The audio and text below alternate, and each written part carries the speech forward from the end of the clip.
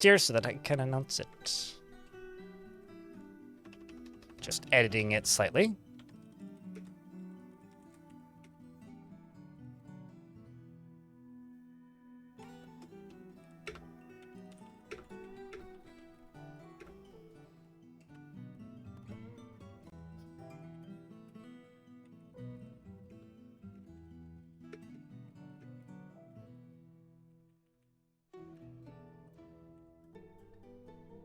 And I got the everybody ready.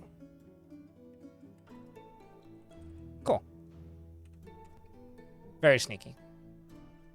But yeah, so plan for today is slightly shorter stream than we've done the past few days. Yesterday was a 9-hour stream. 9.5. The reason I did a longer stream yesterday was to kind of make up for today. Today's going to be about 7.5 hours, and so we'll get about 6.5 hours of Dwarfs. The plan for today is to just play Dwarfs all day. We're not going to be doing any Jupiter Hell this evening. And I won't be streaming tomorrow, and I will be back again on Tuesday, although I'll probably stream right up till Friday next week, unless something changes. The reason I'm doing a little bit of a shorter stream week this week is because I need to edit. I got 2 videos that I'm working on. One is like mostly structured and needs heavy editing, and then the other one is like 5% of the way done. Is the succession for it done? I need to ping the person doing it. I've opted to go only once per month, mostly because, I'm not gonna lie, people weren't tuning in very much for it, so I think for me, statistically, it makes sense to only do it once a month. And from an audience perspective, I just want you guys to get lots of stuff done. So although the person for this week kind of seems to have been a no-show, so I have to ping somebody. It's not really a bummer, no, it's just, I was overly ambitious with how like much it would draw people to watch it. So I tried 3 weeks in a row, and I've opted to just go once a month. But yeah, when 100 less people than normal tune in for something, it's not financially viable for me to do it, unfortunately. There are other ways that we could keep it a community thing. I could make it more of a blog post thing. I don't know, but at this point, yeah, we tried. I will try and finish it as best I can. Don't be bummed out, because that bums me out, and that sucks. Jack, can I get a round of beers, please? Because I'm here to announce my stream team has a what do you call it? A game jam. We are hosting a game jam. Here is a link to the game jam, which I'll probably have a command up for next week. It's right here. There's a link to a game jam that me and my stream team are hosting. If you make games or are interested in making games, there are the details right there. There's a community Discord for it, etc. And yeah, that's it. My stream team's hosting another game jam. It'll be our 3rd one. We haven't done one of these in a while. The theme will be announced when the game jam itself drops, and this is it. Right here. It'll be in 27 days, 3 hours, 57 minutes, and 32 seconds. So if you are a game developer or are interested in doing something like that, maybe keep an eye. Or like go make yourself an itch.io account and just simply follow it, and then maybe help us play them. We do have some rules, like maybe just go find some assets instead of generating them. There are some limitations for like accessibility things, mostly for Kiri. There will be voting, bragging rights. Some streamers might cover it. Good stuff. Hi, Jess. How are you? So, the last ones we did were in 2022 and 2023, so it's been a little while. But, looking forward to doing this again. Did a pie game jam a couple years ago. Neat. So, that's something that's happening.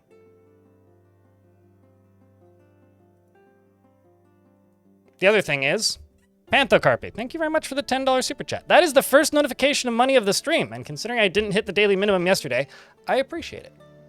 Thank you very much. This is a crowdfunded channel. I don't do any sponsor time, so you're not going to see me yelling about HelloFresh or Raid Shadow memes, but you will hear me saying, if you have a hat next to your name, it means you're helping keep this channel funded. I wouldn't be here if it wasn't for Prime subs, gifted subs, and bits. And on the YouTube side of things, if you don't block ads or have YouTube Premium, I appreciate you. And if you use a super chat once a year or like become a YouTube member, you're giving me more money than ads would anyway. Jess, thank you very much for the 63rd month. Zachris, thanks for the $1. Appreciate you. Ahoy, y'all. Thanks for helping the streamer pay his bills. Because the bills are ever prevalent and don't go away, just like laundry.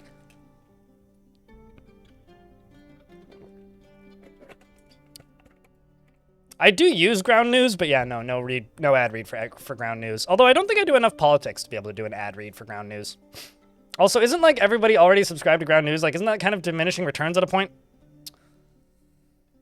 Isn't that kind of seems like it would be. Saint Video, thanks for the 2nd month. Welcome back. But there's something else I gotta do here. Just gotta go over here, gotta go over here, gotta go right here. Gotta go over here, click this. And Jess, I'll get posts up on other places after stream. The news is just fear porn? Well, depends on what you're reading it. I mostly just read the news on, like, obscure websites like 404 Media. Which, actually, are they even that obscure these days? I don't know. You see, if I did that, Romanoid, I wouldn't doom scroll Reddit for 2 hours. I would just doom scroll Reddit, and then the sun would come up. So, I have to unplug. I have to. I literally have to. But, Saint Video and, Zachris and Jess, thank you very much for the resubs and the bits. Gotta get a round of beers for those. That is almost Hype Train if somebody else has a Prime sub or a resub sitting around, but regardless. Appreciate you for tuning in. Apologies, Kirk. Those things. But yeah, no ad reads for Ground News. Just please buy my merch because I don't want to have corporate overlord sponsorships. I haven't actually had a sponsor on this channel since 2021, so it has actually been a really long time. Zachris, thanks for checking a gift sub at Romanoid. It's good to have you around ad-free again, dude.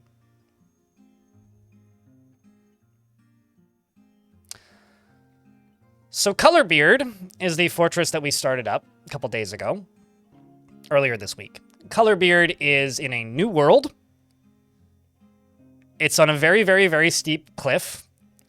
And the goal of the fortress is, I mean, now you're just, how do I say this? You should be seeing ads, but you live in a region where you're not getting ads, so you are now... I don't know where I'm going with this. Now you can beer. Yeah, there you go. It's like it's not for a lack of trying, but nobody's buying ads in this region. Jess, how have you been, by the way? You keep vanishing. I hope you've been all right. You know it's kind of funny, Billy Sanford. I got offered a Raid Shadow Legends sponsorship last week for the first time in like maybe a year because I literally responded to every single person who kept offering me those twice a week that I do not want them and please stop emailing me. And they finally did. That or I just managed to block them all. I'm not sure. And I got offered one again last week. I was like, aw, I'm feeling nostalgic. And then took the email and posted it on Blue Sky. So like, you know, I'm sure they'll keep emailing me. I'm sure they'll keep emailing me.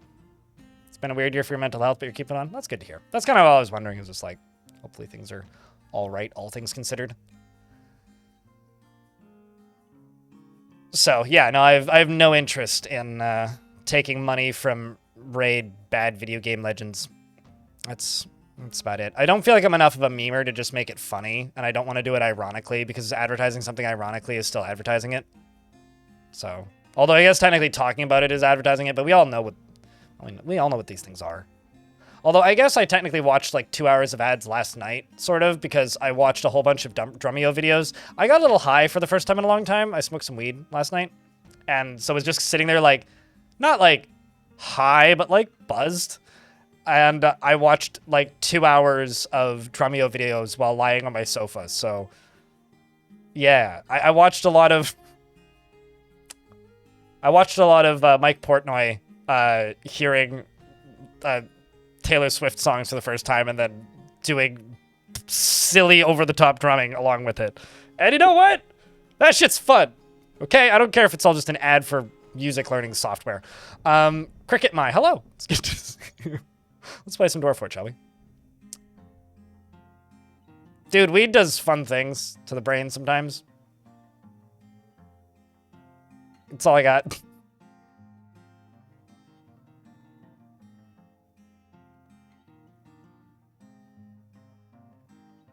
That channel's entertaining? Yeah, it is.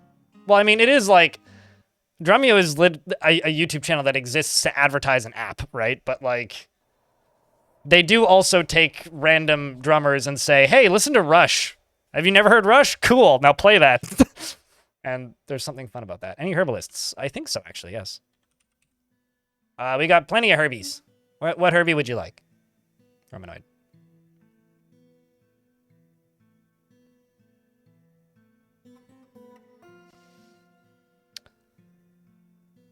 Stackwood. You would like to stackwood all them dwarfs up. So the main project of this fortress is dyeing. Not dying, but dyeing. Dyeing things, fancy colors. You are, in fact, in a squad, Romanoid. You're in the walls of color. You're not the leader of the squad, but you are in a squad. He is not bothered in the slightest by deviations from the norm, or even extreme differences in lifestyle or appearance, so he actively avoids exciting and stressful situations. Well, maybe I should remove you from that squad. I think I put you in the squad because you had skills.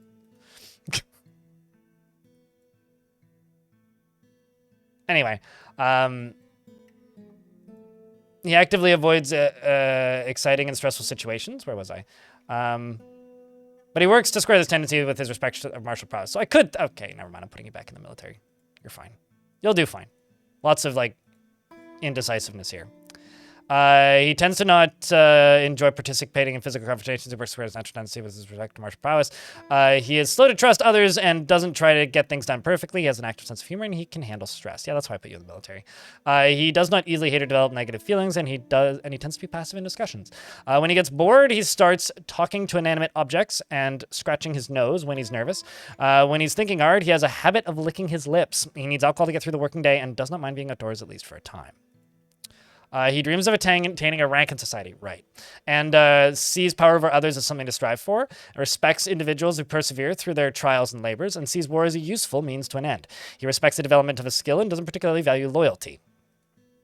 He likes horn silver, as well as billin and praise opal, and peregrine falcon leather, short fin mako shark tooth, and giant nautilus shell. The color of vibrant green, gems, buckets, and ducks for their quacks, and the sound of the flowery lutes, and when possible, prefers to consume. You know, maybe I should put this dwarf in charge of, like, a Mark's Dwarf squad.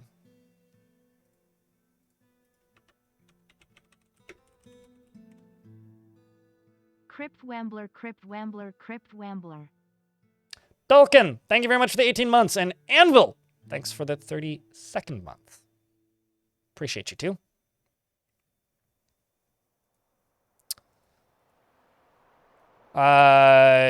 He, when possibly, prefers to consume giant giraffe and dwarven ale and hates fire snakes. He's a competent mace dwarf. He does have a son and a daughter. His daughter lives here, who's also a herbalist. He's been in a member of different He's been in a number of different groups over the years, including the Farmers Guild, who's the Natural Company, which is actually a really good name for our Farmers Guild. You're, of course, a member of the Strategic Boots, our Dwarven Civilization. And you have several passing acquaintances. You haven't been here all that long. You got here in the spring of this year, so welcome to the fort.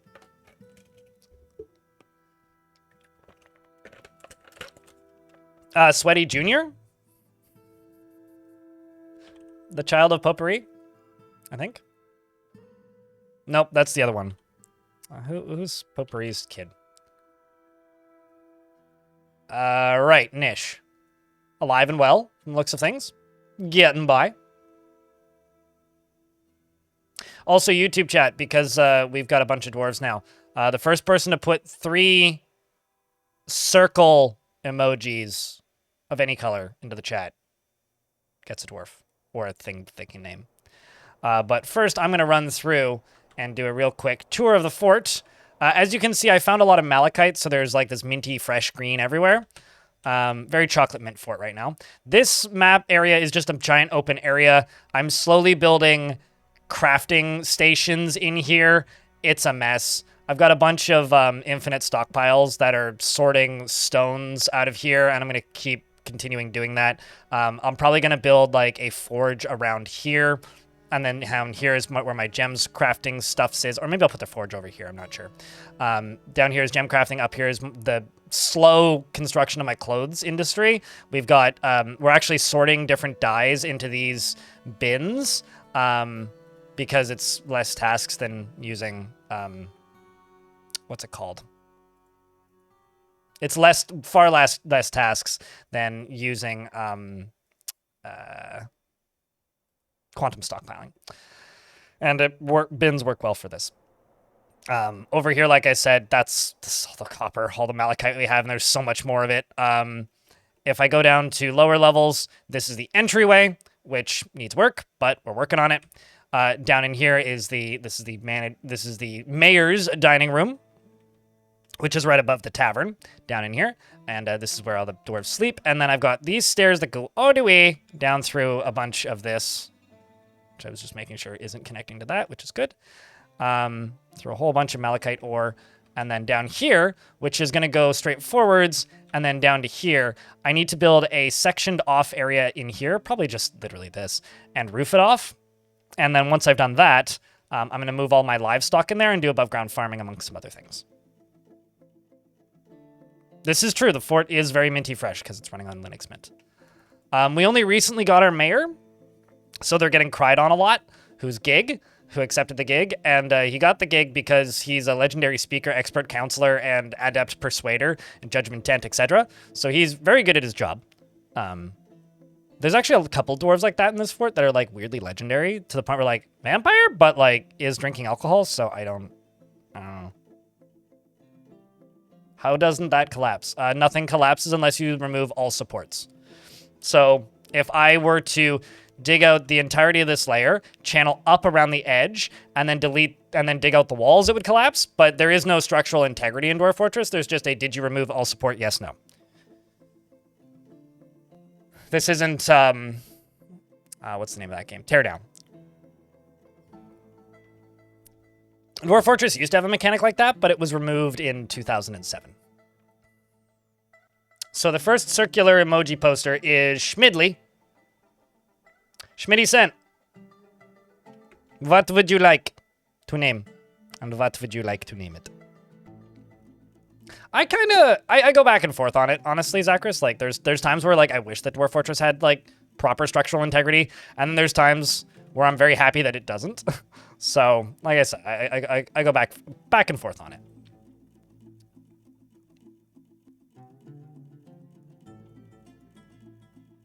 I go back and forth on it.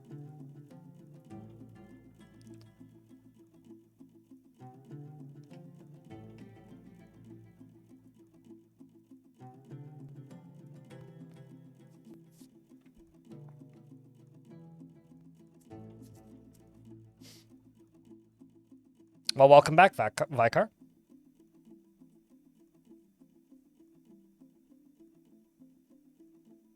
So Schmidley, would you like a dwarf? Would you like something that's not a dwarf? Do I have a limit pop? I think it's 300, isn't it? That's actually a good question, because I can't... Yeah, 220. 200 and 220. And 50 for kids. Beard or no beard? Schmedley.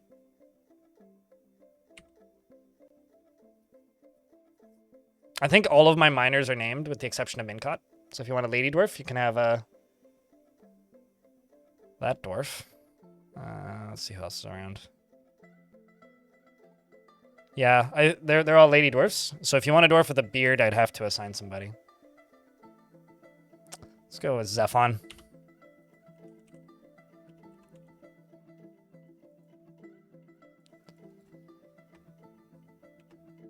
Schmidty Cent.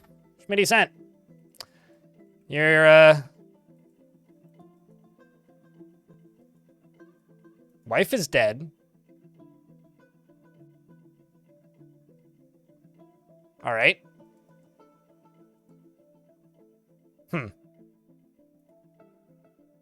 It's a little weird that the image is there, but anyway, he unerringly returns favors and has a profound sense of gratitude. He's his for the kind actions of others. He would never pass up a chance for a good fist fight, and he rarely is moved to mercy. He can handle stress, and he tends to not be swayed by emotional appeals. He's quick to form negative views about things, and he tends to be passive in discussions. He is somewhat quarrelsome, and he is bothered by this since he values friendship. He finds helping others to be emotionally rewarding, and he has an active sense of humor. He is quite ambitious, and he tends to be a bit stubborn in changing his mind about things. He tends to not reveal personal information, and he has a greedy streak. He needs alcohol to get through the working day.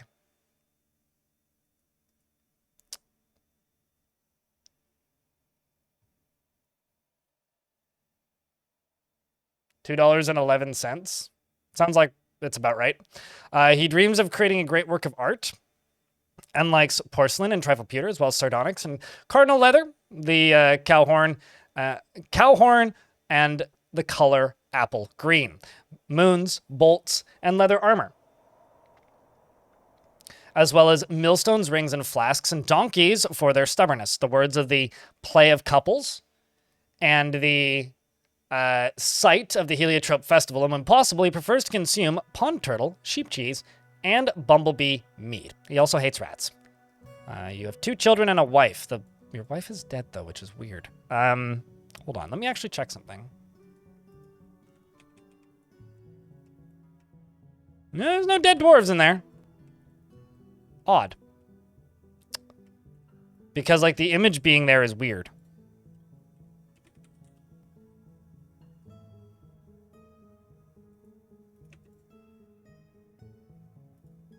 Do I have a lure here? No. There's no stuck units. That's bizarre. Sleeps in a great bedroom. The size helps a lot. But it's the value. It's the overall value. The floor is pretty valuable because I'm using malachite floors, which is more valuable than regular stone. And they're large and they have furniture, so... I mean, the thing I should start doing now actually is just smooth all this. I actually like the look of rough stone more than smooth stone, but this does increase the value, which will make them happier, so I should do that.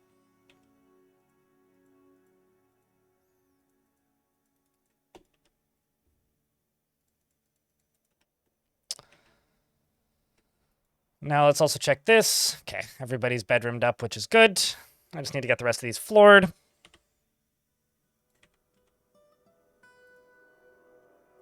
And we are making rock blocks.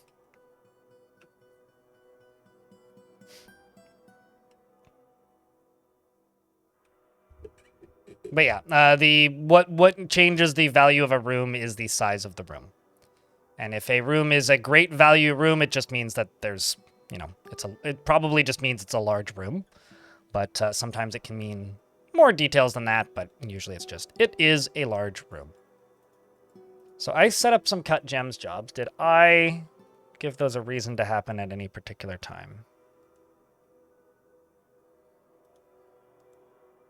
Ah, yes, I did.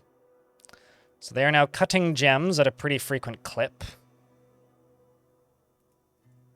Although I think, do I have any specifically good gem cutters? Not really. I think I'll actually just make these 2 into specified gem cutters and then leave this one open to anybody. What's up, Mason Music? How's things? But yeah, chat, do you guys have any plans for the weekend? I know I've been asking that a lot this week, but it is always kind of a fun, curious question. This is a clothing stockpile. So the way that all of this dye stuff currently is working is there are a lot of dyes. And if I click make dye, it'll tell me everything that I currently have available to make. A lot of it is just bark, which is being made out of logs, essentially. And then as we harvest stuff, we make other dyes. Those dyes are then taken, like, although we had the strawberry seeds amongst other things. Once those dyes are made, they are then dyed onto, like that's pear leaf dye that I have there. Can make more dye, queue up more of these. Basically, once the dyes are made, then I queue up a job to just dye cloth, And then they're just, if they're specific colors, they're distributed out into these, which are, it's like goldenrod, saffron. What do I have here? I've got pink. No, that's not pink. I got amber. Yeah, it's amber, goldenrod, and saffron are the three there, and then pink and dark pink. But I need to start like getting some above ground farming done so that we can actually just have a supply. So I'm going to try and do that probably first here. Although, you know, I've been resisting doing this because I've been way too picky about how I construct this. I think what I need to do actually is just this. Just going to make a bunch of those, and we are just going to get rock stuff made. We are just going to get a bunch of rock blocks is what I'm going to do. Oh, well, that answers that. Remember how earlier I was like, there's sussy vampires in this fort. Well,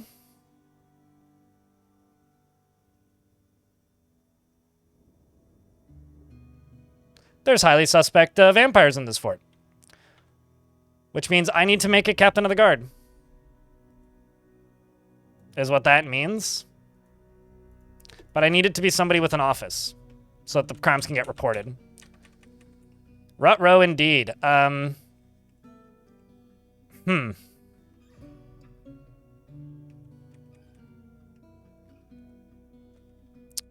Ruh-roh indeed.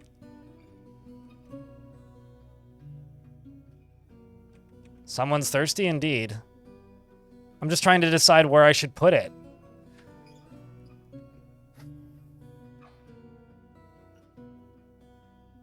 Correct. Very much a tripping hazard.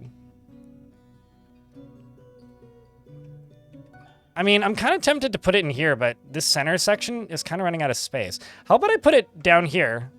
Like one layer below the entrance? Like maybe out here? I could just construct something right here.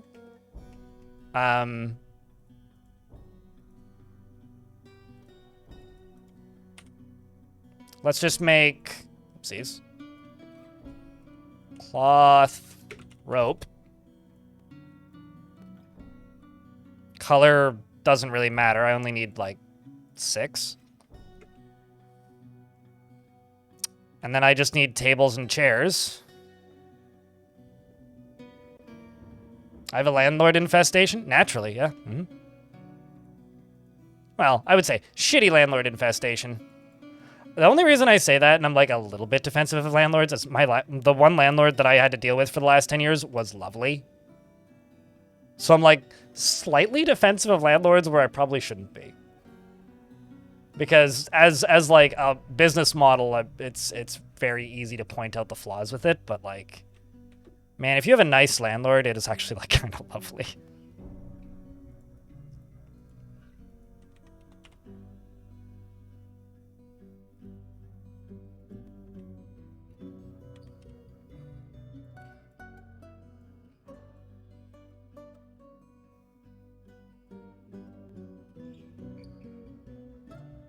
Some of them are nice, of course, and you've had good ones too. Yeah. I've always had really good landlords. I had one nightmare landlord and then one really good landlord for a really long time. But did he talk about camouflage effects of colors? No, he did not. I think that colors are purely aesthetic and value oriented, as far as I know.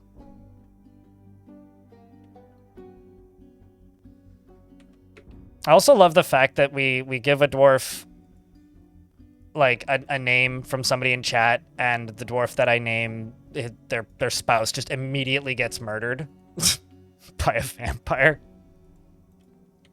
I'm also going to make rock coffin. I'm gonna make those out of. Let's just make 6. What material should I use?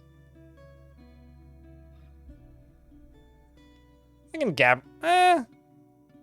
thinking malachite, kinda, but how much microcline do I have? I got 2. Let's just grab microcline. I'm just gonna scroll down to where there's more microcline and just mine out a bunch of it. Maybe not a bunch of it, but like...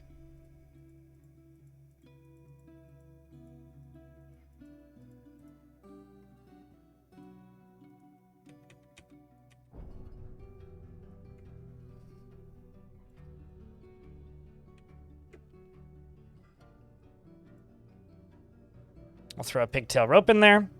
Now the next thing I'm going to do is I'm going to go into this.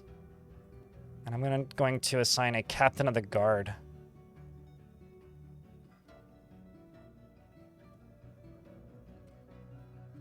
I think I'm going to give it to Sweaty Poet.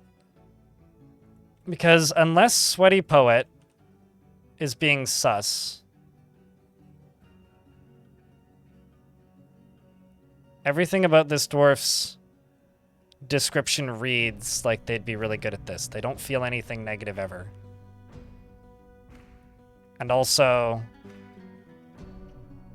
they're pretty good at judging intent and pacifying, which is important skills-wise for this task.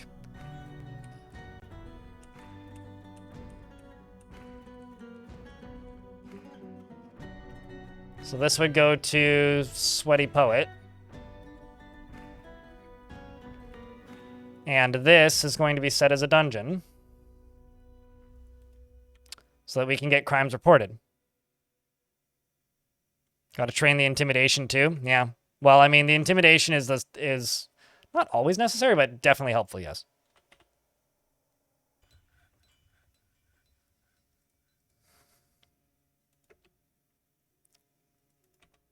Definitely helpful. And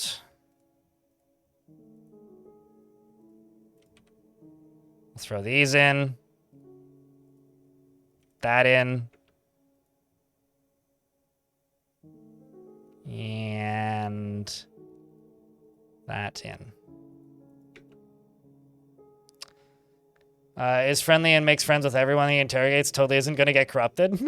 I mean, he might, like, out himself when he gets corrupted.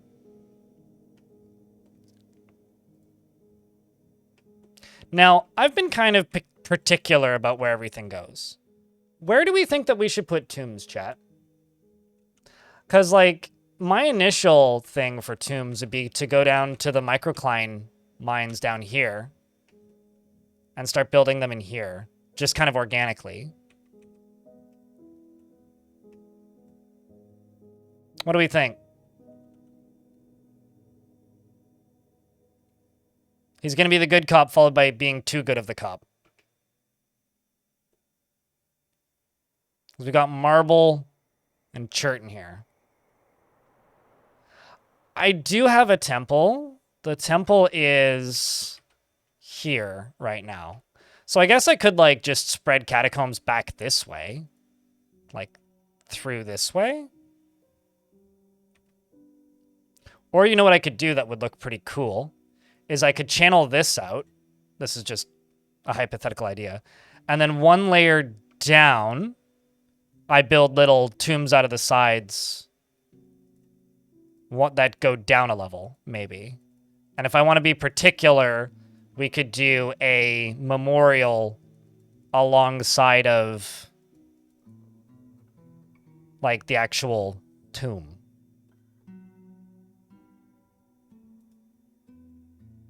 I very much changed a lot of things that I do on YouTube. I don't make much cheap content these days. I would kind of consider that cheap content that doesn't have much value. Why? I mean, I guess I kind of did recently with the Jupiter Hell video, which quite a few people watched. But am I just going to be like, there's a sale going on. Here's 5 games from the sale that I recommend? Probably not. Mostly because it would still just be the same games. But why do you ask, I guess? Was that something you got a lot of value out of? Because to me, that's just kind of like schlock content that you make really quickly to get a quick click and not much else.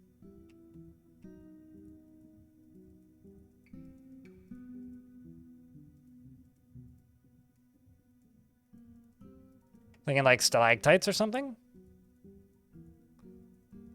If this starts to look like a face or something, let me know, chat. Trying to not do that. What do you think?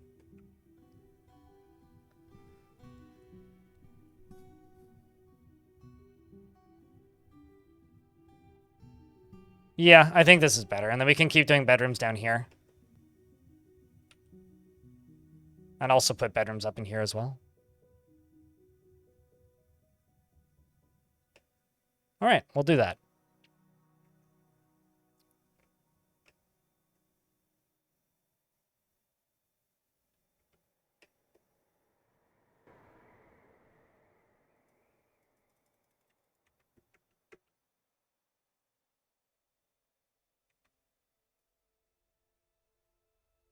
And we'll do this priority number 1. Actually, I'll make these more interesting shapes as well.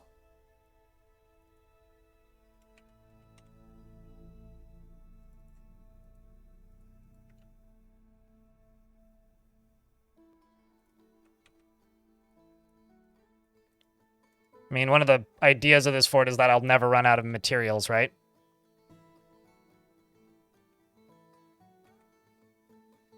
That is one of the ideas.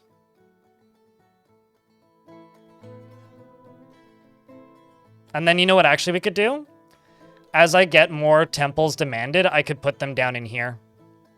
Like in open air kind of deal. Like just open high value floors. Yeah, okay. I like this idea. There's a lot that we could do with this.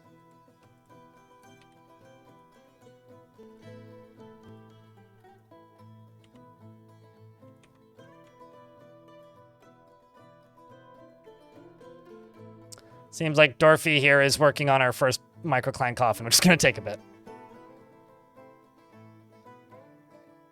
Is 80 cats too many cats? If you have to answer, I think you already know the answer. If you have to ask, I think you already know the answer.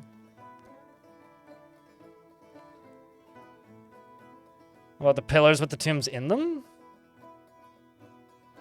I'm thinking more like pillars that have temples built around them, but maybe tombs in them. So Mina was the witness. I'm going to go interrogate Mina with the captain of the guard.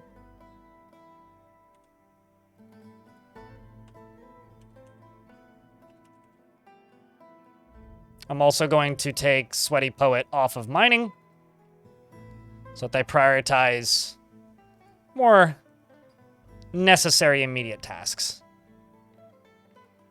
such as interrogating.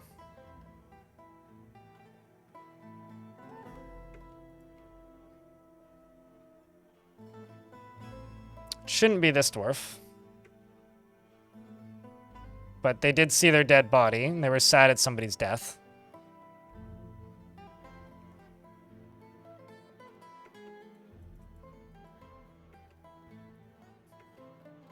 Let's see how that went.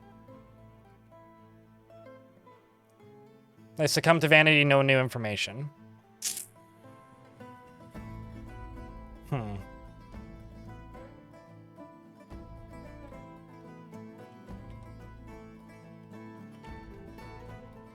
not saying that I suspect Potpourri, but Potpourri is pretty old.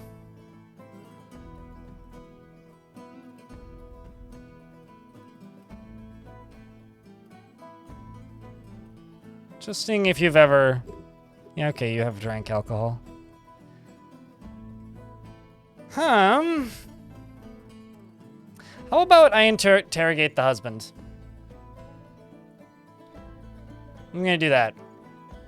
I'm gonna interrogate the husband.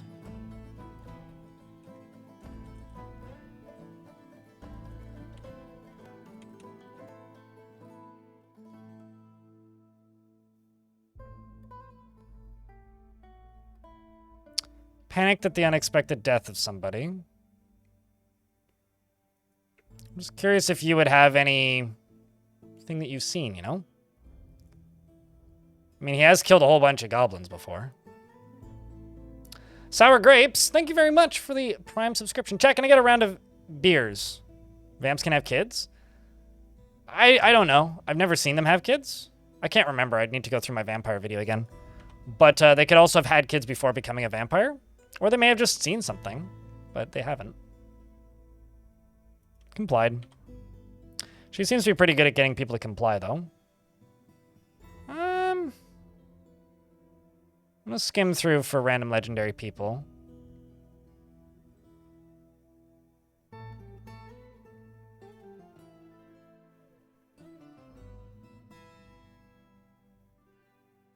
mean, you're a legendary pump operator.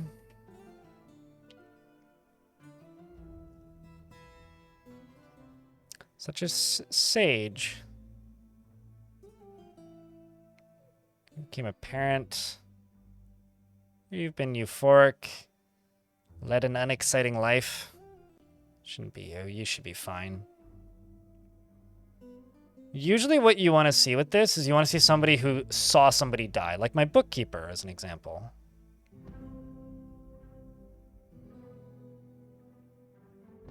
Like, this dwarf's a legendary record keeper, which is also a little weird.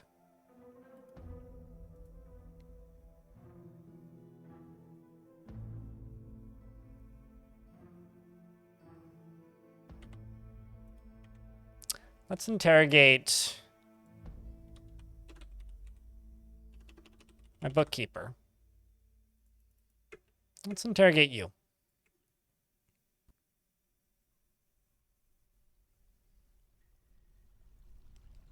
All vampires are incels.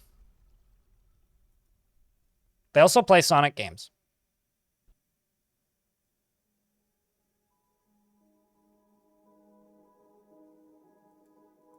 It's also a good opportunity for my captain of the guard to train her. Captain of the Gartering. You know? All right, we got to get that body buried, which is probably done by this point.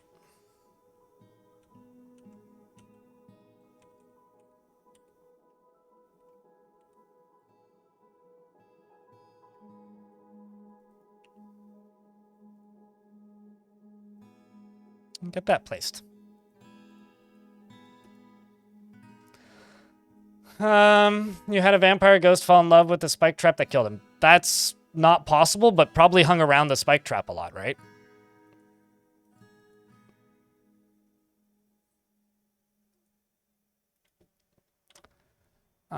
Let's also go slab. Make rock slab. 10 of them. What are we gonna make those out of? Let's make them out of sure, whatever.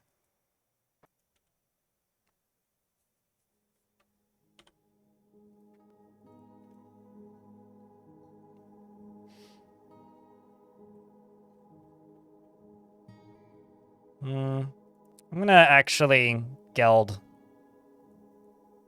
some of my male sheep and slaughter some of my lady sheep.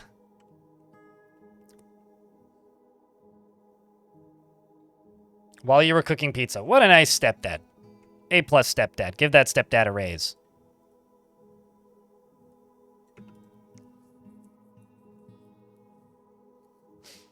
I mean, I have a video on doing a vampire run. I don't want to do another pure vampire run. But if I get a vampire, I'll do some shenanigans with the vampire. But I don't really have much interest in doing another vampire-ass vampire run. For whatever that's worth. Because it kind of... Yeah, I don't know. I ended that fort not because I was done with that fort, but because I just didn't want to do it anymore. If that makes any sense.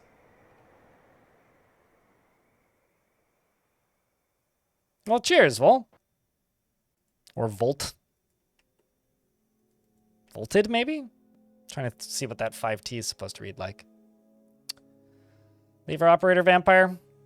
Well, I'll put it this way. I answered why that's not a great idea about 255 trillion times during the recording of that last video. So no, I will not do a lever operating vampire. However, we are making an arena fort to fight things. What if we have a vampire cleanup crew, you know, that just sits there training 24/7 in full steel armor, that then runs out once in a while and murders the remaining zombies. I mean, it's not my last... Is it my last? Yeah, no, it is my last Big Dwarf Fort video. I mean, only like 97,000 people have seen it. Actually, it's less than that. I think it's, on average, people watch that video 1 to 2 times 1.5 to 2 times, which means most people, it's probably closer to 50,000 people have seen it.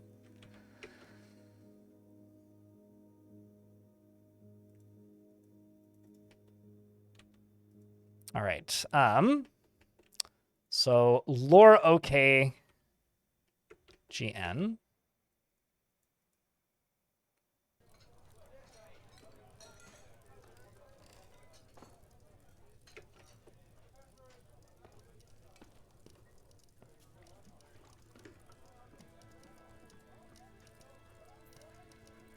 But no, I'm not generally a fan of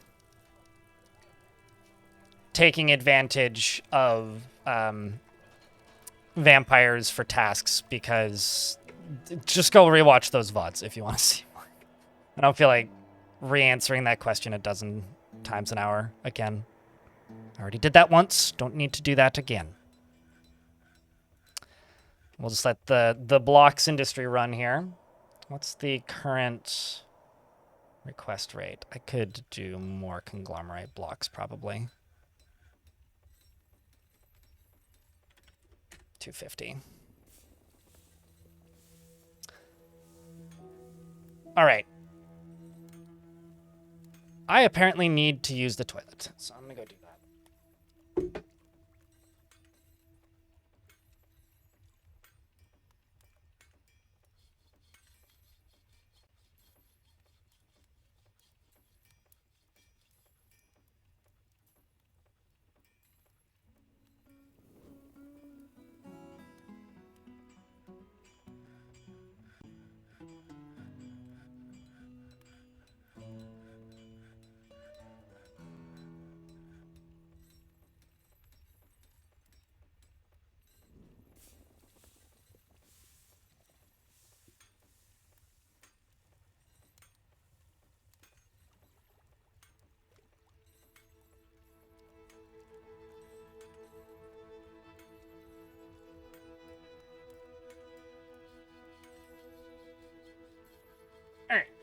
Don't fall in. I didn't.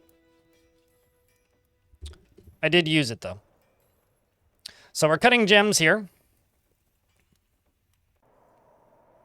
Although I will say, Potpourri seems to be a bit too busy to cut all of the gems, which means this one's going to get used the most, which is all right. Sweaty Poet here also seems to be doing quite a bit of gem cutting. Doesn't feel anything after work. Man. I'm going to interrogate some sus dwarves. Mostly the peasants and random dwarves that are legendary in something for kind of, not no reason, but where I question some of their legitimacies. Also, I'm going to interrogate that cat, because that cat's very sus. Which means while I wait for the dwarves to make blocks, this dwarf is going to sit here and ponder the scarcity of chains and cages. Yeah, really, right? I really like... I think oak is maybe my favorite wood color that I have access to in this fort. Do I actually have any more oak? I don't. But I really like the way it looks. I think it looks very, very nice.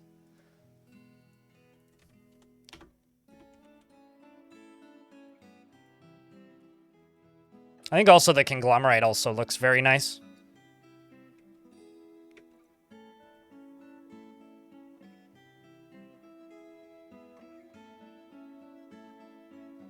Which washes invaders into the cave. It's been a long time since I've done any kind of water defense. Although I don't really want to do any defenses on this side. I want them to be on the other side of the mountain. Which means if we get attacked right now, it's probably just going to be lock the door for a while. But I also need to get the squads up and running. So I also need to make a new one of these. And assign no uniform and make it Romanoid who runs it. Because this is going to become my Marksdorf squad.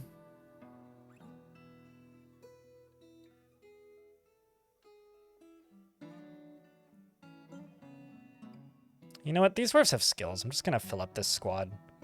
Just get them training eventually. Big open spaces haven't collapsed since 2007. They'll collapse if you remove all of the support from them. But, you know, it's not like RimWorld or Dwarf Fortress in 2007 when it was 2D, where if you had like an 8x8 room, the ceiling would periodically collapse. No, it doesn't. If you see me leaving supports and stuff in, it's purely for aesthetics. It's closer to Minecraft in that way, where you could carve out all of the supports on a single layer and nothing will cave in. So I'm interrogating Ezim here. Got into a bunch of arguments. I'm not seeing anything about seeing somebody die, but you have been euphoric to inebriation, so I see it as very unlikely that this dwarf is suspect, but we'll give them a quick interrogation. I'm also going to throw in another cage, or not a cage, but another chain.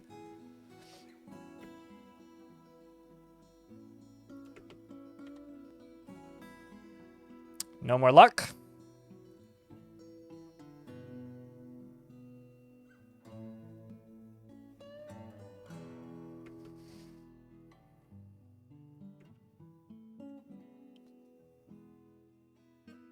Don't you need metal chains for a prison? Why would you need metal chains for a prison? You need chains, ropes, or cages. And if they have chains, then they can walk around and pick stuff up off the ground, which can be nice. So why would I need metal? Subject naturally inclined to speak, despite spurring the value of cooperation. I'm not gonna lie, like, this dwarf seems to be really good. Subject spurning the value of cooperation, refused to listen in retrospect. Okay, that's the first failure there.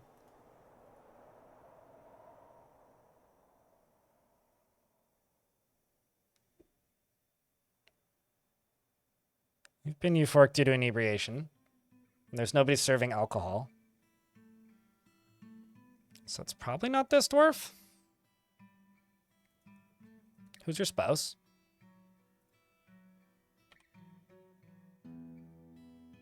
Haven't interrogated their spouse, but their spouse is similarly suspect, so...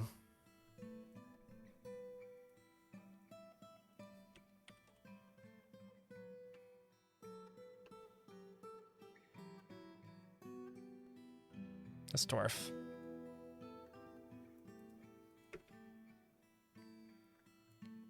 How goes the dying? Apparently we also got vampiring.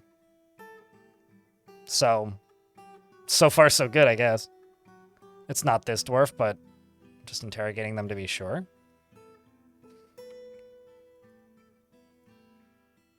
Oh. Although I will say, made flattering remarks in order to elicit information, and the subject succumbed to vanity. The subject revealed that in the late spring of 269, the subject began embezzling funds as the broker of Godly Book. Meaning my tavern keeper, the legendary weaponsmith who dreams of crafting a masterwork in society, and that's about it, is admitted to white-collar crime. But it's not a big enough deal that we should, you know, convict them of any crimes. Actually, hold on. Are you set as a convict? No, you're not. Future mayor right there. I mean, they're practically already there, really. Is there anybody interviewed scheduled? Okay, so they must be sleeping.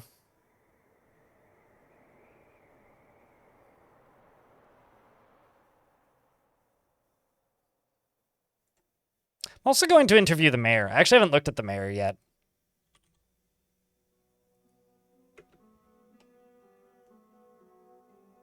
Well, he's had alcohol.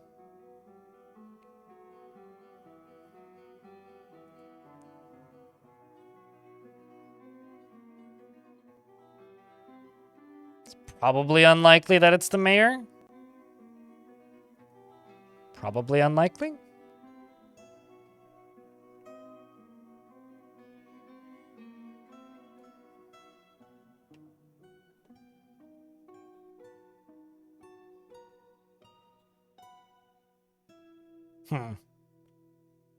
Could it be the sheriff?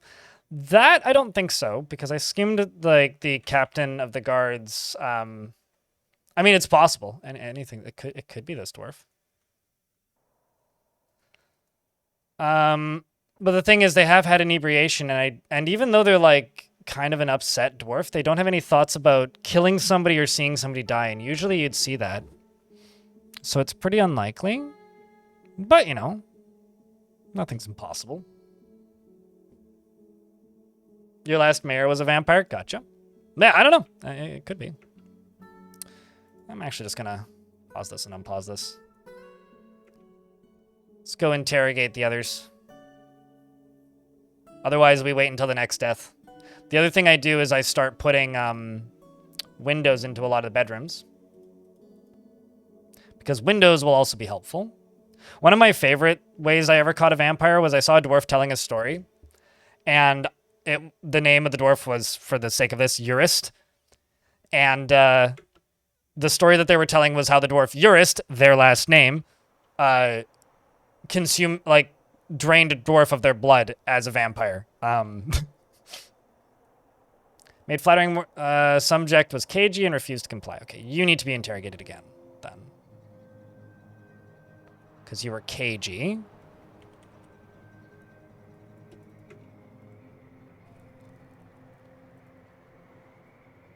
Just gonna leave this paused.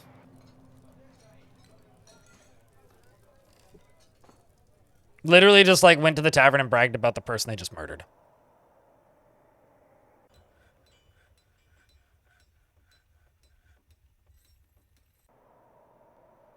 And we are being productive right now. We're being productive because I am letting the dwarves no information from there. The reason we're being productive is I'm allowing the dwarves to just make blocks. And I've got a bunch of projects in the works right now that require a lot of blocks. So we're getting caught up on a lot of that stuff. Got caught boasting too hard, pretty much.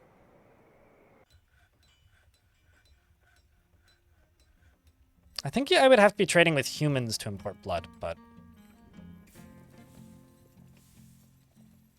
Okay, well, we'll wait until the next dead dwarf pops up. Let me know when the population goes down, chat.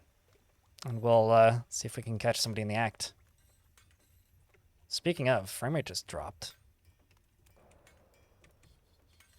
We're done digging.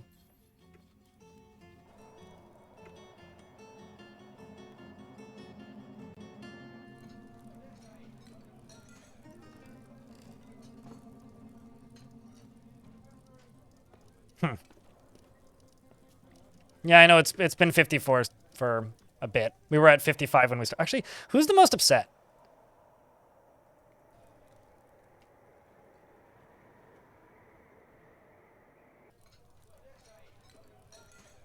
Ah, found the vampire.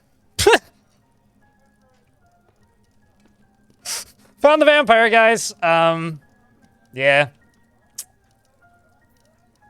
They've self-reported with their own depression. Which is Mistum, the bone carver, who is in the military, actually.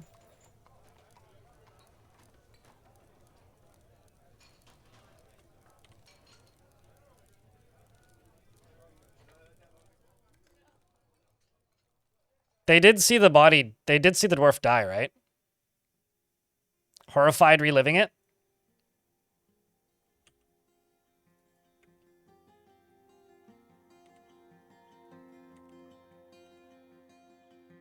So either they've just self-reported, or they witnessed it and didn't report it, which means they'll know who did it.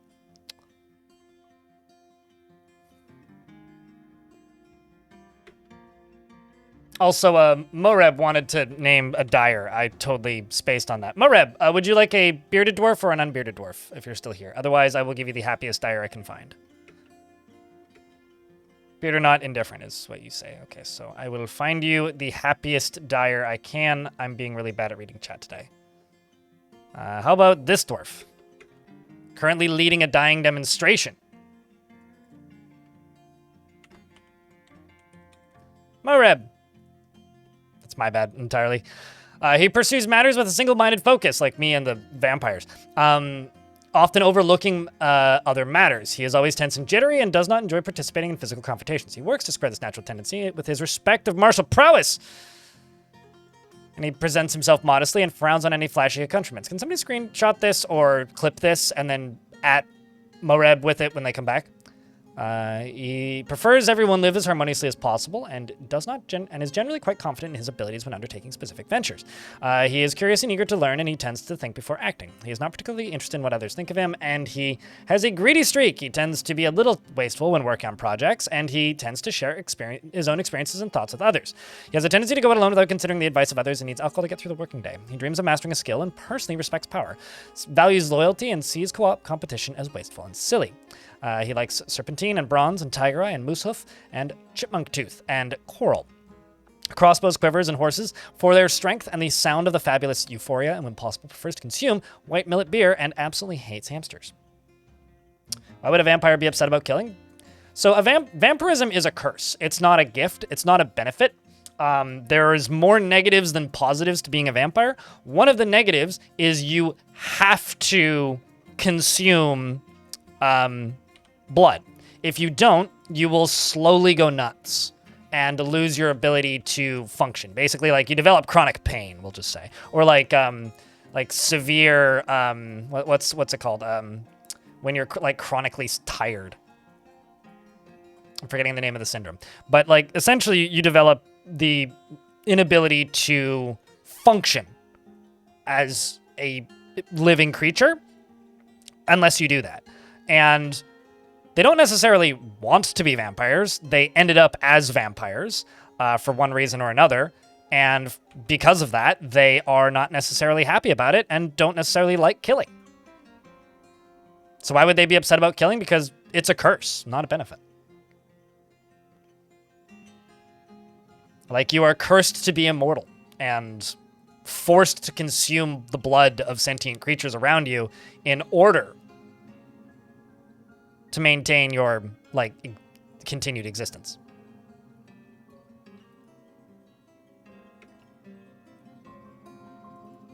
I've got a bunch of fertile turkey eggs.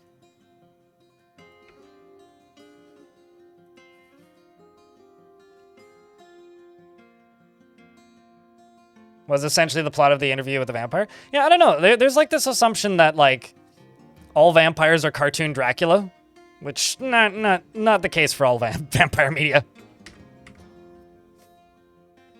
Yeah, forced to kill the ones you like in order to continue living, right?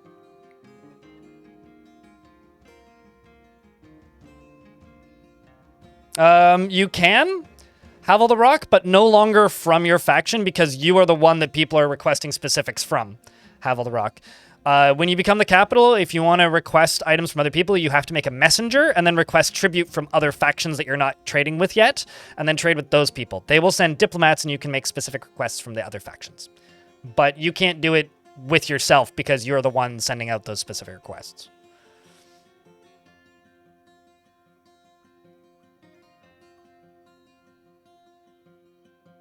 Misted himself with blood.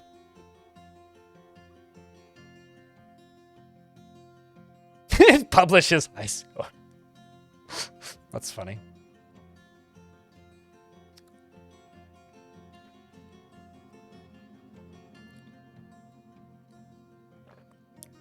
Hello, Rolling Rubik. How is you?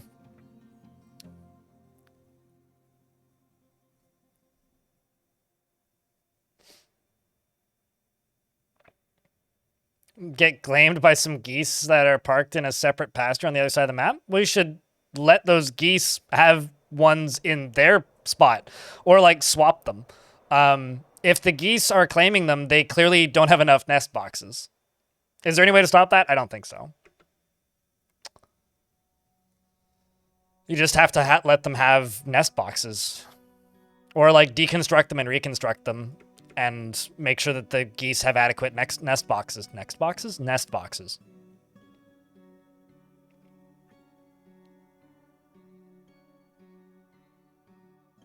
Alright, well. Let's go down to here.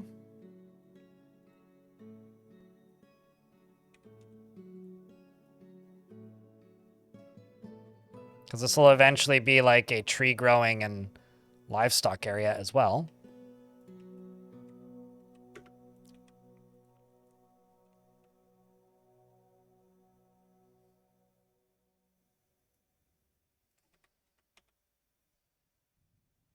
Let's do limestone for the walls.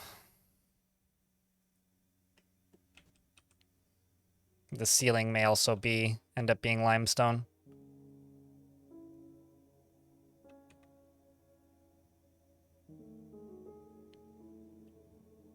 I don't know what to do with this.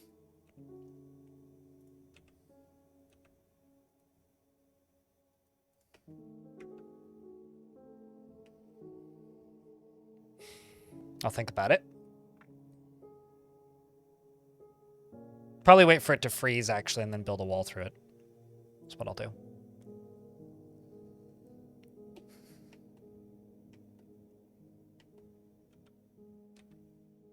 Man, I'm finding more gems down here. Crystal opals, not rock crystals. I thought those were rock crystals. They're not. So, it was in fact Mistum. Wait, hold on. Did Mistum accuse Mistum? Yeah. So, witness and accuses. So, they've been convicted of several crimes, actually. So, the subject confessed to the murder. Mistum is an assumed identity. Their true name is Rith Fountainhushed. They revealed that in the year 101, they began embezzling funds as the steward of the Guild of Liberating. Liberate these funds, I suppose. They corrupted a bunch of creatures and failed, or tried to corrupt a lot of people, and failed a whole bunch.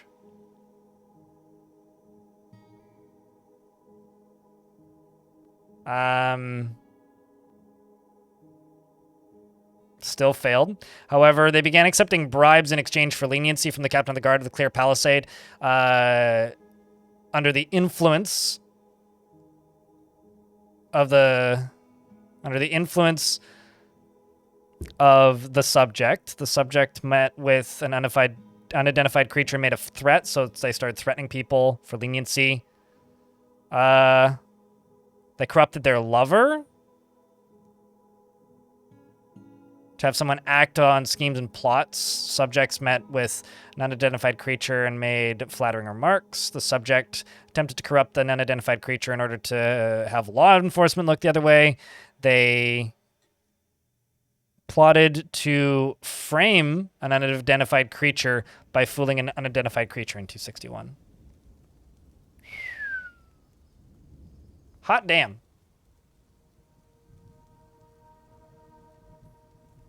Try and interrogate them one more time.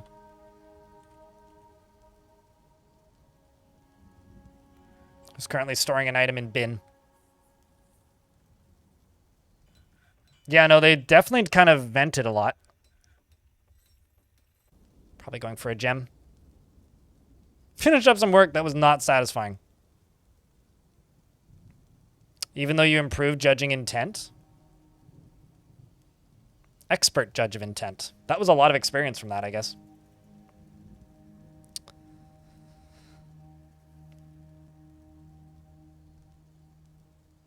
She was sus and she vented, yes. Cricket. How am I enjoying dyes? There's definitely some quirks to them.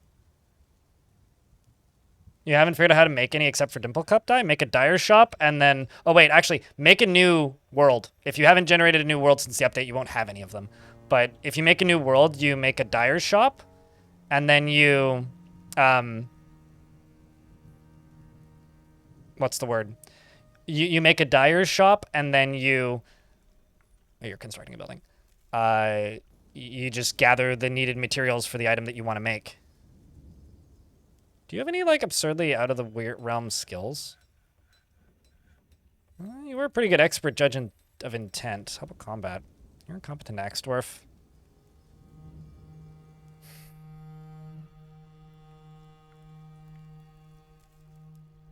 Crocodiles lay in the realm of 50 eggs, yeah.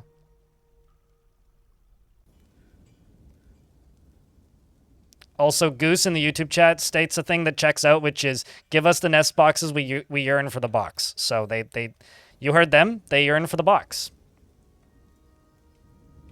Speaking of nest boxes, baby seagulls are really stupid. I'm not generally the sort of person to be like, that bird is dumb, but baby seagulls are really dumb. Like, they make dumb birds look smart. They make pigeons seem like geniuses. Did I get anything else out of you? They attempted to build rapport and elicit information. Subject spurring the value of cooperation, refused to listen. In retrospect, oh wow, you failed a second time.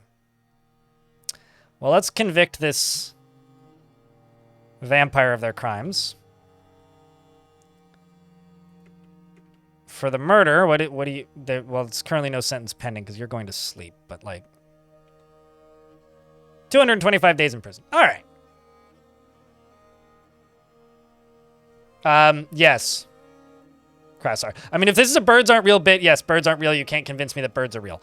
But aside from that, I did see a baby seagull walk into traffic, walk out of traffic, and then back into the same traffic and almost get hit by the same car twice in a span of about 90 seconds. So, yeah, no. And then also try to outrun the car instead of, like, walking to the left or right. It, like, just kind of walked faster because it couldn't fly.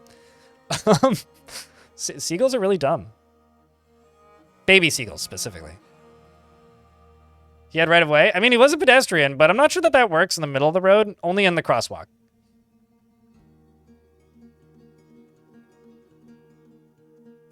Are Spite incarnate? No, that's adult seagulls. Baby seagulls are just dumb.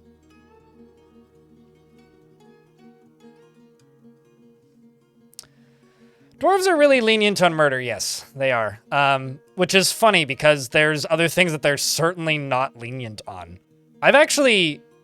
So, nobles, as in kings and queens in Dwarf Fortress, can actually, like, issue a, like, off with their head. But it's only treason that I've seen that happen with. So if a dwarf gets completely corrupted and... that corruption allows an item of value to get stolen, I've seen treason orders be issued for that. But that's the only case I've seen it happen, is for treason orders. So this dwarf is now guilty. Probably what I'm going to end up doing is putting them in a squad on their own and getting them to train for all eternity on their own. And then eventually fighting a forgotten beast. That's probably what's going to happen with that dwarf. Prometheus School of Running Away from Things? As in, like, the movie Prometheus? I watched that movie once and thought it was fun. Didn't really have any more thoughts on it than that.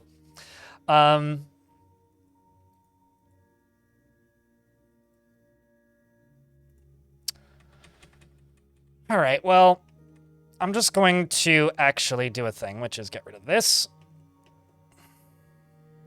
And set this down here. To be gathered, and make this into a gather zone.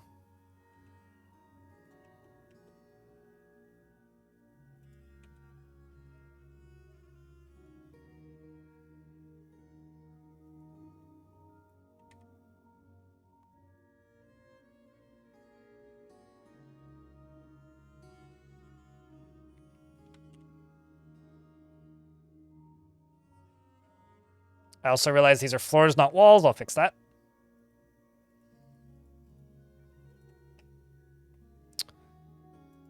This corner is going to be hard to make, so I will make that into a floor initially.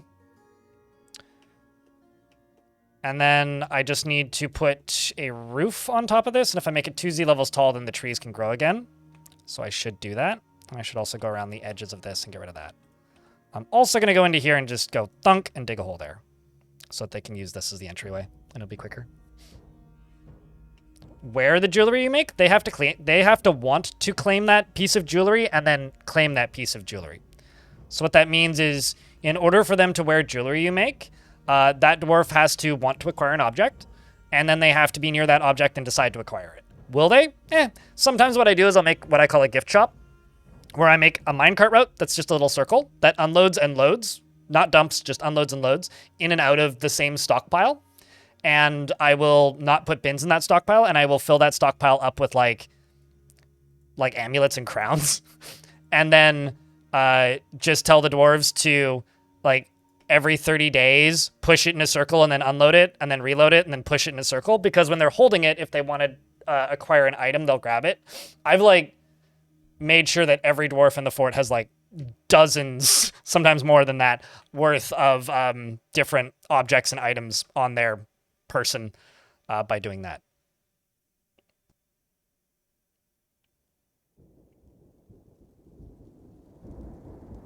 Yeah, it's been a while since I've seen Prometheus.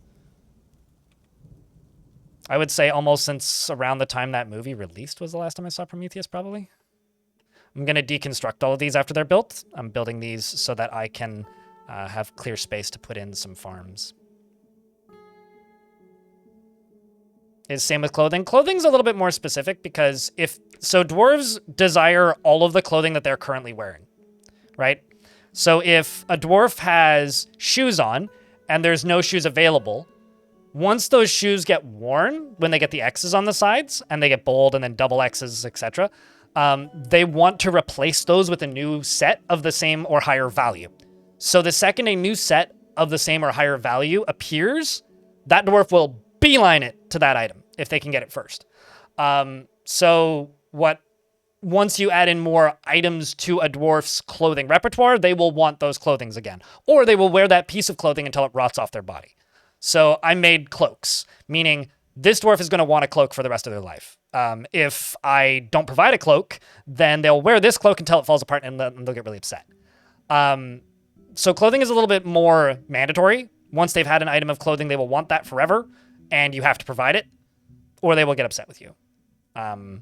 It's also more consistent and easier to get them to keep equipping it.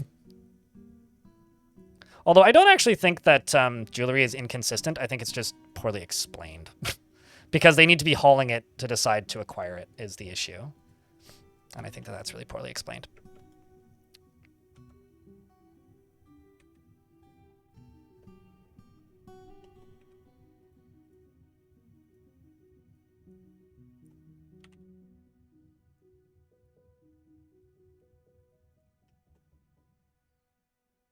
I do have a tutorial on making clothes, yes, but it's from the era where everything was one take and I talked really fast. But I do have a tutorial on making clothes. It doesn't cover dyeing, though.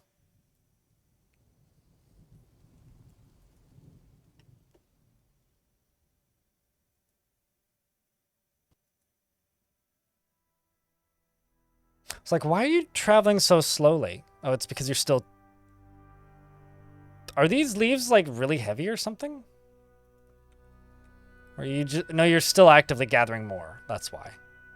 Right.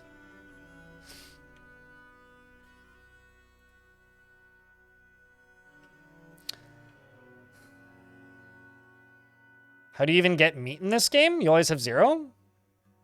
Even after hunting and butchering orders? Do your hunters have ammunition? Is the ammunition that your hunters are using forbidden? Do you have a butcher shop? Do you have places to put the butchered meat?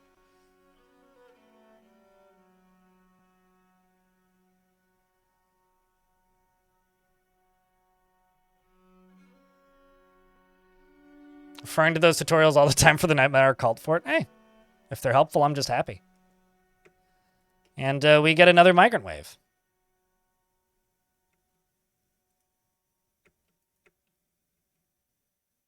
"20-year-old dwarf who looks like he's 75. Doesn't mind a little tumult in Discord. Well, peasant, 20-year-old dwarf who looks like you're 75, join the military. What could possibly go wrong? Huge family, just like the rest of them.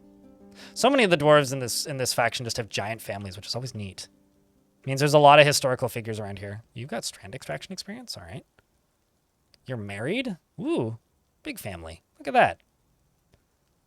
They hear tell of our fancy dyes and wondrous wares. I will tell them to... Everybody does this. This is what I will do, actually, because let's just get stuff gathered quickly.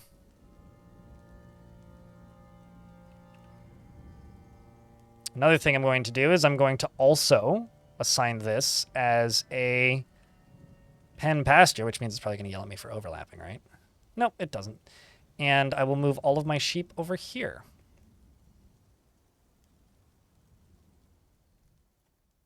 Actually, all of my grazers in general I will move over here. Also that duckling, because why not?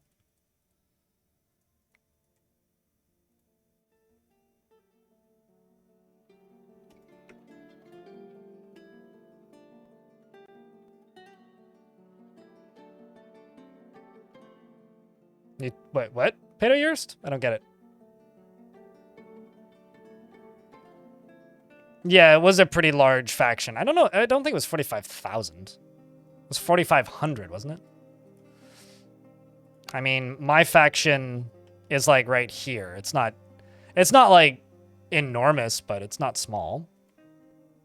Like if you look at the leadership, it's not that crazy of a list of things that they have, you know? But Pedo-Yurst, hello. I did build a cult fort once. It was called Gortusk. That was a fun fort. Good memories. Good memories in Gortusk.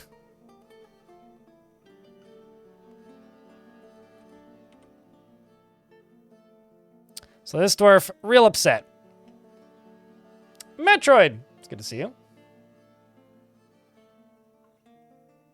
As long as they're wearing green. Which one of the 3 animal caretakers would you like? I don't have any green dye that I've made yet, so you'll have to take the job color green.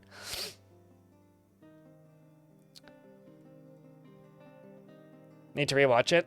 That was one of my bigger successes, that video. You would like Reg? This dwarf? 2 lovers, 6 children. Had the pet baby alpaca that I accidentally butchered because I fucked up. And I feel bad about. All right.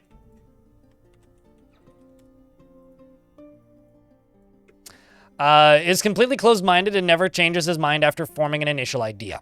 He generally is unhindered by the thoughts of others concerning his actions and does not have a great aesthetic sensitivity. He is conflicted by this as he values artwork in its creation, and he has an active sense of humor. He could be considered rude, and he lives a fast-paced life. He prefers that everyone lives as harmoniously as possible and takes offered help and gifts without feeling particularly grateful. He tends to assume that the worst of 2 outcomes will be the one that comes to pass. We have 75 dwarves now. And he tends to share his own experiences and thoughts with others. He often feels lustful, and he tends to be swayed by the emotions of others. He dreams of raising a family and personally greatly respects the shrewd and guileful and sees introspection as important and doesn't particularly care about craftsdwarfship. And dreams of raising a family. He has a broad body made broader still by no shortage of surrounding lard. He has a very long beard and his beard is braided. His sideburns are neatly combed and his long mustache is neatly combed. For family, his older brother lives here, his older half-brother actually, as well as his nephew Saigon. And he has no official position. He wants excitement in his life. He's a little bit bored after being away from family, wants to be around some of them again, and is hauling malachite blocks to construct a building. Did your dyer get named? Yes, my rep. I did miss it by like 20 minutes, but we gave you this dyer. You have big beard. You're currently gathering bitter vetch. You're doing good work. Doc Randall, it's good to see you.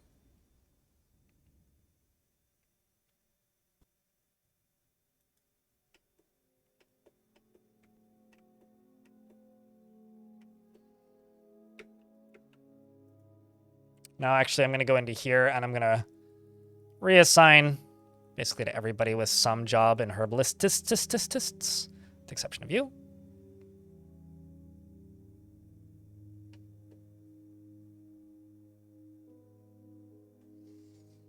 Yeah, I was just like, I'm just very distracted this morning. Although I was distracted yesterday too, so it runs in the week, I suppose.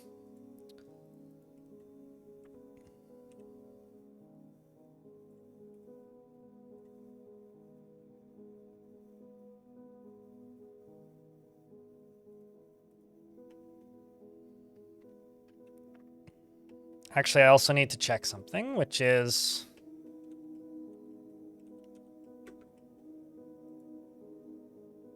I need to make this stockpile bigger.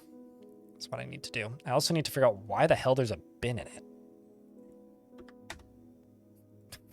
Take that bin out of there. We don't need that there.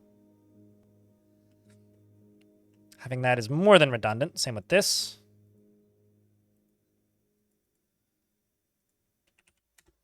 I do need bins over here in places, but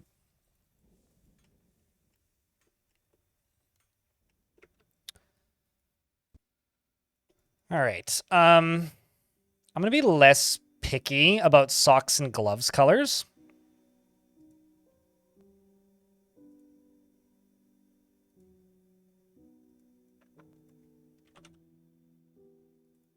But this one is just for making cloaks. This one is just for making dresses and tunics. And then this one is just going to be for making socks and shoes. But right now I'm just like exceptionally low on cloth in general, so. And I guess I don't have any process plants tasks to do. And I'm also out of sweet pods. So, you know, life is good.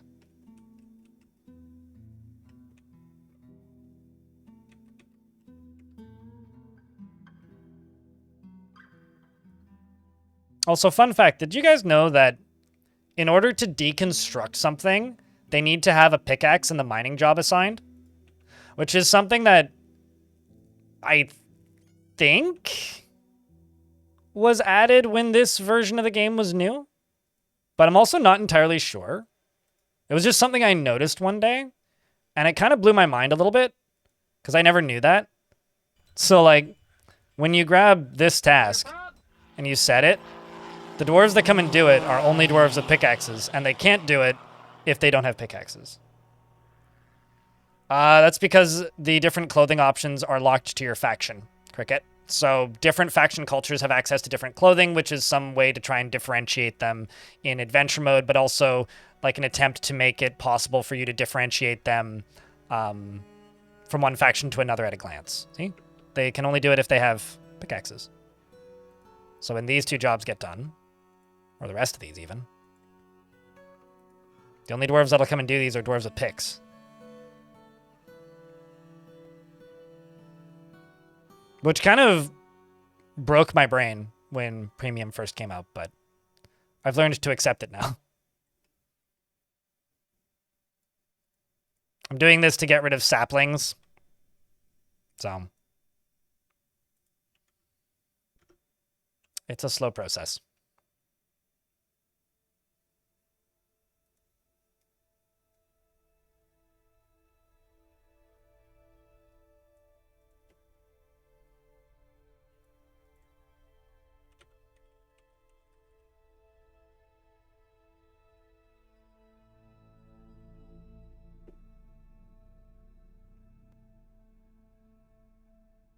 Slapping a dirt road is enough? Sure, but I don't know. I need to construct more walls down here anyways, so now I just have bricks already here.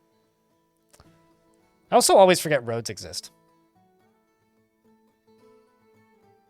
For whatever that's worth.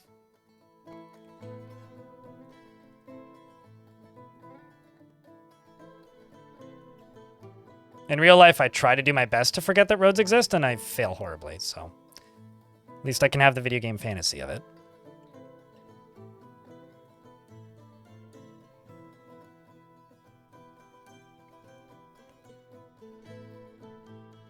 And also, thank you very much to the 190 of you here on Twitch. And of course, for the 90 of you on YouTube. On the YouTube side of things, though, don't forget to leave a like on the stream, because currently there's only, like, less than half of you have liked the stream, statistically. So we can make that like number go up.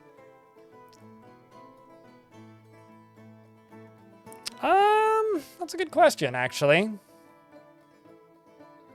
I don't think that these are editable, are they? Yeah, no, this is one of the uneditable jobs.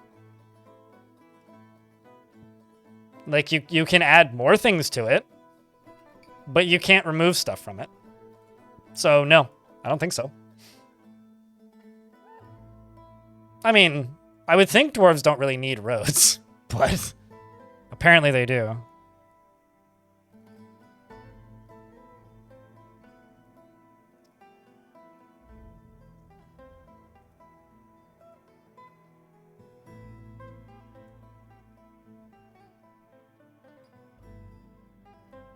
So let's do raspberries. Let's do radishes.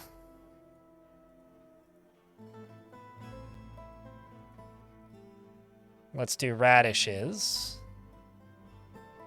Radishes. Radishes. Radishes. And then at this bottom one, do longland grass. Longland grass. Ratweed. Strawberries. The next thing I'm going to do is I'm going to go up top here.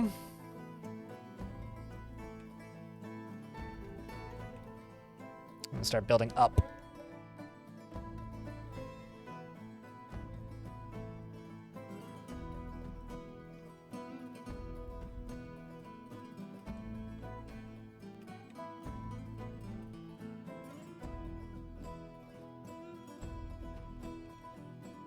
Let's just go for the ones that are closer down there. These can be unforbidden.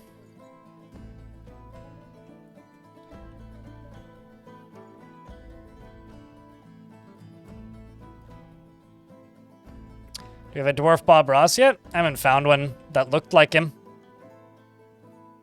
None of the dwarves have shown up with the really puffy hair. Which is a bit of a shame, I guess.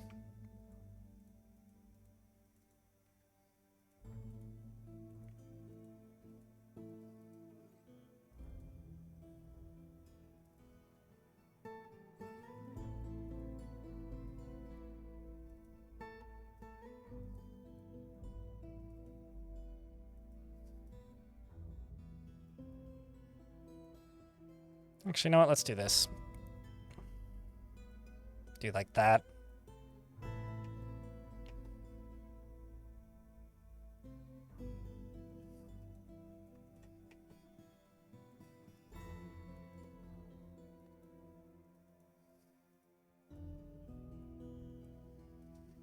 But yeah, if I see a dwarf named Bob, or chat, if you see a dwarf named Bob Ross, we could absolutely name a dwarf Bob Ross by committee.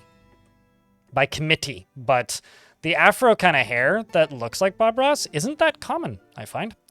Also, most of these dwarves have hoods, so actually spotting their hairdo might be a little bit difficult.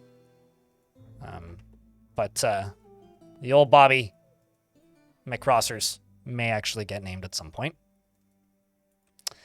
Daniel Silva. Those little spots of bare stone in the farm plots drive you insane when you play gods.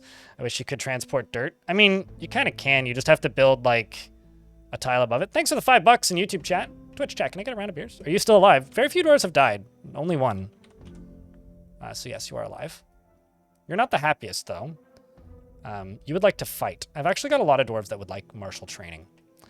To the point where, like, I think I might just make a barracks and get some dwarves training.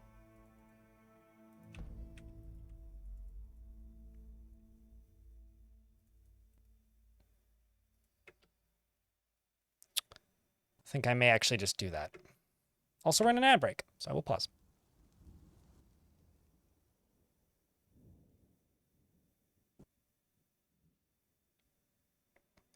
Pouring one out for RNGesus Jesus to bring us a Bob Ross candidate. We've had a lot of interesting dwarves appear here, so it's possible.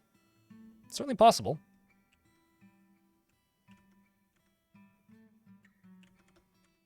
Also, as a reminder, this is a completely crowdfunded channel, so I make all of my money off of tips and donations. We're currently about $100 on the Twitch side of things for my daily minimum. With the help of YouTube, we're about... Actually, just taking a glance. About $85 away from the daily minimum here on Twitch. So if you happen to have a Prime subscription or the ability to, you know, subscribe, do think about me when you're choosing who to subscribe to next. That. Help a Twitch channel stay funded. Pilot Guy, thanks for the gift. Hepta. To Hepta. It means a lot, man. Appreciate you. 269, nice. You'd love to see what the Twitch people are saying? Well, it's right over there. Or nobody's stopping you, Daniel, from popping out 2 chats at once. There's plenty of people that like watch on one stream and have both chats up. It's not uncommon.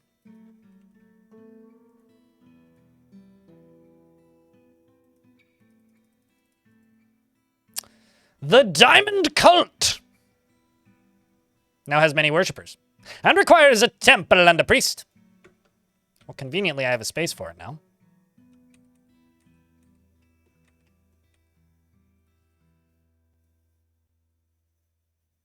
I kind of have an idea for this, though.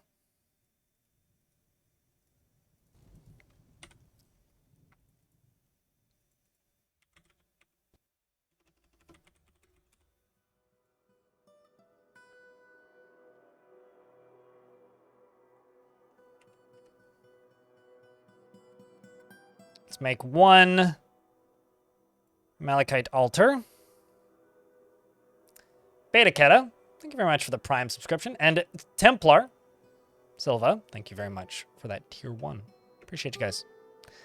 I do get 75% of all sub revenue here on Twitch, so it does actually kind of go a long way. So what I'm thinking is I go around the edge of this. Maybe not with a huge floor. But like a decent sized flooring. And then fill it up with statues and furniture to pretty it up. And then,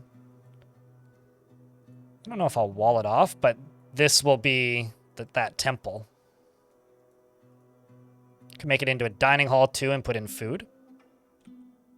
I could put diamond windows around the edges. And then in the center here, I'll use more valuable flooring. So let's just get rid of this, but do this kind of thing. I'll go malachite floor.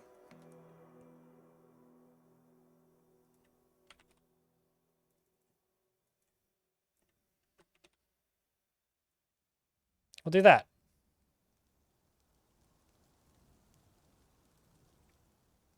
I mean, yeah, not losing your fortress is a decent outcome, yes. I mean, I guess it depends on your definition. Like, that's not a yes or no answer. I mean, that's not a bad loss, but that's still a loss. It depends on if you cared about those dwarves or not. That's either, like, fortress endingly debilitating or, like, kind of fine. So, I don't know.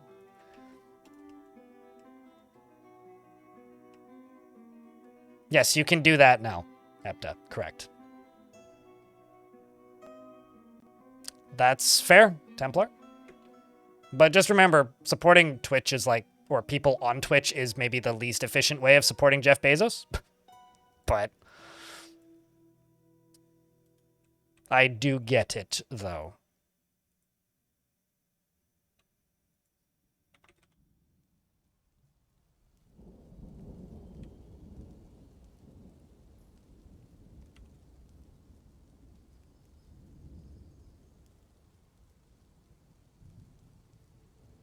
Without being a Prime member? Correct. No, that makes sense.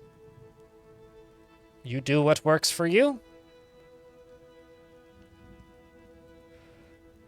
I mean, the money that Amazon gets from Twitch is Twitch has to pay for server hosting. And if you're going to boycott AWS entirely, congratulations, 80% of the internet is now off limits. Maybe not 80%, but a large portion of it is no longer usable.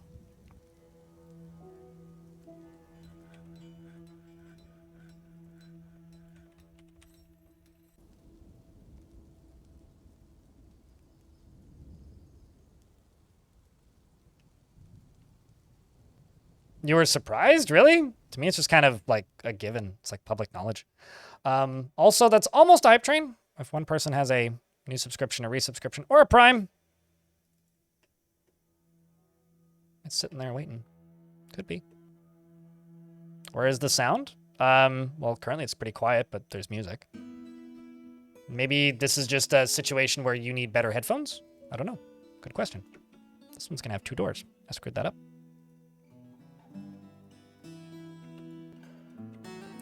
Darren, thanks for checking out a gift. I think you missed the timing window.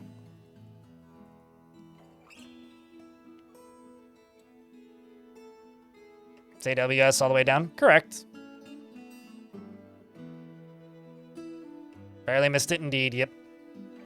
Best day ever. That would be pretty difficult to top my best day ever, man.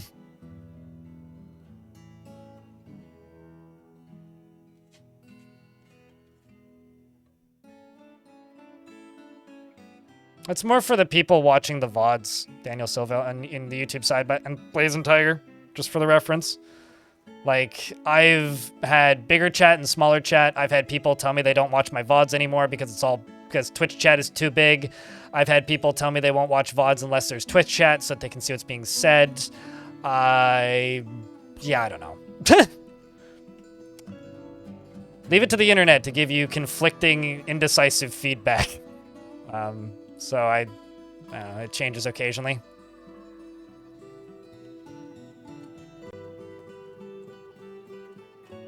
It's compromises all the way down. Yeah. Yeah.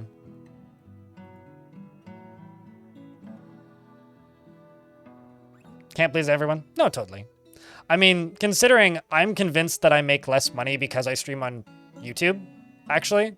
Like, it's something that I've started to look at statistically.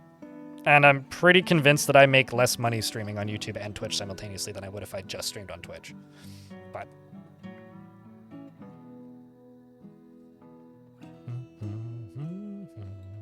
have I tried only chat? I'm presuming that's one of those plugins that puts both on the stream at the same time. Those are technically against Twitch terms of service unless they've changed it, and I don't think they have. So I will be polite and say I would rather not gamble the majority of my income. So no, I haven't. I've looked into having 2 different feeds. One for YouTube and one just for Twitch. The one for Twitch only having the Twitch chat, and then the one for YouTube having both, but then I look at the CPU requirements and go, I'd rather not burn out my CPU for slightly more readable streams. Bed. Let's just use the one that I have a lot of. Let's just make 40. Make 40 beds.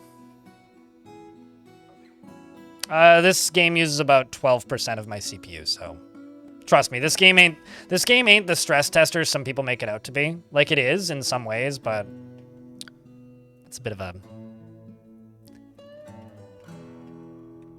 incorrect truth, I guess.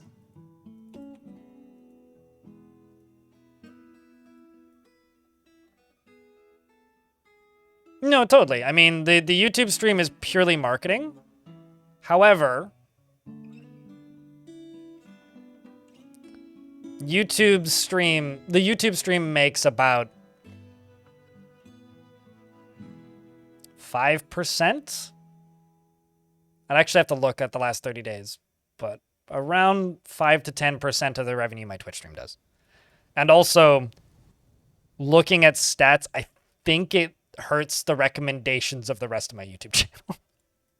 I think it does. It's a little hard to figure that out, but having looked at it and looked at patterns for when I upload videos when I haven't been streaming, I think it does. So, but I don't know.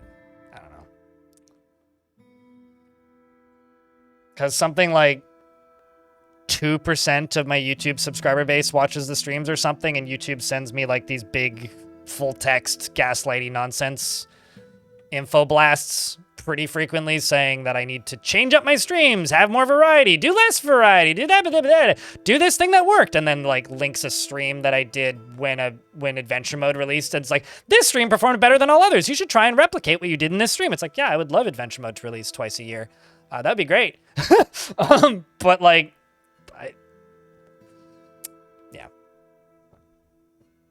I was talking about this a while ago when I was joking about the fact that if I started a new fort every stream, I would have twice the viewer base. I mean, YouTube makes them hard to see beta setup. This is why I talk about YouTube streaming being bad. Love you folks watching on YouTube. Thanks for watching on YouTube. It's fine. This is a critique of the platform, not your choice of platform to view on. On Twitch, you go to twitch.tv/BLINDIRL.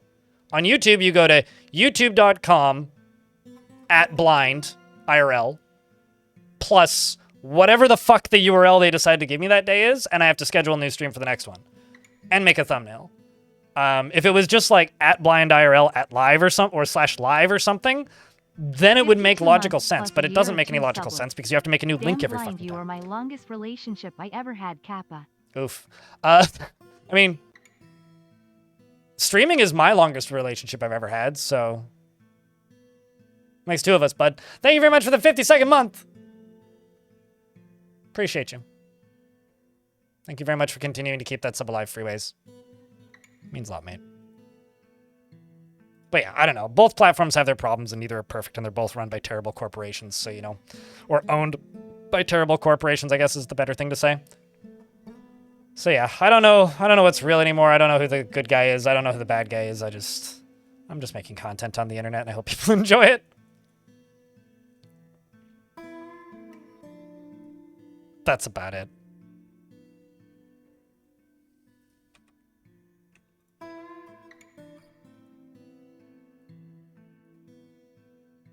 So this is going to be dedicated to the Diamond Cult.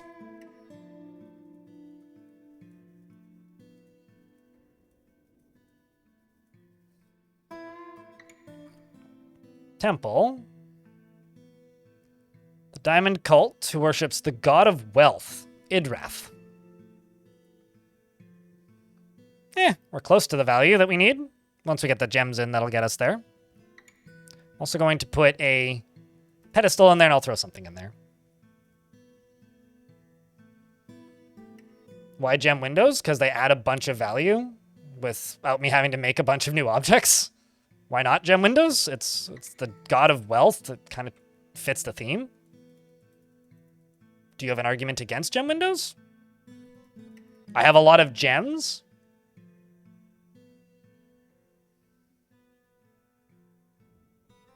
No.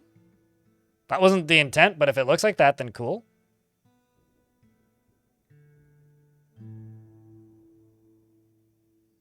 Well, they don't need to look through it. They're there as like an art piece.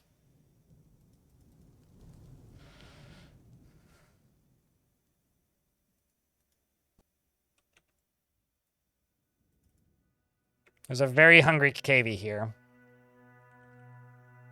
who I'm just going to slaughter, and I'm going to geld the other one.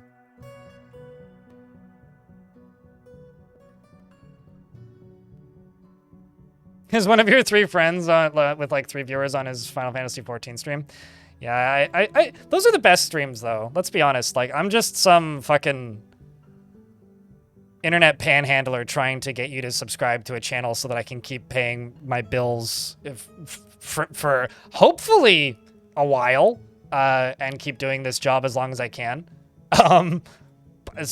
Whereas like you and your friends just hanging out and playing video games is like, that's honesty. That's what streaming is all about, man.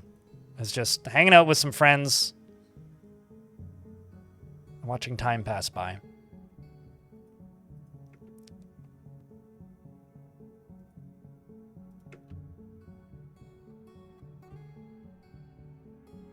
But I do appreciate that people help keep this channel funded. There actually isn't that many dogs in this fort. It just feels like there's a lot of them. Should really pen them up somewhere, actually. That's what I should do. Just haven't really found a spot for them yet. So that looks pretty dope, I think. What do you think, chat? This style of temple? If you could even call it that.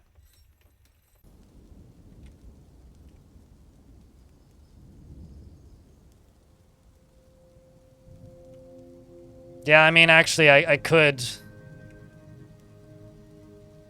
make a pen pasture up here. And just put the dogs up here for right now. At least the growed-up ones.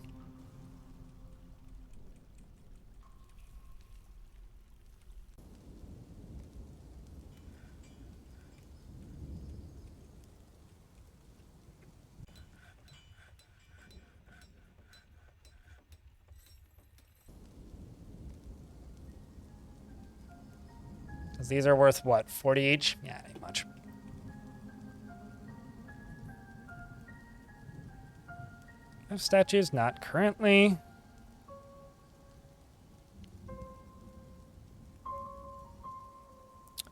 Could throw a large.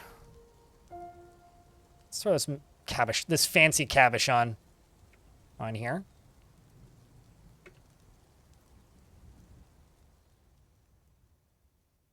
Don't ever buy war dogs. They're exactly the same as normal dogs, with one exception. It takes 2 seconds to train them into war dogs and 1 unit of food. Just train your own war dogs. Don't bring war dogs and prepare carefully. Like, literally all you need to do to make war dogs is you need to make this zone, an animal training zone, and then you need to go to here, and then you need to click this, and then you need to just click that button, and you'll have a war dog. It is that simple. Like, these are all going to be war dogs now. 1, 2, which was something I was going to do anyway, but, like, don't ever bring war dogs with. Any adult dog can be a war dog in a matter of seconds. Welcome back from the radiation. How did the radiation go? Did it make fun sounds, and did you get to hear ambient noise in your head? Cat, if you cancel that, I swear. What's this worth? 160? That's something. Then let's throw some tables. All 4 of them. And some chairs. All 4 of them.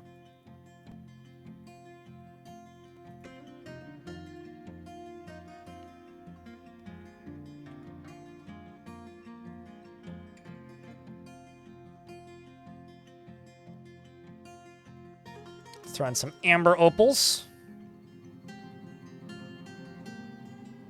as well.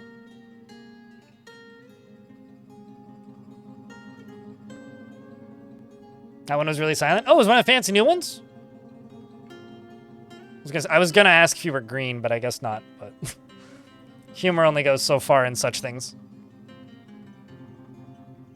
You wish you could armor your war dogs? I wish that you could doctor your war dogs. Back in my day, horse armor was a joke, and now people ask for it as a feature. I'll have you know. Okay, so I will accept the diamond cult now, because this is basically done. This is basically done.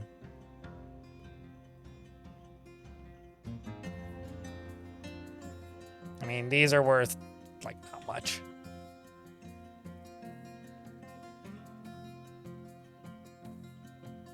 Decorative horse armor is a joke? True. You want actual armor values. So if there's armor values, you're okay with paying for horse armor, is what you're saying. You need to assign them to the squad leader or a member of the squad. So if you want to do it from this screen, you click on labor and work animals, and then you can assign the war dog to that dwarf. So the dwarf that runs this squad, Boobert, now has Reg, the war dog, assigned to them. I could unassign them by clicking that button a second time. Reg could be unassigned from this pasture or stay in that pasture, and Reg will follow this dwarf forever, basically. Maybe not forever, but how much coke do I have? 4. How much coal do I have? Charcoal, 11. Okay, I need to make a forge so I can get these dwarves armored. The problem is I don't really want a forge here, but I kind of should really make one, so I will.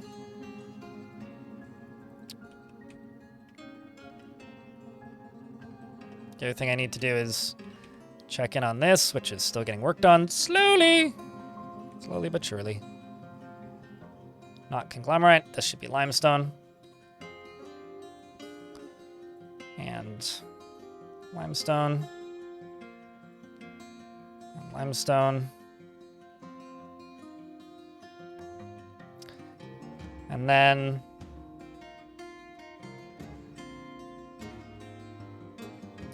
I'm actually just going to make this into a bit of a pyramid. Kind of wasn't how I was planning on doing it, but it actually makes a bit of sense so that I can have trees growing in here.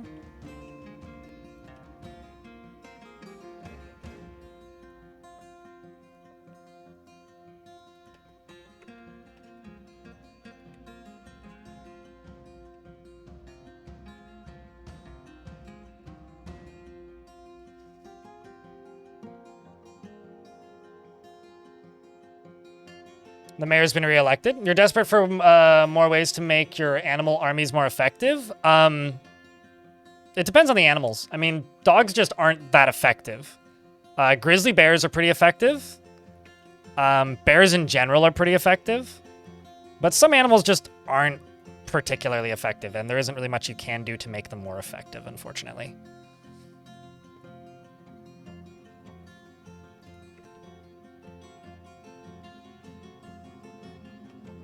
I mean, if you're modding the game, then I definitely can't give you any advice, but because that changes so many possibilities and parameters.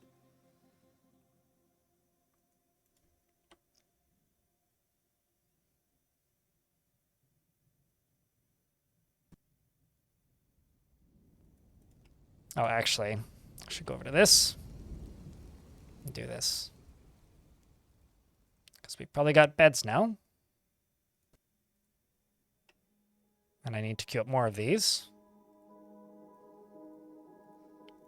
Let's use closest bed. I don't think I have any empty bedrooms that need to be assigned. Well, that one does.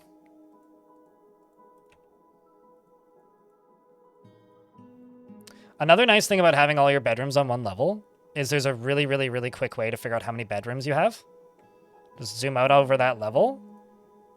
Click make bedroom multi, and then click and drag over the whole thing, and then click go. 55 bedrooms is what we have.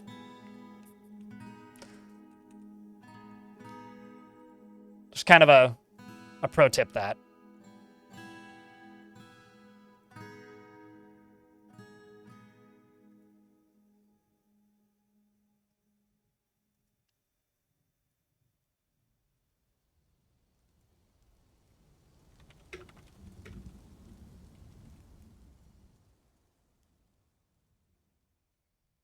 You have a cave spider in a cage you bought from elves and you're scared to let it out. Is it a giant cave spider or just a cave spider?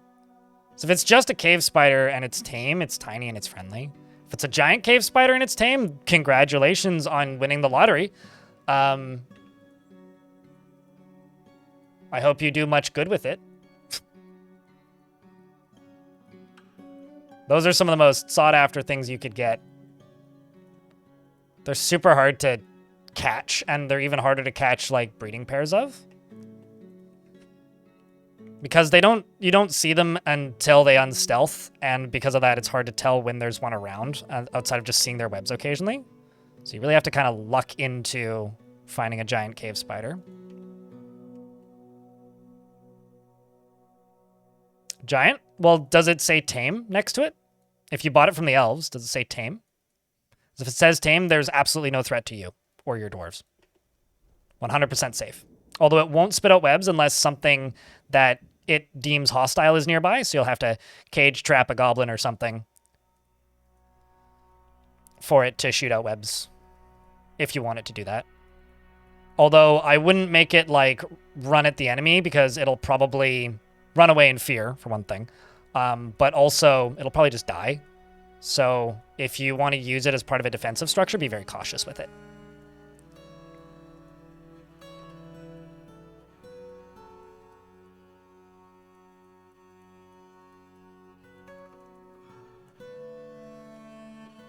From tutorials to the stream? Cheers, dude.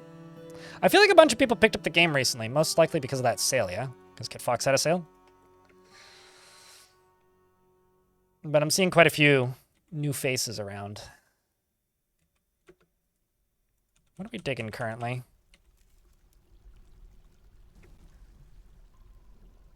Well, heading back inside to dig.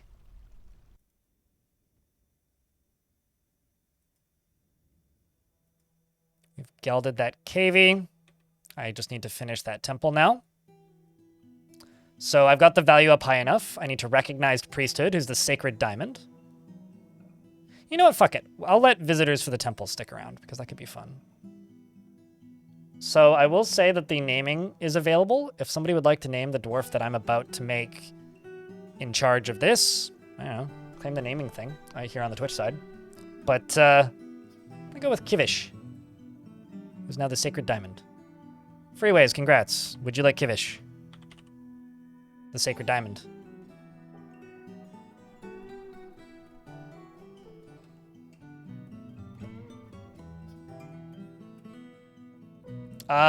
Usually what they're using is this. Stone Sense. I'm not going to launch it because sometimes it crashes the game. But that's, if you're talking about like isometric view, it's Stone Sense. If it's fully 3D, it's probably Armok Vision. Armok Vision's a separate piece of software. Stone Sense runs within DF Hack. I can show you Stone Sense if a quick save works, if it loads. It wasn't loading on my computer not too long ago, but there's been some patches since, so. You have scholars, but you can be a priest too. Cool. Well, I will give you the sacred diamond. Freeways. I also don't have a library, so this is easier for you to have. The reason I don't run Stone Sense is I've always had issues with Stone Sense crashing. Yeah, Rose, she's done a great work on Armok Vision. I just personally think it's very ugly. Let's see if it loads. Hey, it did. Look at that. Although I can't full screen it for whatever reason.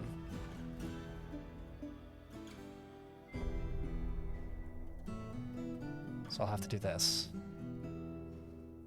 This is... There is the ability to zoom this out. I'm just not sure how. Does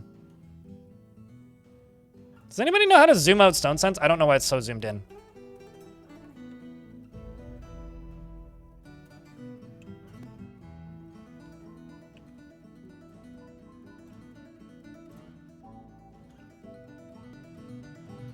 I know that's adding more layers in. Middle mouse button moves up and down, so clearly you don't know. Oh, there it is. Hold on. Found it.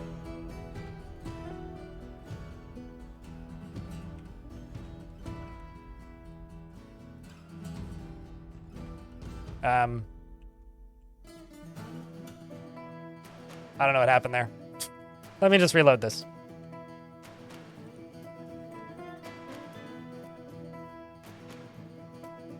Yeah, like that's what's weird is I can't full screen it for whatever reason.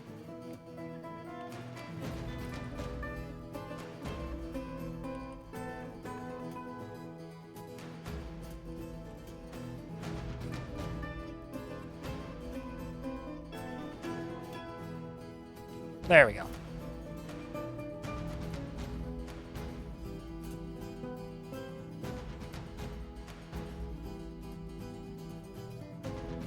It's also not letting me scroll around. Oh, I see. It's arrow keys. That's where the numpad used to work. Weird. This is where the big old bridge is going to end up. How do I hold down control and scroll the mouse wheel for more layers? But it does make it run slower. Yeah, and then this is the housing layer. And if I scroll down, over here in the front, this is where I'm building my little, I guess it's a pyramid.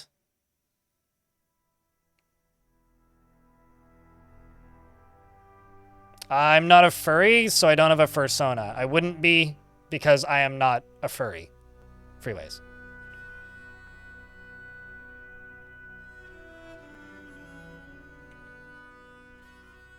I see your tricks.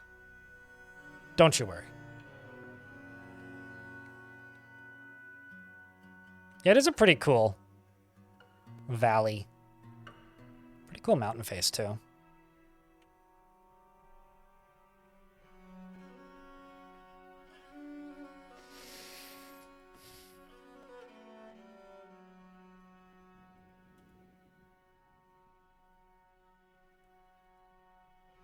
And there we go. And the ads are done now, so.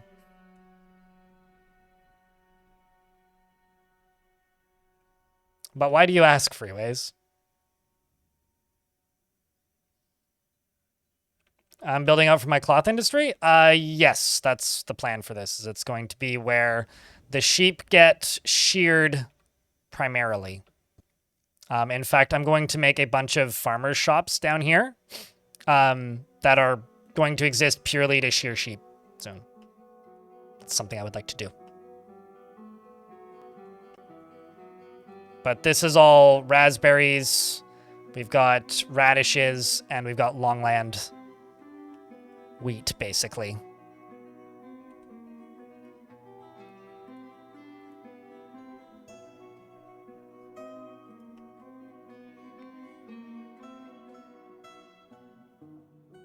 No, but you can specify what shops you want doing what and where.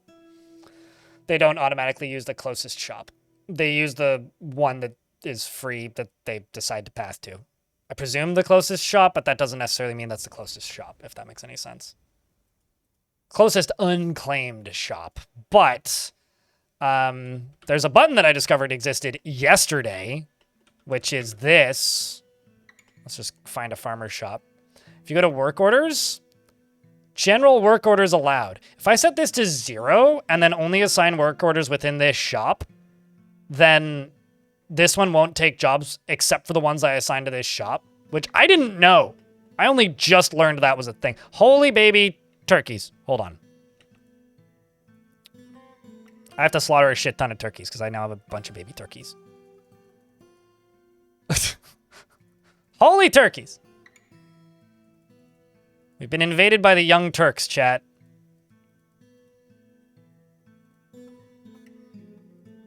I must scream. All right. Are you still claimed? No eggs, no eggs, no eggs, no eggs. Okay. I will go here and type in turkey, and we're going to slaughter all of those turkeys.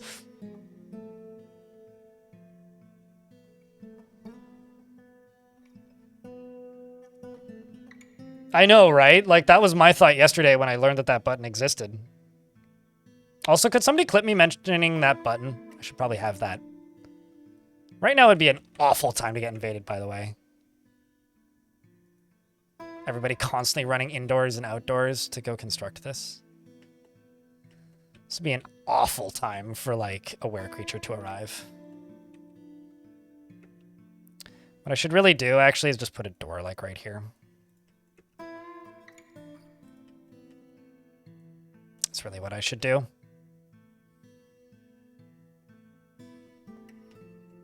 Yeah, I feel like they used to be. Although I might be misremembering that. Metroid.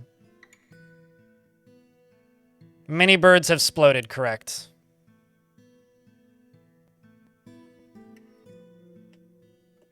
So hopefully that'll help speed up this process.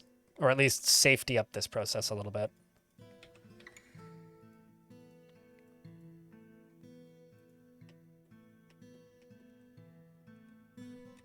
Because these have oak trees growing in them. A whole bunch of different trees, actually. There's a dead toad. One of the cats was being an asshole.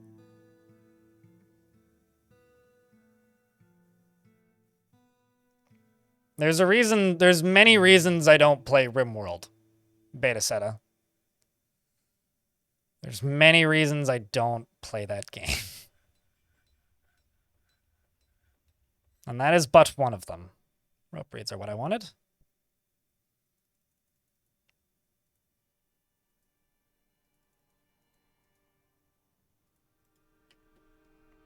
Although Armok has similar ways of being mean. Oh, what? Hello? Goblin Criminal has arrived as a visitor. Excuse me, sir.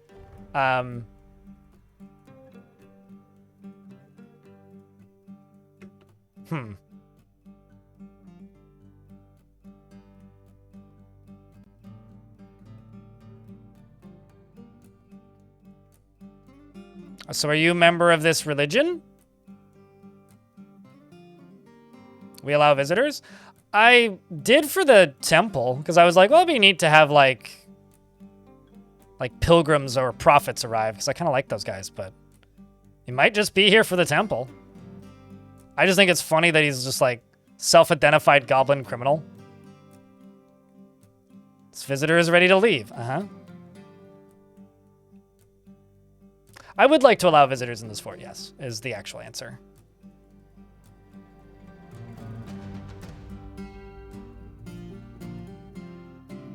Mostly because it's been a while. I mean, they're honest about their profession, so I guess I have to respect that.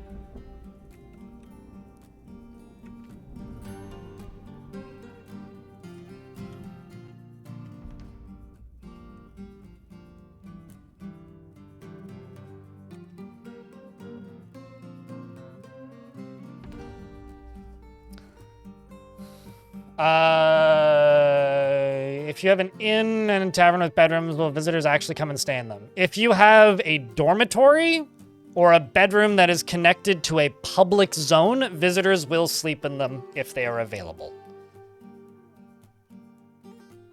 But they won't pay for them or anything. I don't know what you mean by implemented fully. It basically, like, if you have a public temple and the temple allows visitors, and that temple has a dormitory attached to it, those visitors will stay in that temple. If you have, like... Or they will stay in that dormitory. If you have any kind of public thing like that, that allows visitors to stay in it, they will go there. Is that how you get adventurers? The part that's not implemented fully is like the part where they try and steal your stuff and fuck with you. That's the part that's not implemented fully. So like, if you have adventurers in your fort, you are allowing your fortress to be open to getting all of your artifacts stolen with minimal warning. These dwarves are arguing a lot. It's actually kind of bad.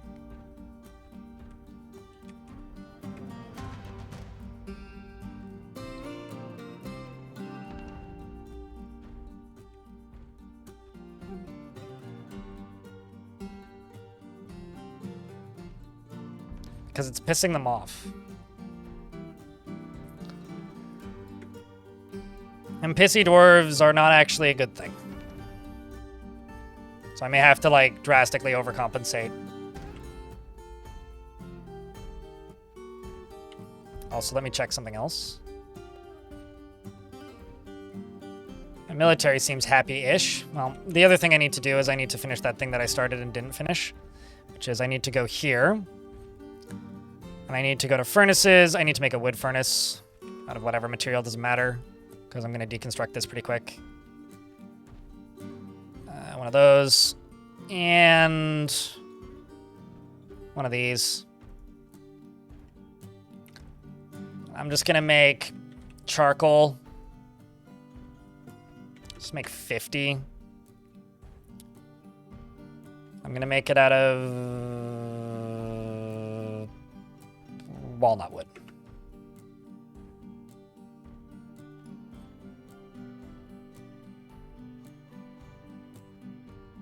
No, they'll work for any zone that's set to the public. Basically, it's a very loose mechanic that I don't even think is, like, fully intended to get adventurers and visitors to sleep in those rooms. I don't actually think it's intended. It's just like a, yeah, this also works kind of thing. So I'm going to smelt limonite. 10. Make pig iron. 15. We're going to make some steel. And I'm also going to make 2 steel short swords.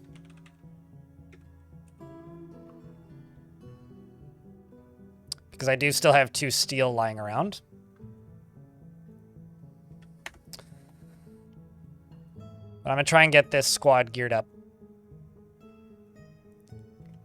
And you, right here, are going to take items from here.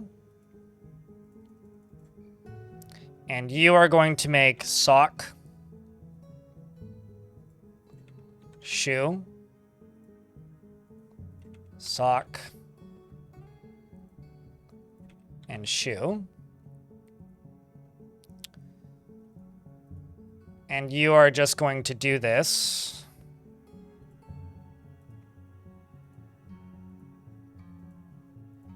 Seasonally.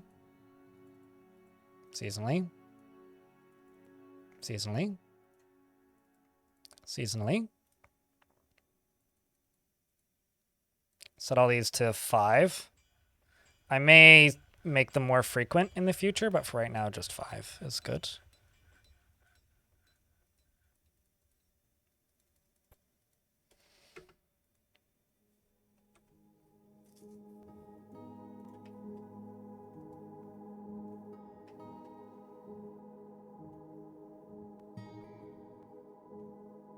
The thing about visitors that you need to remember, Beta, Zeta, they all have needs, right? So they all have various different needs.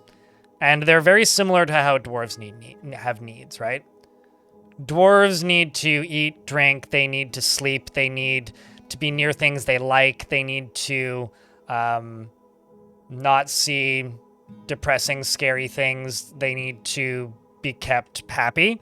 The same exact thing goes for your visitors, but there's an asterisk with your visitors, which is some of them can't complete those goals because they're not members of your fortress, and also some of them will just be there for ulterior motives. So like that visitor who's a criminal couldn't go into that temple because that temple only allows people who are members of that. There's a ringleader here, apparently. We found the person in charge. Has killed a bunch of dwarves.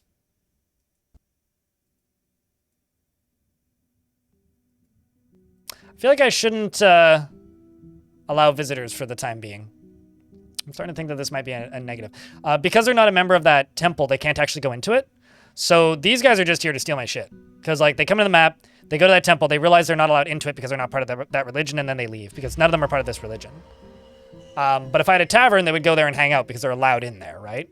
I can't interrogate them because I don't have any open crimes, which actually genuinely bugs me. I wish I could interrogate people for no reason. Lorbam the cheesemaker withdraws from society. Make us a cheesy artifact. So no, there's nothing I can do with it. If I had a crime that had been committed, I could, but I'm just gonna set that to nobody. Tell them to go away. Let's follow the strange mood.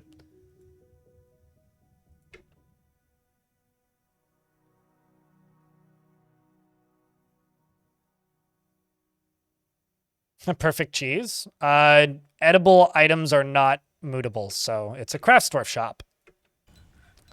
Woodcraft, specifically.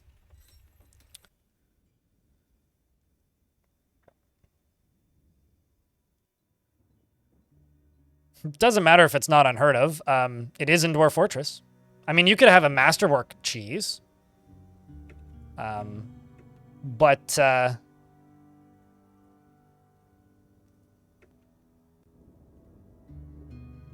you know, I feel like you should just be spinning thread here.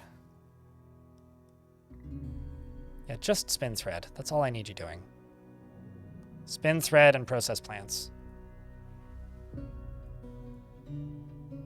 So I've got so much random wool right there that should all be threaded up.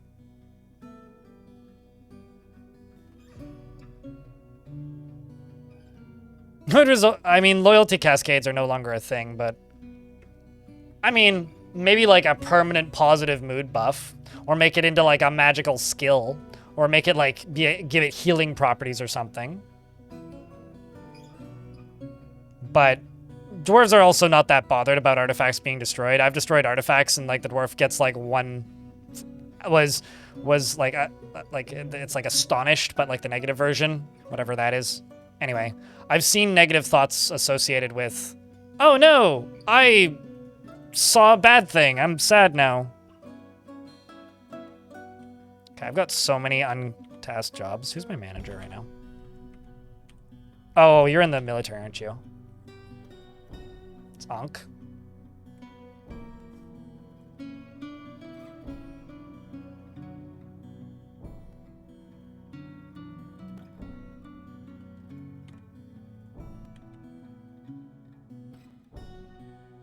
I should take you off of mining and put somebody else in your stead.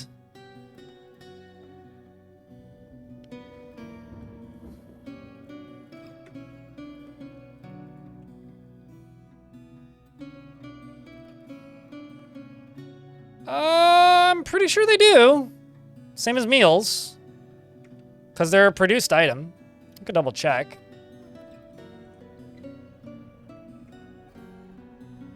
Yeah, they do. Wait, no. Maybe they don't. Maybe they don't. This is a sheep cheese. Yeah, maybe they don't. Maybe they're like bricks.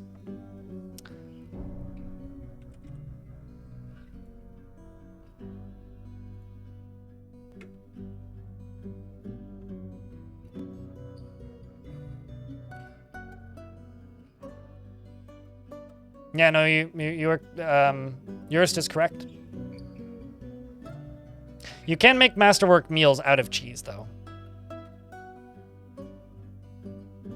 It's a dwarf bone battle axe. You know, I have to try really hard, Thomas, Tanner in YouTube chat, to actually piss off my faction enough to get a fell mood. Like, I think I can count on, like, 1.5 hands how many times I've had fell moods. And those are all because, like, I'm being mean to my dwarves and almost intentionally, if not directly intentionally. Like the Halloween fort where I just didn't memorialize the dead. Like, that's just being mean to your dwarves at a point.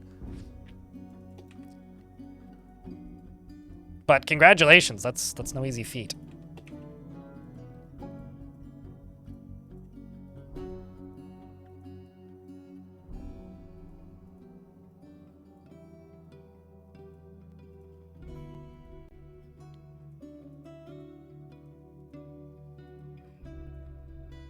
There we go. We're all caught up on bedrooms now.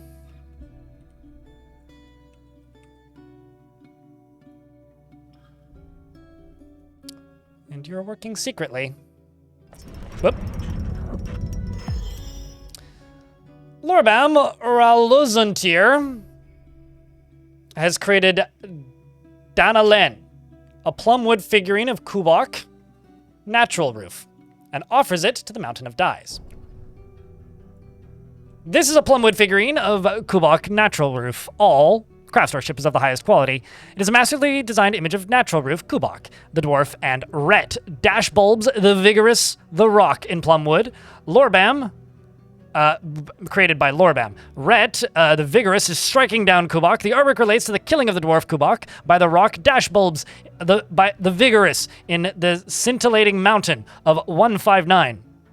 In 159. It is encrusted with round limestone cabochons and decorated with oak and encircled with bands of plumwood. This object, of course, menaces with spikes of amber opal. On the item is an image of dwarves in sheep's wool. The dwarves are traveling. The artwork relates to the foundation of Colorbeard by the Mountain of Dyes of the strategic boots in the early spring of the year 300.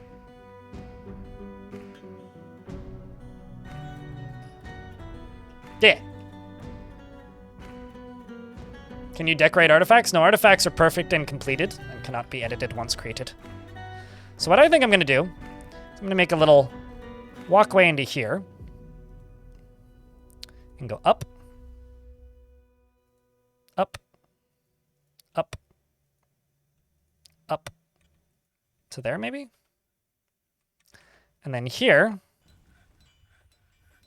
and do these.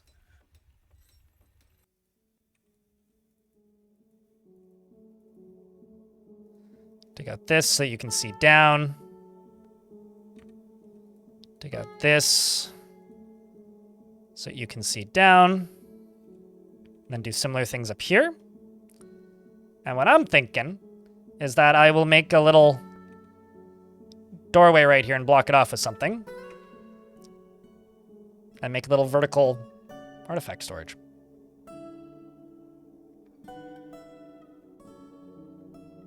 Are Fey moods the opposite?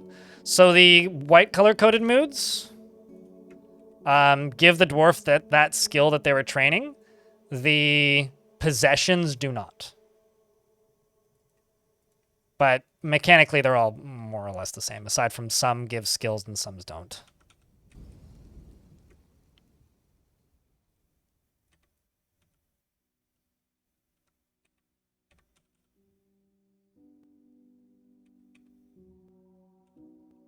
There we go.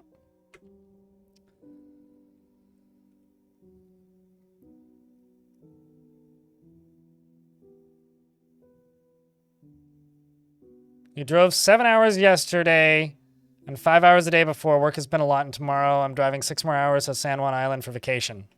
You know, there is a viewer of this stream who lives on San Juan, so just...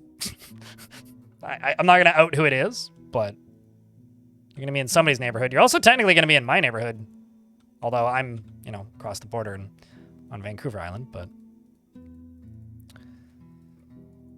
it's like you're in my neighborhood in like the galactic north sense.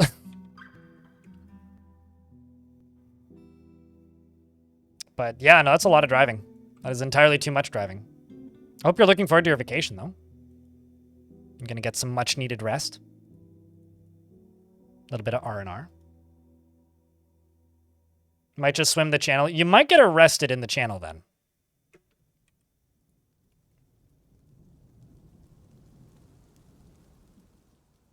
Just a suspicion.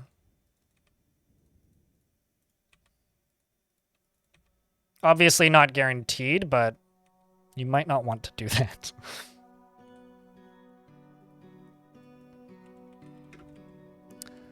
Let's do Malachite grates, and let's do 35. 40. Need a bunch of those.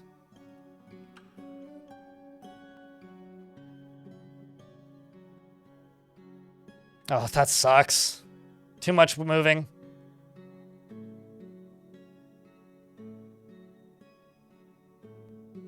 Usually put 4 pillars with a display pedestal in the center, and then I put the artifact and surround it with gem windows. I do that a lot of the time, but I like to try and do things differently, so I'm trying to do things a little bit differently this time. And the way I'm going to do it is I'm going to put a door here, and over here in this one, I'm going to put a lever and connect it to that door.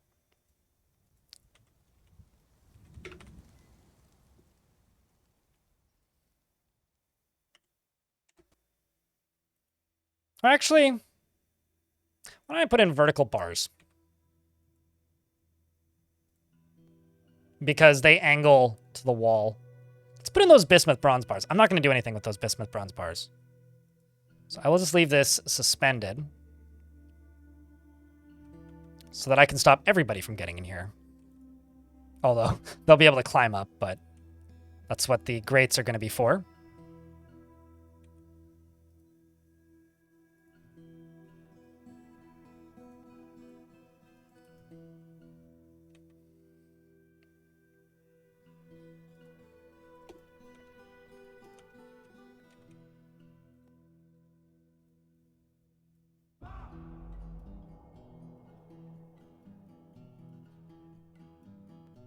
I think with Canadian jail, you still get health benefits. I think technically you're paying for it by being in prison because they make you do things while in prison. Although I know that there was I remember it being a big deal because there was a minimum security prison that was pretty close to where I used to live that was so minimum security that you could just like walk away. Like there's no fence. It's just a building. But it caused some controversy in the mid 2000s because the cells were like rooms of 4, so it was 4 people to a cell, and they put an Xbox 360 in every single cell and connected them to Xbox Live, which like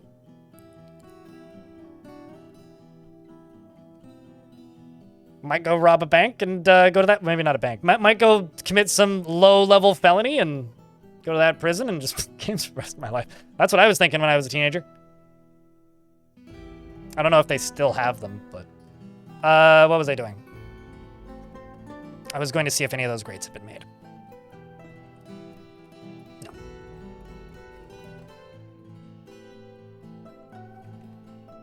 And some more migrants have arrived. I thought that I'd caught up.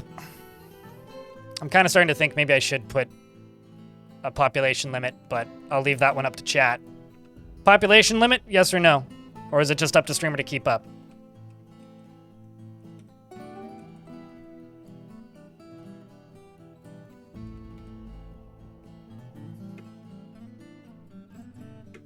You want a new migrant. Okay.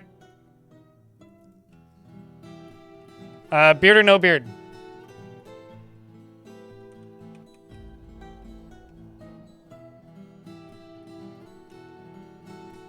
Like this guy.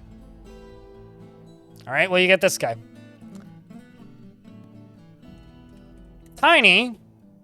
He's 20 years old. He's absorbed in delusions of self-importance and doesn't stick with things if minor difficulties arise, and often feels envious of others, is slow to trust others, and tries to keep his things orderly. He often feels discouraged, and he is quite polite, and he tends to be a bit stubborn in changing his mind about things. He doesn't tend to hold on to grievances, and he is quick to anger. He lives a fast-paced life and needs alcohol to get through the working days, and he dreams of creating a great work of art and personally sees no value in holding back complaints, concealing emotions, and values peace over war and values cunning, and doesn't strongly care about the law much. Likes earthenware and nickel, as well as bonfire opal and pecan wood and deer antler and donkey tooth and the color cobalt and pigs and goats for their eating habits and grumbling horrors for their macabre ways, and the words of the glimmer of velvet when possible first consume cougar eel and banana beer, and hates mosquitoes. Welcome to the fort. You're a former member of the Merchant of Bows, site government. Only one dwarf has died in the Dyer's fort. Do you have any family? Yes, you do, but none of them are here.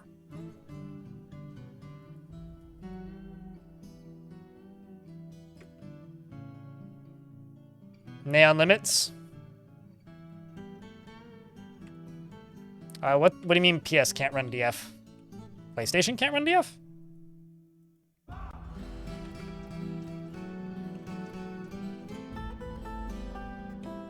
Okay, so let's just jump up to here real quick and see how this is coming along.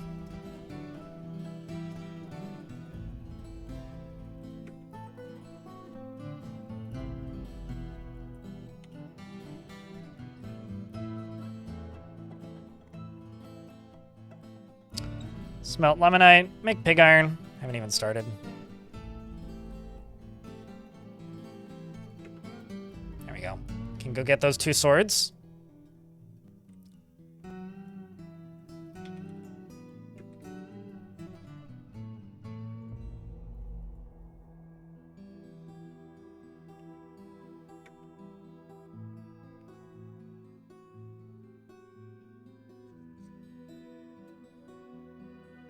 Oh, well, I said Xboxes, but Xboxes can't run them either.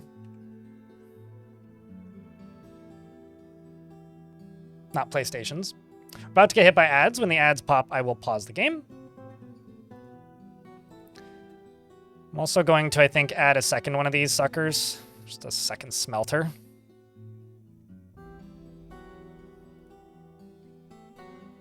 Maybe a third as well. Just to get this going. These are all going to get deconstructed and repurposed. I'm also going to make another wood furnace.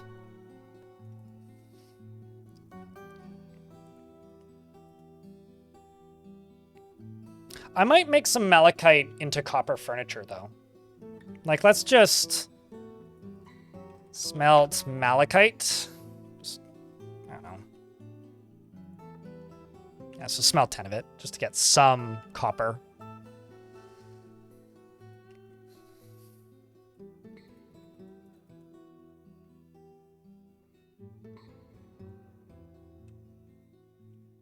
Charcoal coke, etc. How much charcoal have I made? 44 out of 50. I think I'm going to actually get rid of that charcoal job and just make 100 charcoal out of whatever wood. I was being picky, but actually I'm realizing it's probably not wise. All right. We're in an ad break. I will pause. I will be right back because my coffee is done and I would like to rinse out the mug. Back in a sec.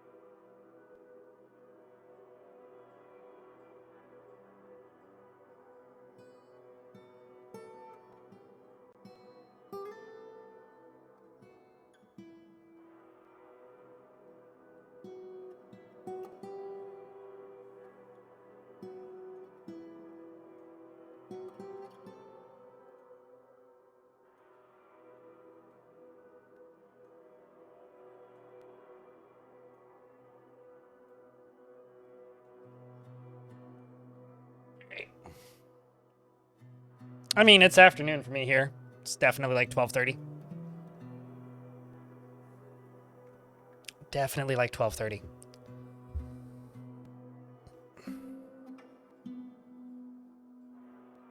Since you got a new computer, it's kind of made you want to make a new fort and just like try to run forever, but with recent updates, like you need to make a world to get this thing. I mean, here's the thing. There were people who kept worlds running for a very long time. And like, I remember talking to a person in my chat in like 2019 who had been playing Dwarf Fortress for a very long time. And was asking me how I was making these guild halls that they'd never heard of.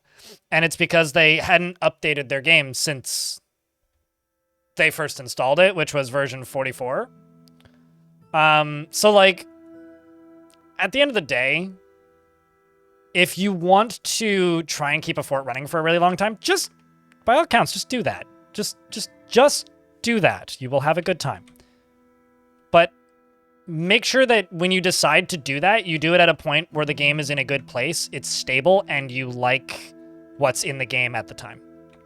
Because if you just pick a good time to do it, honestly, you don't need to worry so much. Like, you can start other forts and be like, all right, this fort, I'm going to go see the new stuff. But this one stays the same. This one's going to live in purgatory. And that can be cool. You can have a lot of fun with that. So I would just say, do it. Have fun. Really.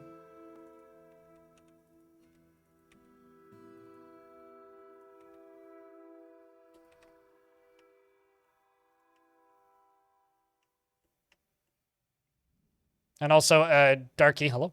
It's good to see you. Or good evening, I guess.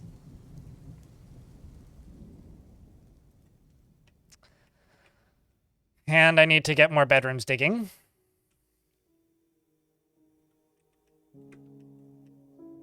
I'm really splitting my time between like 8 to 10 tasks right now. It's like I'm trying to get my military armored. I'm trying to get that outdoor farming area polished and ready to use properly. I'm trying to keep up with bedrooms.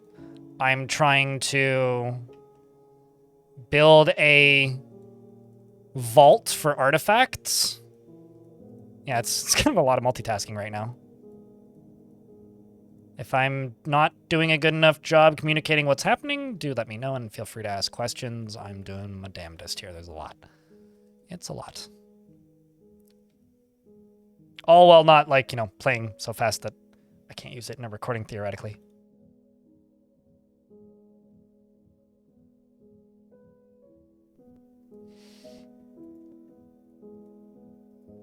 He says as he currently updates his recording feed.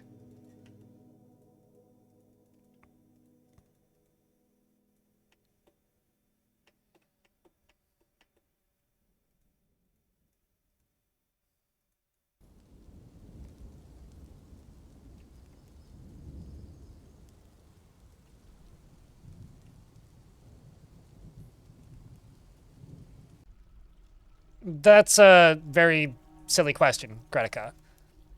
The question is, do I think this game should have multiple speeds? No. Because the game isn't capable of having multiple speeds. The speed of the game is tied to the frame rate. So if you have a computer that's big enough that could speed up the frame rate, theoretically you could run multiple speeds. It's not a feature that can just be implemented, because Dwarf Fortress doesn't work the same way the vast majority of video games of this style do. That would probably require a incredibly large code rewrite that would probably change how the game works fundamentally, and I don't think would be worth it. So, do I think the game should have multiple speeds? No, I just pause and unpause when I'm ready. The multitasking has nothing to do with the speed that the game runs at. The multitasking has everything to do with whether or not my brain can keep track of what I was doing last.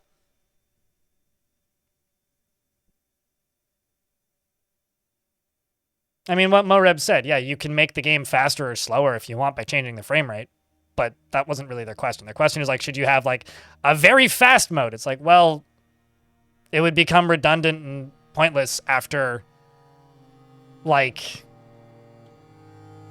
several years of the fort when you can't hit 60 anymore. If you build a big fort and you have a lower power PC. So it's kind of a bit of a redundant question, I guess, in a way. They wanted slower speeds? I mean, if you want to be able to slow down the thing, just turn down your frame rate. But I, did the thing that I always do, which is I presume every question is bigger than it actually is and overthink it, because that's how I work.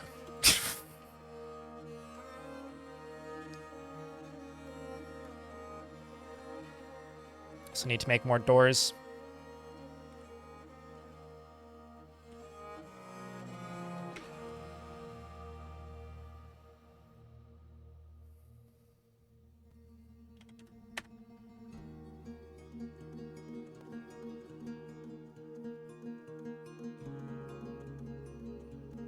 But it allows me to ramble on a specific subject for a long time, which I think is part of the entertainment value of my stream. So I don't think me rambling is a bad thing necessarily.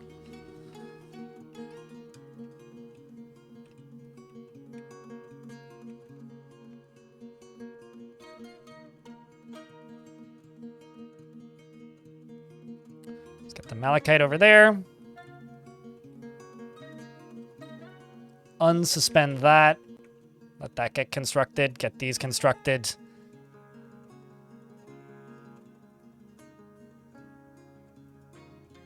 Place a lever here. Let's see, is somebody making mechanisms? I might not actually have a mechanic shop.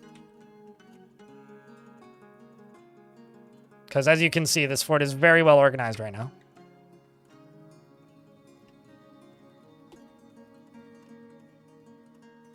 All right, we've got steel. Bars. We got 4 steel bars. Let's make 7. Steel short sword. 7. Get that going.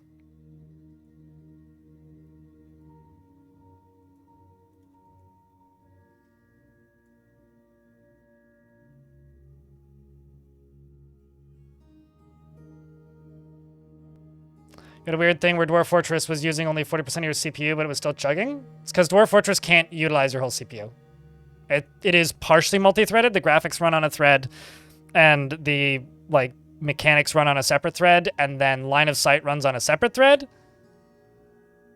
Or rather, the UI layer is run on a thread. It's not the graphics anymore. That's now run on the graphics card. So Dwarf Fortress will slow down, but never use 100% of your CPU, which I actually don't mind. It means it's not going to burn your CPU out, which is why individual clock speed is more important than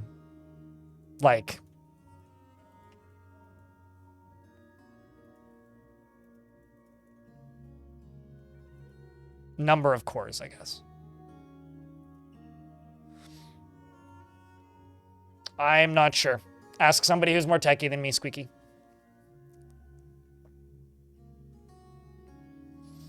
I mean, there is already the ability to bind hotkeys to make your frame rate go up and down.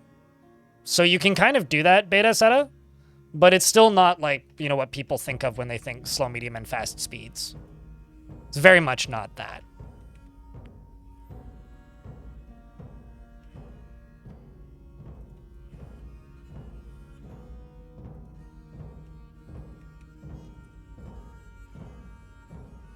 I mean, what are most dwarves up to at the moment? I need to give these dwarves a break, actually, I think is the thing I'm really learning here. Because there's a lot of construction happening.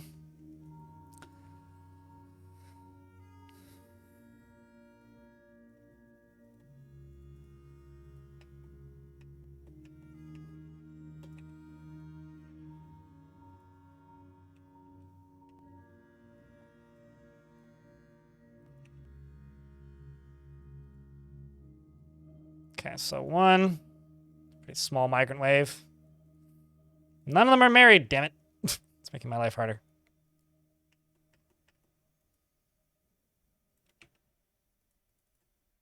I wouldn't have had to make as many bedrooms if they were married. Oh well, gotta make more bedrooms then.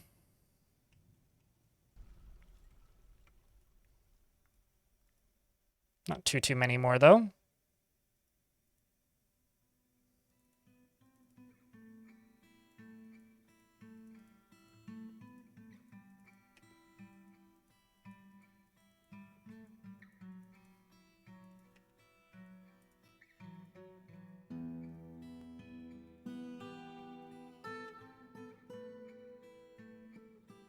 Let's just go around here, go around here, go down through here. Should clear us up pretty quick. Yeah, because it's not really... Like, there's some things that Dwarf Fortress can do, and I'm doing that in, like, verbal air quotes, that aren't... That either isn't pretty or it's not really designed to do it, like... But that doesn't necessarily mean you want to make the game do that, unless you really need to. Okay, we are making doors actively.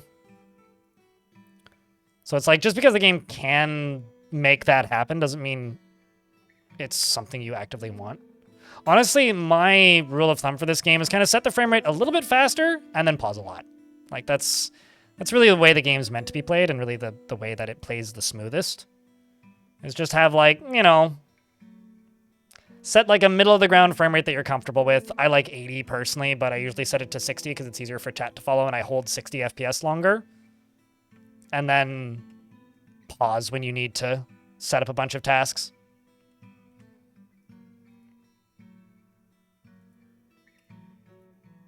Yeah, exactly, Beta. It's like just kind of janky. So, is an Intel from 2014. Yeah, I'll tell you this. I went from a 4770 to a 7700K to a Ryzen 7800 X3D, and the difference in frame rate between the 770 and 7800 was about 100 and something percent. Like, forts that I had that were running at 20 frames a second steady were suddenly running at 60. So, like, it is very much CPU tied. But the beauty of Dwarf Fortress, right, is that, sure, does it run well at everything? No. But you can make it run on almost anything, and I think that that is, personally, for me, almost as valuable as running well on certain types of systems, if not more valuable. So I would rather have a game that'll run on everything, but, you know, maybe not perfectly, but it'll run, than a game that doesn't run on anything.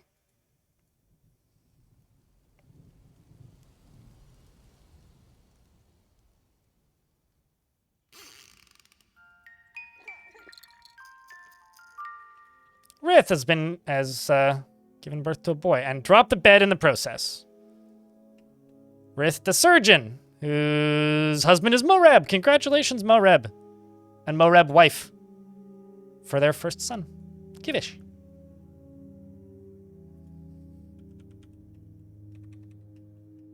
It's happy times for those dwarves.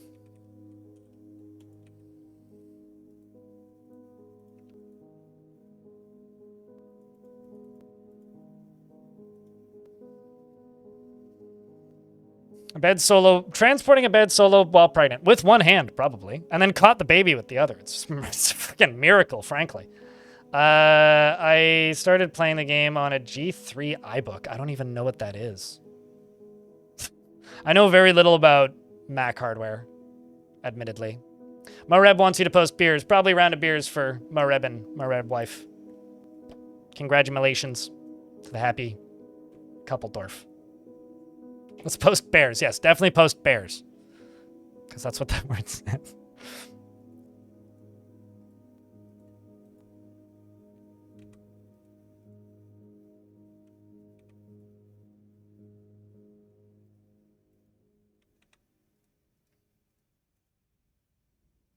So this will be hooked up to here.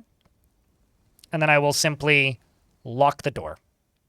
And then what I'm going to do as well is I'm going to put a pressure plate right here. And this pressure plate is going to be set to go off if creatures that are not my citizens trigger it. All the way down to gremlin-sized critters, which I will place right here. Now this is going to be connected to this. So there is a way around it if they know it's there. But if they happen to step on this, it's going to do two things. It's going to close this and lock them in. Maybe I'll make it lock that door. We'll see.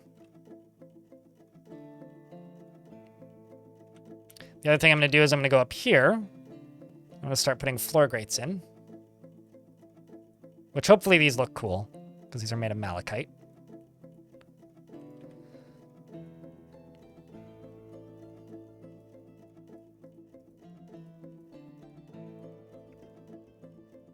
Hopefully they'll look cool.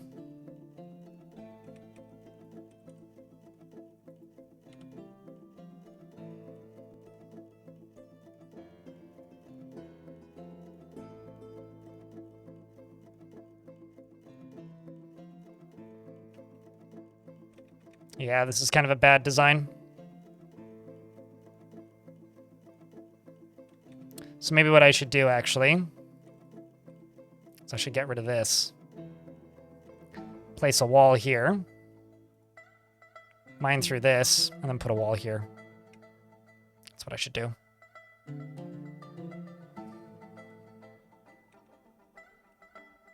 Because otherwise they'll just all go around it. And then this can be converted into just an upstairs. So down here, you can go up to here.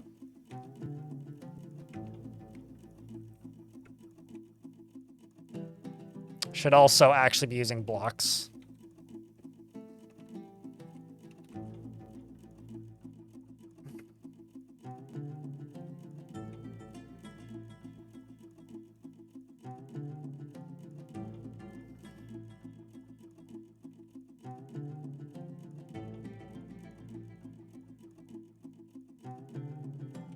And then this up here, I think looks quite nice, actually. Put a wall piece down here. Wall piece, wall piece, wall piece, wall piece. Wall piece, wall piece, wall piece, wall piece, wall piece. And then you can get floor grate. And then what I'm going to do is I'm going to build additional little holds around this upwards. So that should work better. This I can finalize.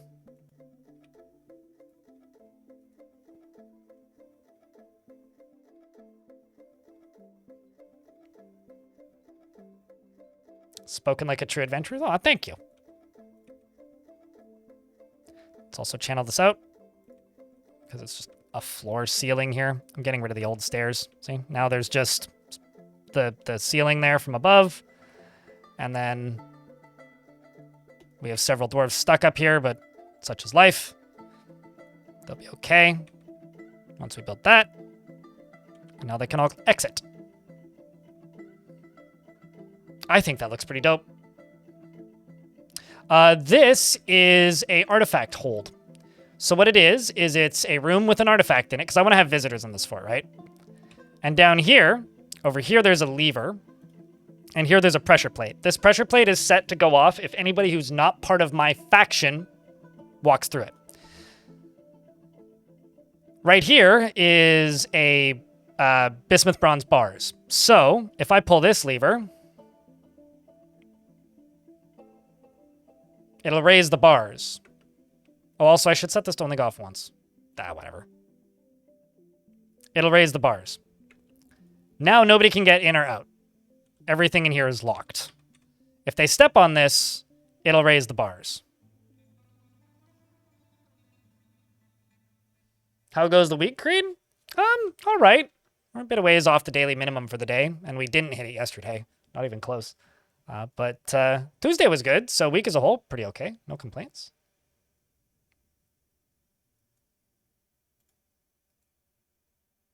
We are so back, as if we ever left, mate. As if we ever left. Yeah, I keep on thinking that we're through the quiet summer months and then getting a stark reminder that we are not. But holy shitstone, that was quite the win. Well done. It's also time to trade, and they wanted thread.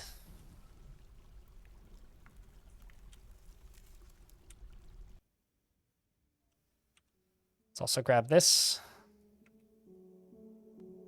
Update that.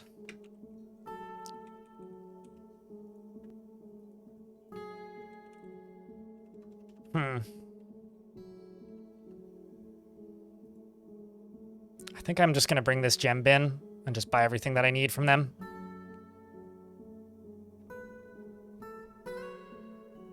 One gem at a time.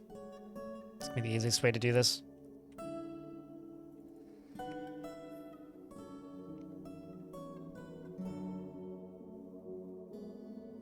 Well, we've had, like... I will say, traffic to the Twitch stream has gone up and gotten better since the second half of August, because a lot of people are coming back from vacations. YouTube is still at a year low. Like, YouTube stats currently are the worst they've been in literally a year.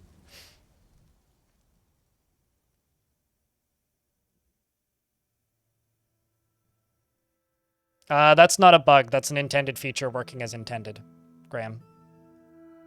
Creed, thank you very much for gifting a sub. Appreciate you. So why would it be fixed? It was intended.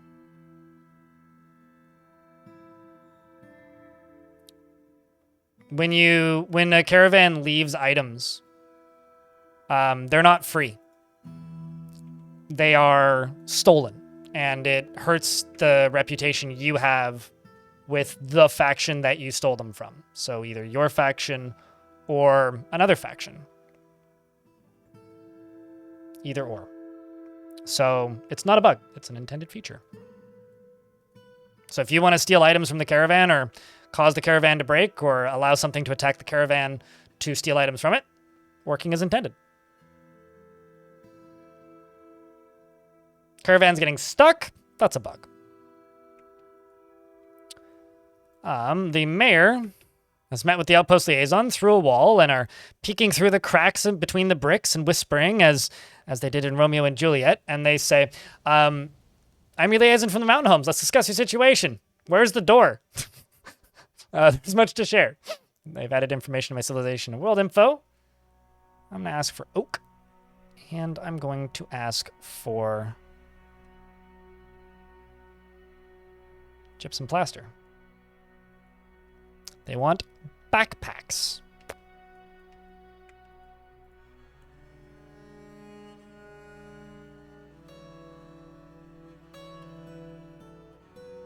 Oh yeah, absolutely. Anything that is left on your map when they leave the map is considered stolen. And anybody who doesn't return is presumed killed by you.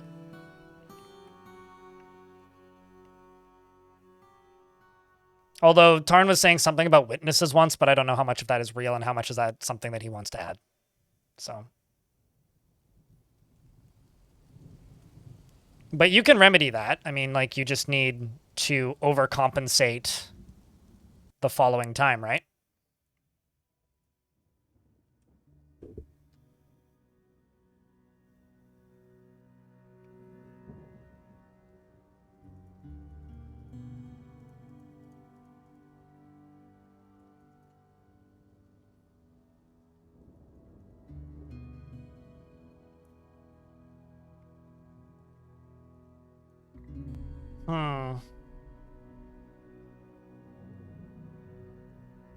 Buy that one bag.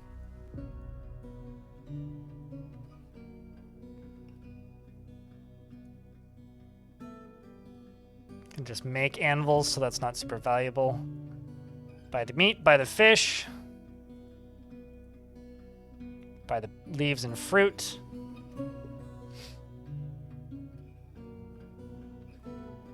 Buy all the cheese. I'll buy the one book. And throw a couple more of these in.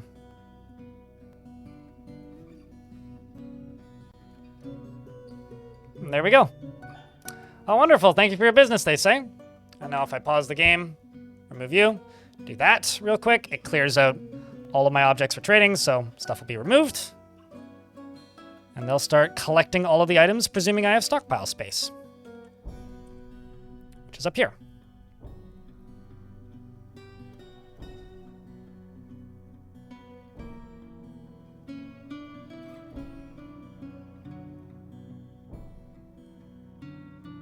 I had a new report crime to Monarch job.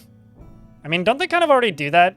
Although the Monarch is just kind of all-knowing, right? Like, if they have a restriction and you don't satisfy it, they get upset with you.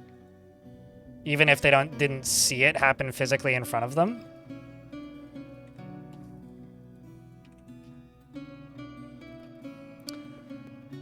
Steel. Let's do steel shields.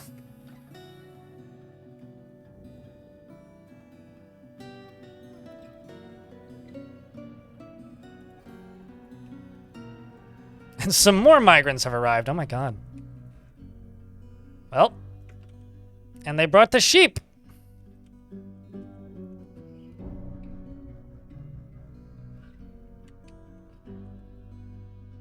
You're an adept armor user.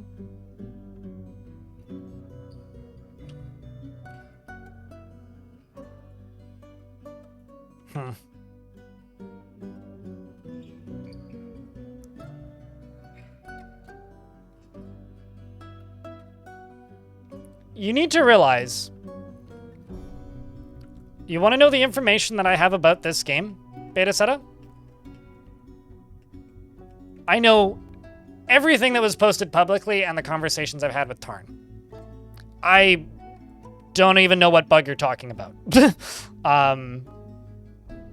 If you're saying it doesn't seem like your dwarves want to use them, I have a feeling it's probably like a stockpile routing issue or like a mixing ingredients that shouldn't be mixed issue. Unlikely a bug, more likely a lack of understanding of how the mechanic work. So I'm not even positive what you're talking about is a bug. Is kind of the first thing. And then the second thing is, I don't have any inside knowledge that isn't publicly known. Hey, small raid's better than no raids, and that is the first raid I've had today. So I appreciate that raid as if it were 1,000 people. Thank you very much, Kestrel, for sending 100% of your viewers, all of them, over here to say hi. Chat, can I get a round of beers? Please don't drown them for the small raid and our friends from Kestrel North. What were you up to today? What were you playing?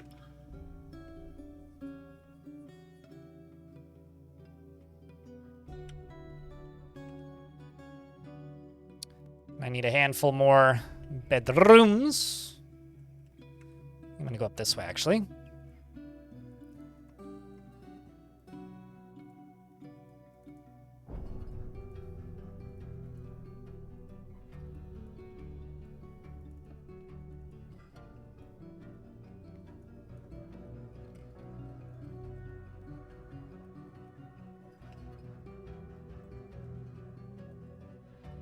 But no, if you've discovered a bug that you are certain is a bug, your best course of action is to just simply report it.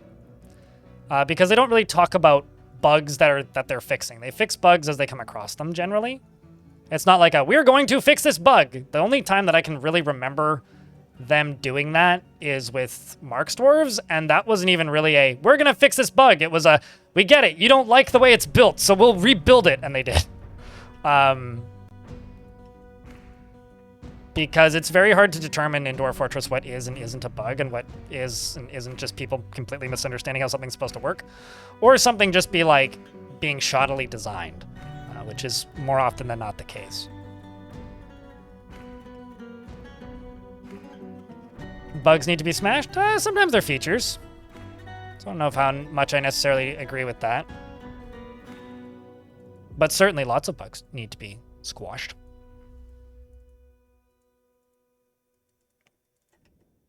Right now, I think the bigger priority should be the new bugs that have been added thanks to the Lewis stuff, surrounding armies disappearing and such.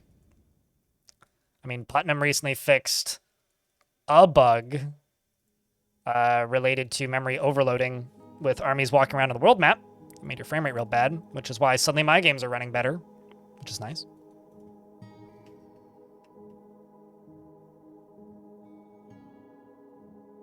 You go to DF hack and you type in tutorial hide. That's how you turn it off. There's no other way to turn it off outside of going through every menu individually. They really need to add an option for that, though, Freeways. You have to make food for child. Enjoy making food for child. I will do my best to stream well and keep your folks entertained.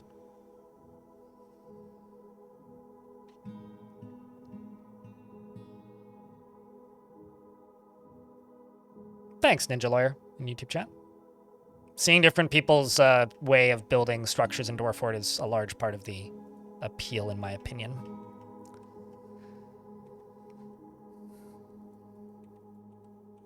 I don't know.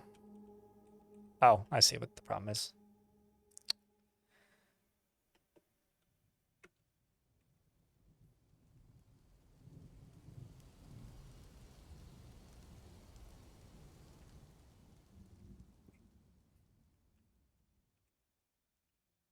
Let's go down to here again.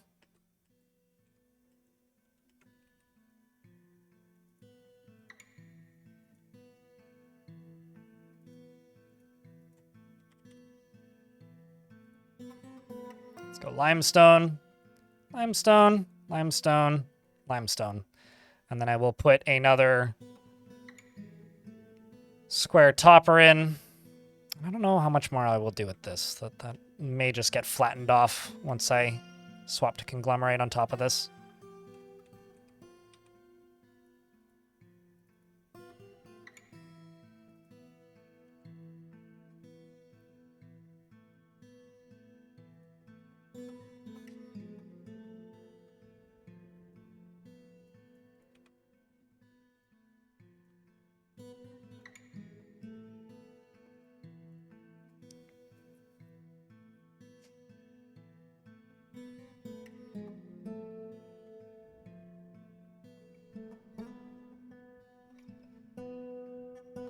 They wouldn't process your plants with no bins or barrels allowed. So that has been edited. You also need to remember those are from 2 years ago.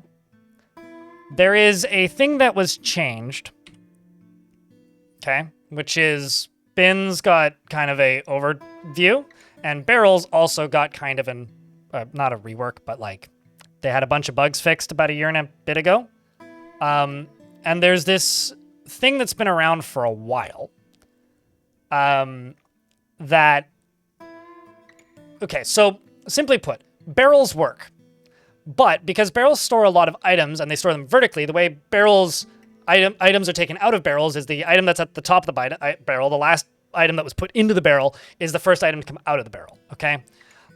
So if you have, like, I don't know, wheat, and it's at the bottom of the barrel, and above it is meat, they can't get to the meat because they can't get to the wheat because they're trying to get to the meat, so you get a job canceled.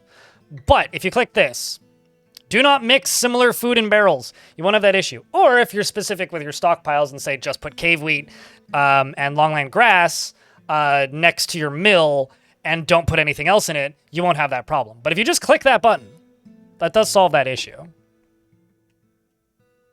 And again, that's not a bug. That's intended. All containers aren't supposed to work the same.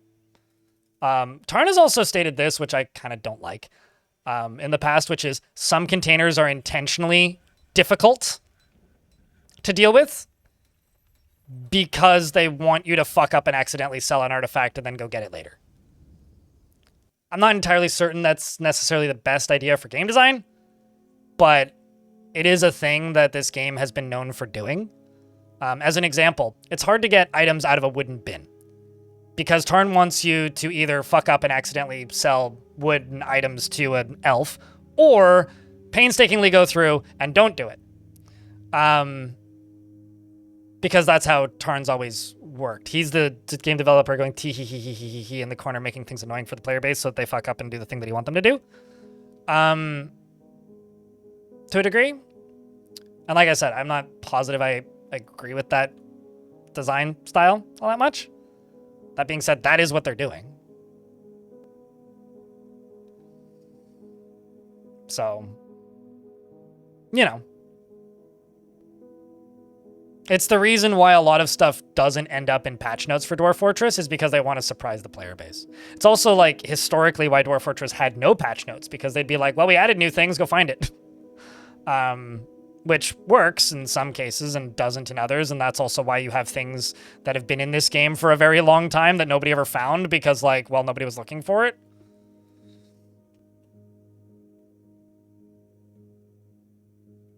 And that's also why you have community-built projects like DF Hack that largely change how the entirety of the game is built, purely so that, or managed, so that the people who are annoyed by Tarn being Tarn, I guess, can just, like, walk around it if they don't like it, and I think that that's totally fine.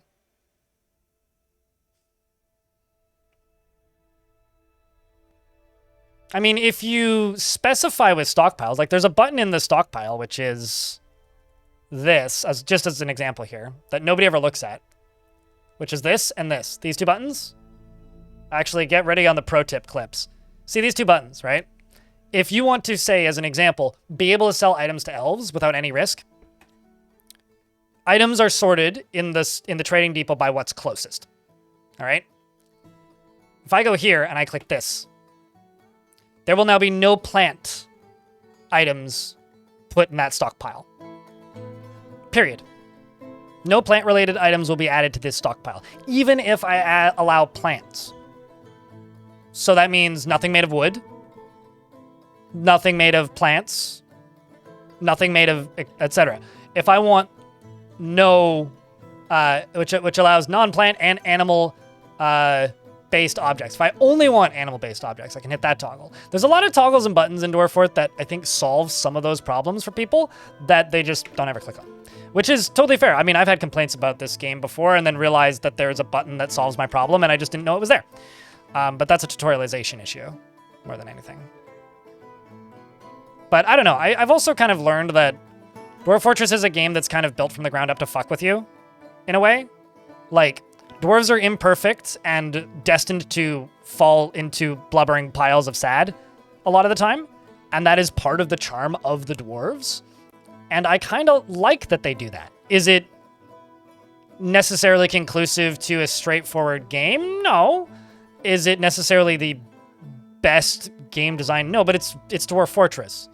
And I kind of like that weirdness, which is also why the mod support's getting better. If you don't like that, mod it out. Go around it, right? So, I don't know. I don't like just reiterating my same point over and over. So if somebody has another subject they want to talk about, let me know. It's been a little quiet here in these parts today. I didn't put New Fort all caps in the title today, so unfortunately,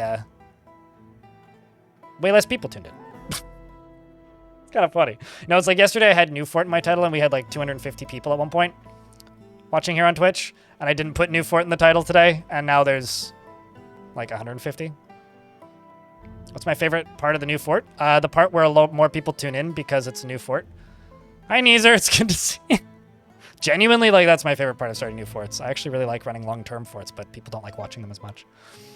What are my favorite dye colors so far? I like dark pink. I think dark pink has a nice ring to it. I'm quite happy. I'm quite happy with like saffron and goldenrod as well, though.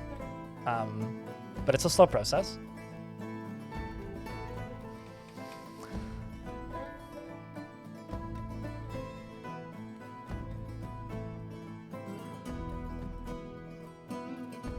I mean, I have a metal industry. We are currently making steel bars and steel shields.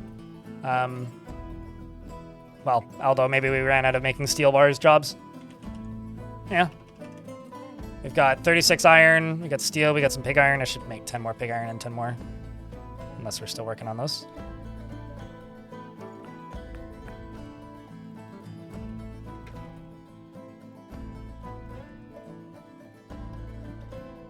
But yes, we are in fact working on a steel industry for soldiers.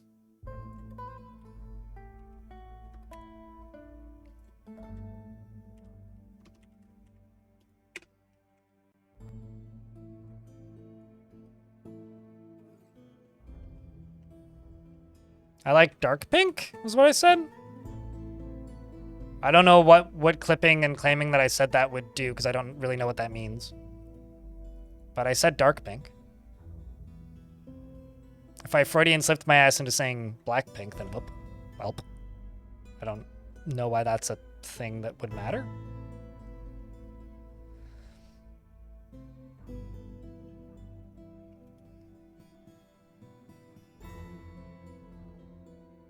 Let's talk about dwarves that don't show up for their jobs at a workshop you assign them to. Assign a dwarf that's more suited to the job. That dwarf clearly doesn't like its job and they're protesting.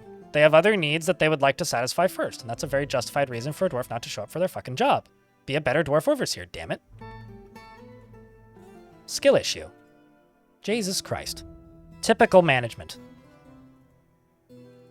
Assigns poor worker to the task who is not qualified for the job and then complains that they don't show up. What do you expect?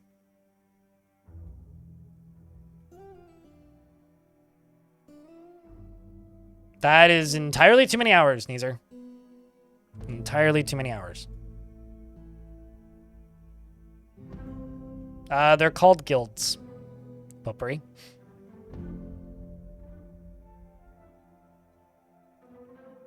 Yeah, well, Dwarf Fortress has, like, predates almost every other Colony game.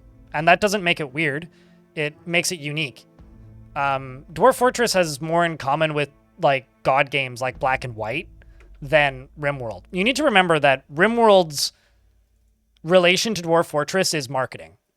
The reason RimWorld and games like that are marketed as being like Dwarf Fortress is because they came out at a time where nobody played Dwarf Fortress. I love this game, but nobody played it. The people who played this game was a small group of people in a small community on a forum that wrote very compelling stories that would go viral occasionally. And people knew about the name of it and had heard of it through other games that were inspired by it, but nobody played it, right? So the reason all of these Colony games came out around the same time is they realized that if they said, hey, we're inspired by Dwarf Fortress, you'd sell 100,000 copies overnight, which is a very good business model. I'm not going to lie. Like, it works. But it also does mean that you are kind of building an expectation that the product that you are making is like Dwarf Fortress. And in some cases, they started out with base levels of Dwarf Fortress similarity. And in a lot of cases, they went in a completely different fucking direction, but continued to market their game as inspired by. Some even went so far as to rename features of their game after Dwarf Fortress as an homage or inspired by, or to get all of the SEO when you search for a certain difficulty in a video game. Instead of Dwarf Fortress popping up, now just Let's Plays of your game pop up, because losing is fun happens to be a term that is the motto of the Dwarf Fortress forums. So you used to type that in and you would get Dwarf Fortress. And now you just get RimWorld Let's Plays. It's marketing. This game is very unlike other Colony games because other Colony games marketed themselves as being like Dwarf Fortress, but they're often not. That's all.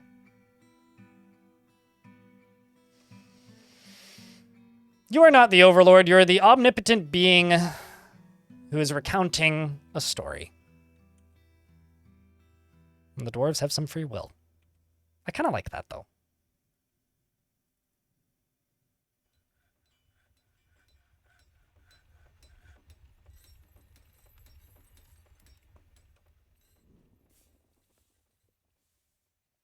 Yeah, once I have a roof on this, California Ninja Lawyer.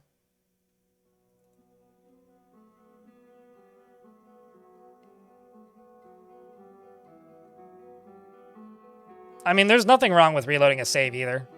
Like, the only time that save scumming is like an actual problem is when it's a game with like a publicly tracked leaderboard.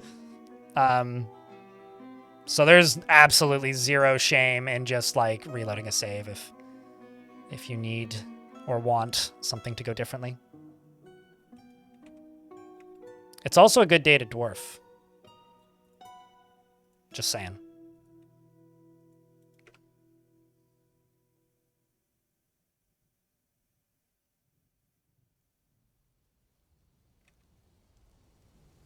Okay, well, I'll let them work on that for a bit. And I'm gonna go up here.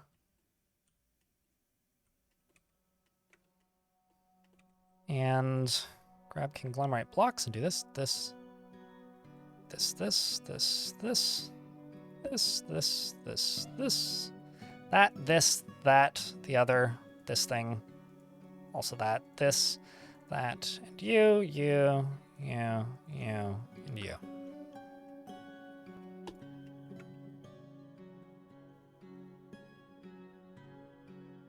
Oh, no, totally. Yeah, damn right. Hack it, break it, mod it, twist it, bop it. Play it the way you like. Do what you want. The dwarf's your oyster.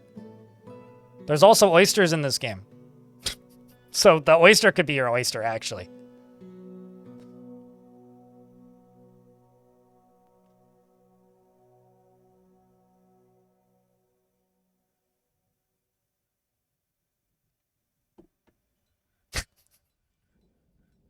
Sorry, but this is still amusing to me. Meanwhile, in YouTube chat, Brian Burton says, so I just read a science article about a fig tree in Africa that is able to create a type of calcium-based stone that corals are made from.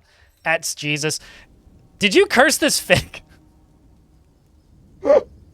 Is that the fig you cursed? Uh-huh.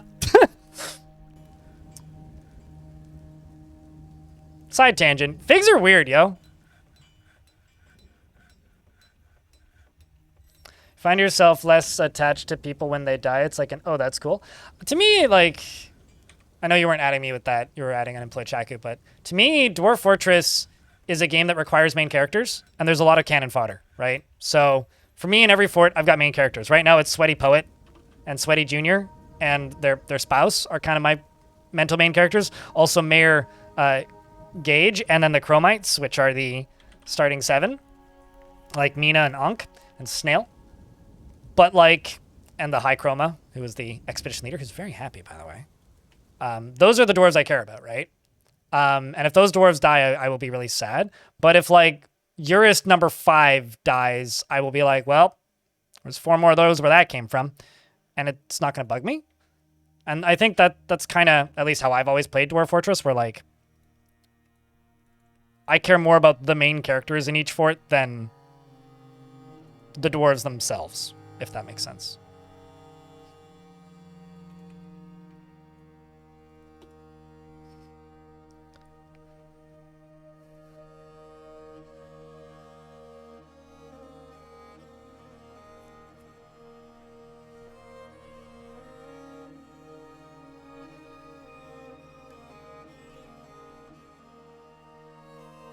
Yeah, I think like when I kind of feel like a dick when I feel like a mean YouTuber when I do this. I made a video where I followed a dwarf for 10 years. And that video, I think, actually does a really good job showcasing kind of how deep the individual personalities can go and how crazy you can get with individual stories. But yeah, no, in a grand sense, I do agree that, like, for most people, I think playing this game, the masses outweigh the individuals. So, hello, Ratmost, how is you?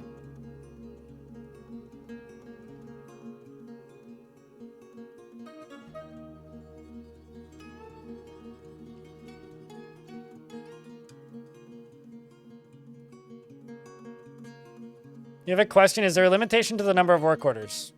I mean, any population count can hit critical mass. I don't think there is a limit, though. If there is one, I've never seen it. I know there's a limit to the number of visitors you can have, and the game is locked to a hard limit of 5,000 entities on a map. But outside of that, I don't actually know. Holy turkey. When these turkeys grow up, I'm going to be butchering so many fucking turkeys. So many gosh darn turkeys. Turkables, turkamunguses. Thanks, Elmiran, for gifting a sub to Ratmost. It's very kind. Thanks for helping keep the channel funded.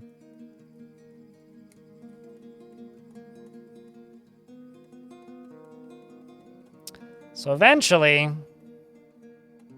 this will all be done.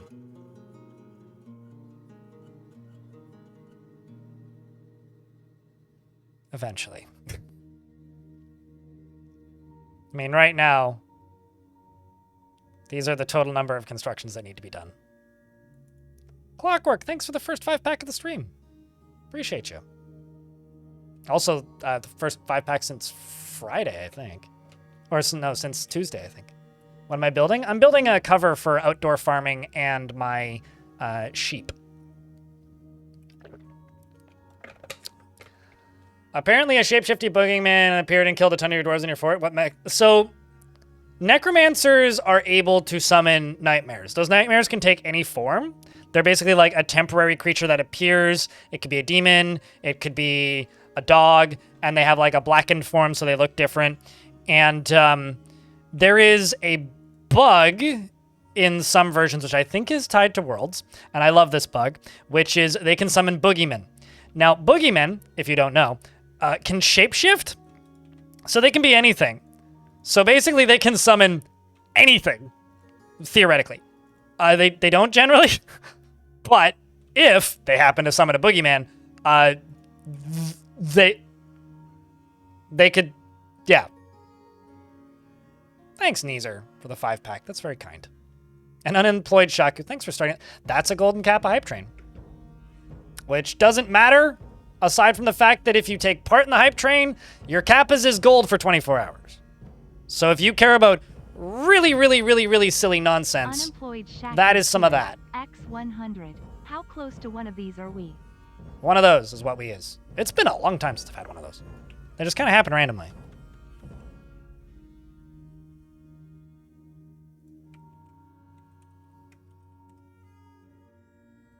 But, thanks for the gap train.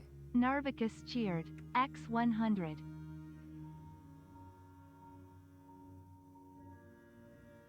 So you're saying they could boogie down? They could boogie down your whole fort, yeah.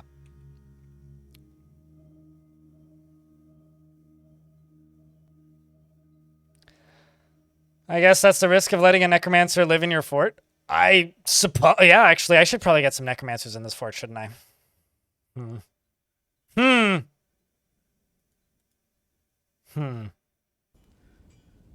Because they have actually changed how necromancers work a lot. Oh well, future plans for this fort. Future plans.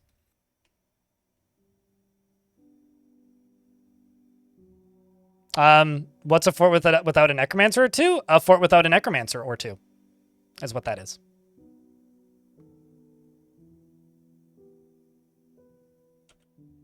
Or a dwarven fortress, I guess.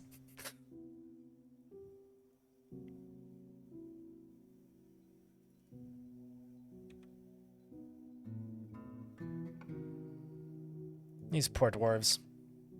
Chat room, as a reminder, there's a hype train going on. It's a golden kappa hype train, which means if you take part, you get a golden... Your kappas become gold for 24 hours. It's like a disease that's only temporary, and it's very rare, and if you watch a lot of Twitch, it's fun bragging rights for 24 hours because you can go post and be like, look what I got. Otherwise, feel free to disregard, but it does need 4 subscriptions or $18 in bits to level up. Pyramid has appeared? Yeah! You mean a pyramided.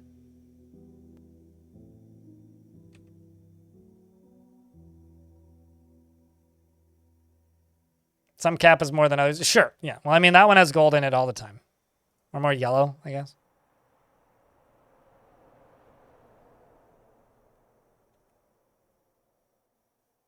I mean, it was between that or, like, fungal infection, and I went with disease. I... Sending the wrong vibes.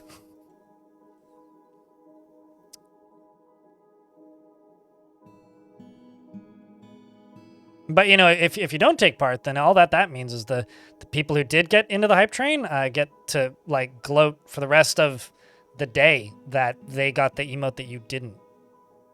Getting clanked on? I hope not. God damn. Nightmares, man. This is streamer desperately trying to make money. But, you know, c'est la vie. Aren't we all? At least I'm honest about it. The Huntress Zildy cheered. Thanks for the $1. Appreciate you. Crypt beer, crypt wambler, crypt wambler, crypt beer. And Shaku levels up the train. Thank you, Shaku. Appreciate you.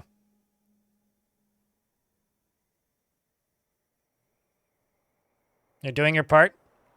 Service guarantees Golden Kappa ship.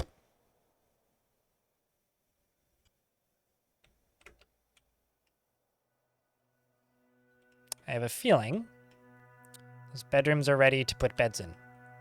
Yes, they is.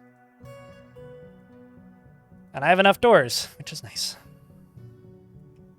Although I missed one.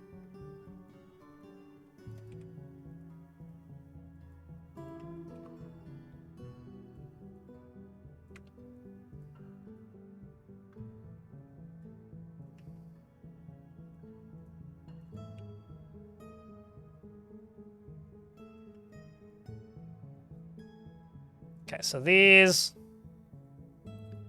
should be plenty. That baby doesn't need a bed. In this house, we love spores. Amen. I'm a big fan of mushrooms, so I have to agree. Have to. It's now another level of a silly hype kappa train, a thingamajig. $31 in bits or 7 subscriptions to level up.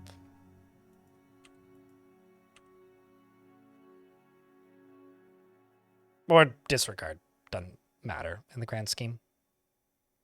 But if you want to contribute, I do thank you.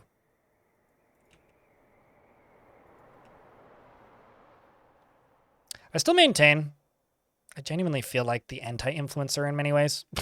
Just because of how I run my stream. All right, we should have shields. Oh, we're short a sword. I thought I made enough. Did I make 7 or 8? Short.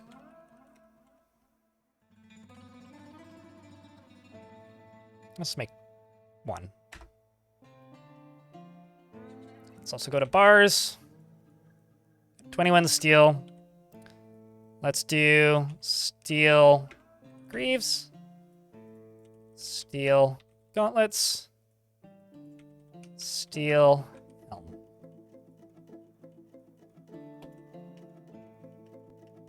Only watches one channel. Well, thank you. Appreciate you. First time you've seen the glow. It has been a long time since I've seen. I think that might be like maybe my second this year. Yeah. As I understand it, it's a thing that happens when when Twitch has decided that you haven't been making enough money recently, or when you're like below average, which is odd if that's true because this month's been fine. So maybe in the last 2 streams, but not overall. But, you know, we're also at that point in the month probably where people haven't been paid in a bit. Serial Lurker, thanks for gifting a subscription. Appreciate you.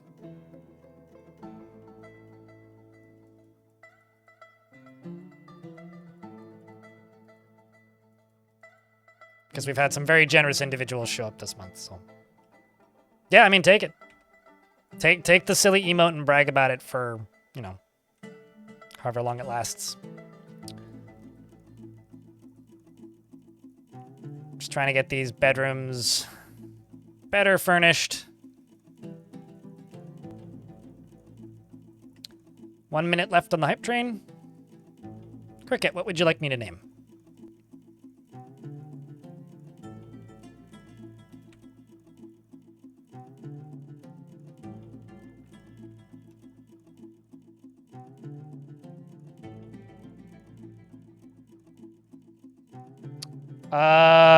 Dealer's Choice Beardless. Happiest not Beard. You're my broker. Congrats. Mr. Spider-Man, sir, thank you very much for gifting a sub and helping level up that hype train. You're very, very, very kind. You're married to Zachris. She takes no pleasure in her talents and appearance and is very slow to anger. She strongly prefers discussions of ideas and abstract concepts over handling specific practical issues. She's made deeply uncomfortable by differences in culture or appearance, and she's not the type to fall in love or even develop positive feelings.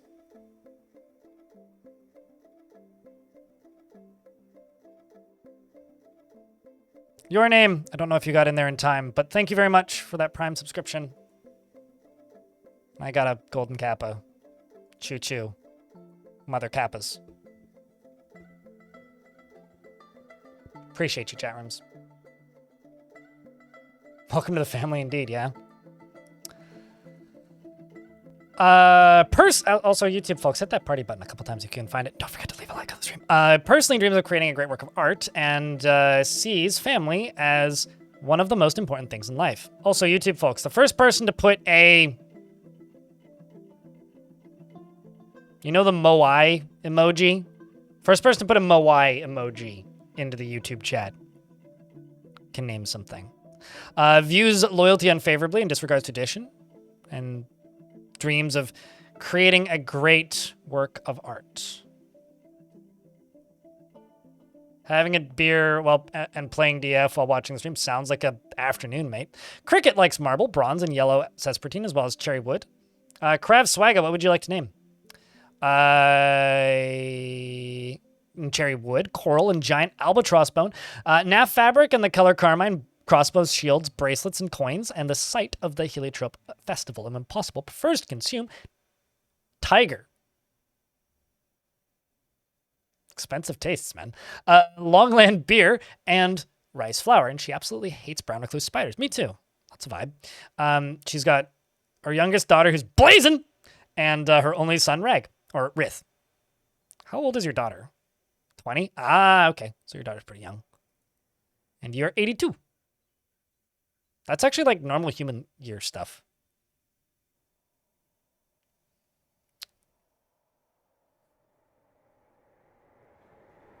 Maybe you're like that sort of person who's like, I really, really, really like to eat sea anemone, but like doesn't actually like to eat sea anemone. They just say that so that they sound cool in the sushi place. So it seems like we're getting all of those dyed shoes and gloves and such. I still need to make a shop that makes skirts and trousers, but we're getting there. We're getting there. I need to get like light pink dye so that I can make light pink underwear.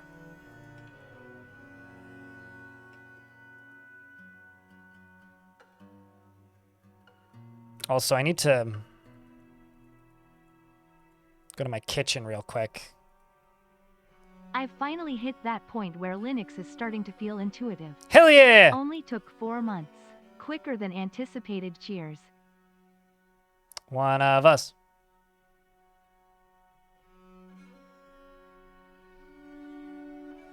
Appreciate you, Scully Potato.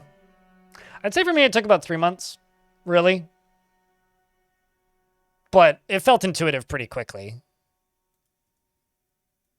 in all honesty.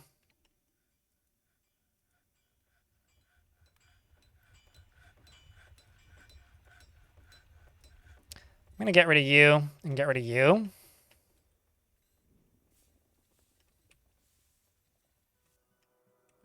And go down to this.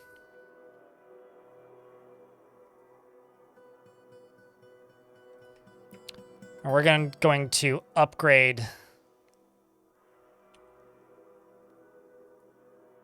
my farming, my farmer shops setups.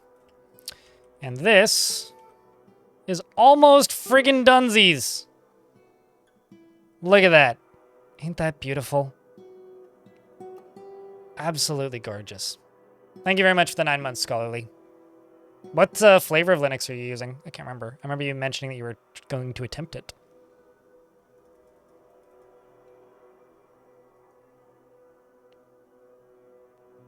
Yeah, I've also heard this. Clockwork Dragon. Very gamey, as they say.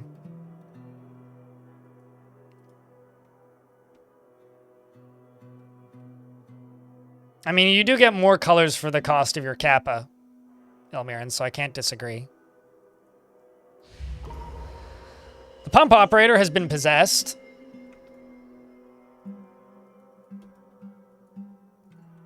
Who is Rith. And they claim a clothes shop.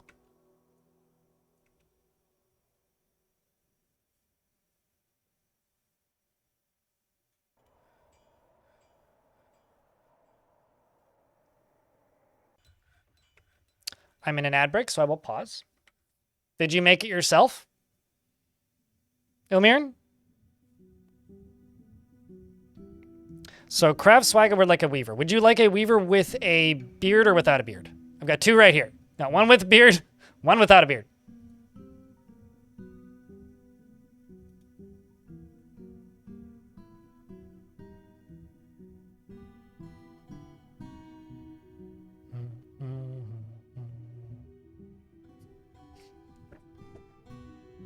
Beard, please, Cap. You can have this one. This one. Right there. Krav. Fence friend. A friend of fences. Also, chat room, thank you very much for the 18 subscriptions and the $4 in bits. I will check the daily minimum in like 20 minutes because subs take a little bit to catch up.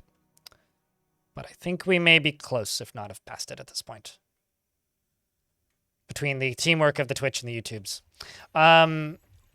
He doesn't stick with things even if minor difficulties arise, and tends to not reveal personal information. He's a friendly individual, and he is pleased by his own appearance and talents. He generally feels discouraged. He rarely feels discouraged, not generally, and is often nervous. He can handle stress, and he tends to hang on to grievances, and he tends to act with a narrow focus on the current activity, and he tends to be passive in discussions. He often feels envious of others and thinks he is fairly important in the grand scheme of things. He needs alcohol to get through the working day. He dreams of raising a family and personally has a great deal of respect for worthy craft dwarfship and respects the law. And likes steel and purple spinel, as well as snail leather and cotton paper, and the color moss green, and battle axes, floodgates, and cats for their aloofness. And the site of the Heliotrope Festival, and when possible, obviously he prefers to consume giant leopard and guava wine, and sheep's milk. And absolutely hates worms. It's not very dwarfy, in my opinion. You have no family, and you're a member of the sect of wealths, probably worshipping the god of wealth. And you're satisfied at work here. You don't like the fact that you got caught in the rain. You did dine in a legendary dining room, though, which you're pretty blissful about.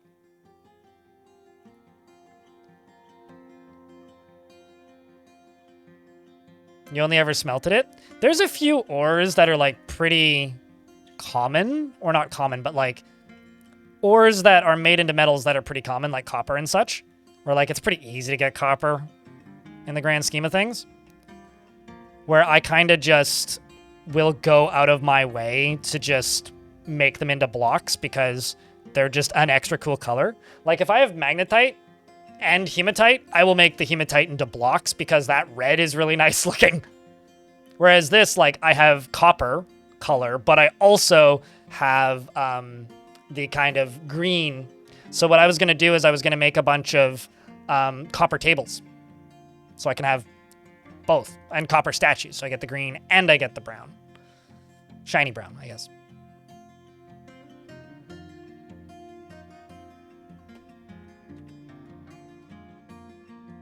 I will check in on that clother in a wee bit.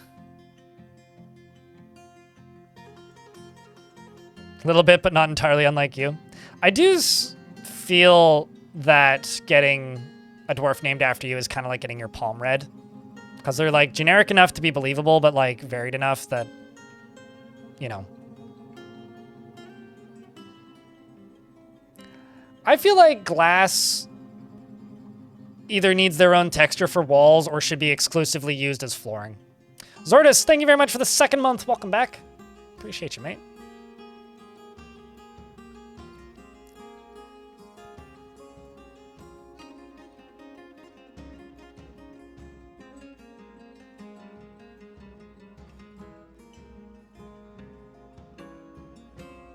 Malachite and hematite to make Christmas themed. I feel like it would be more hematite and green glass.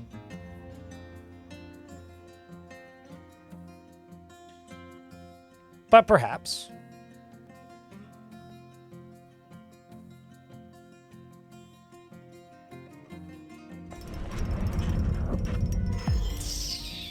A cape! Rith, the pump operator, has created Tet Losh Gul, an asymmetrical cave spider silk cape, and offers it to the Mountain of Dyes. That sounds like a mayor's cape. This is an asymmetrical cave spider silk cape. All craft store ship is of the highest quality. It is encircled with bands of cave spider silk, and it is made from cave spider silk cloth. The thread is a crew, and the thread is a crew and superiorly colored with pear leaf dye. This object menaces with spikes of cave spider silk, giant cave spider silk, sardonyx, and steel. On the item is an image of sardonyx and steel. On the item is an image of a tetrahedron and amber opal. I am going to give that to... Actually, chat, does that sound like a mayor's thing or a captain of the guards thing? The asymmetrical cape. What do we think?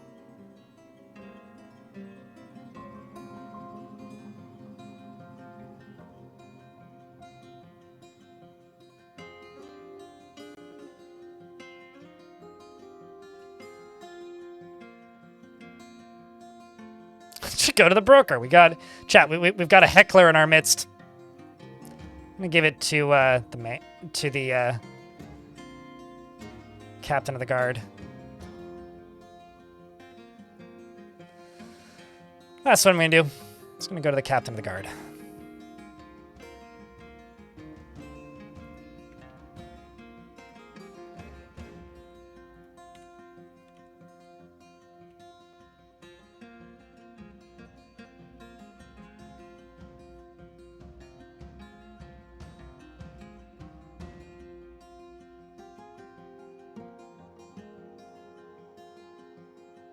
You have to unmold some mugs? Can I ask you what in the world that means? And there you go. They've now equipped it. Don't feel anything after putting on a truly splendid item. This dwarf doesn't really feel anything ever. It's interesting.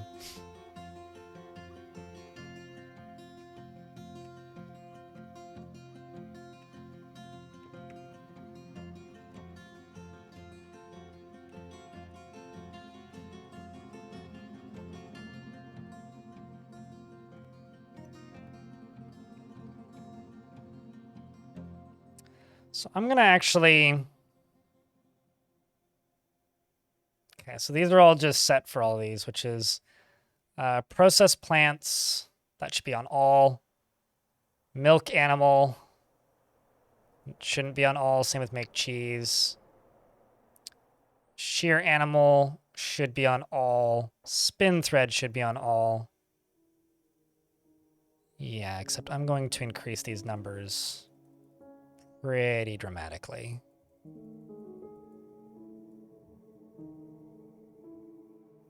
Same with these.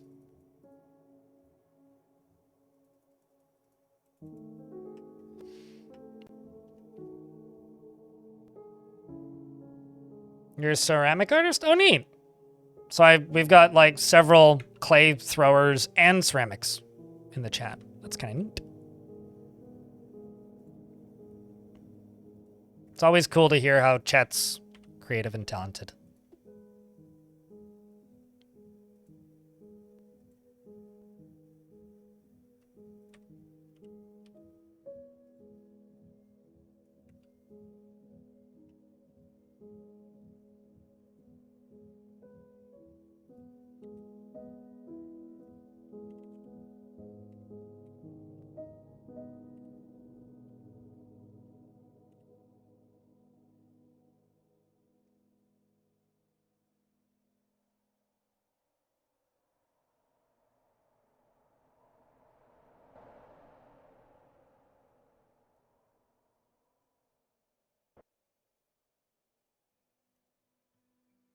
Ah, there you go. Which means this one I'll probably get them soon too. Let's also check the outside of this, make sure it's all sealed. Should be good.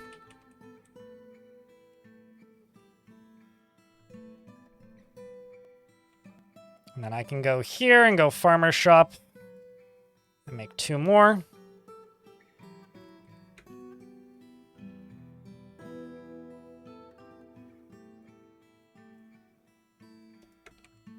Maybe 3 more.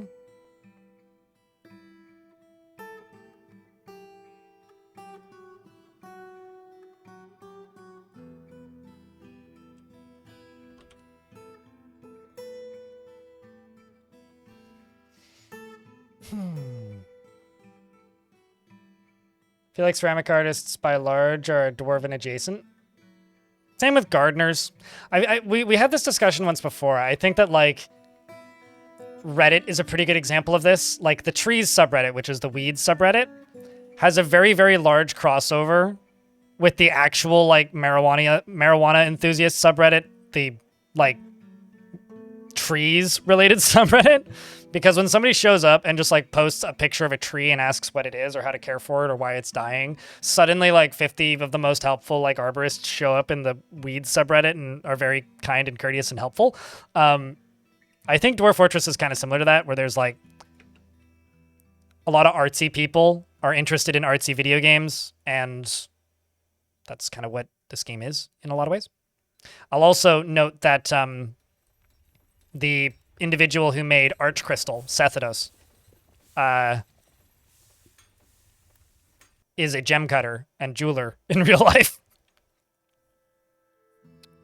Which I think is really funny, actually. When he told me that, I was like, there's no fucking way. There's no bloody way.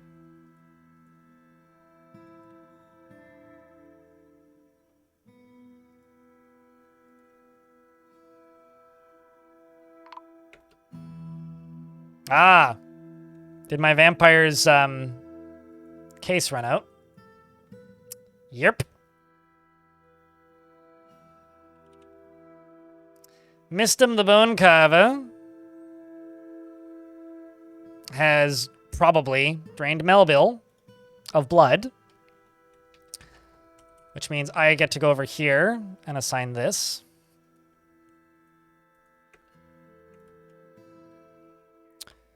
And I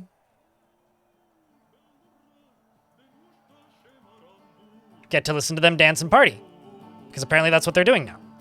What song are they singing? They're performing a dance, well, obviously. But what dance? They are playing the Fuchsia Rhythm, which is a partner dance originating in the strategic boots.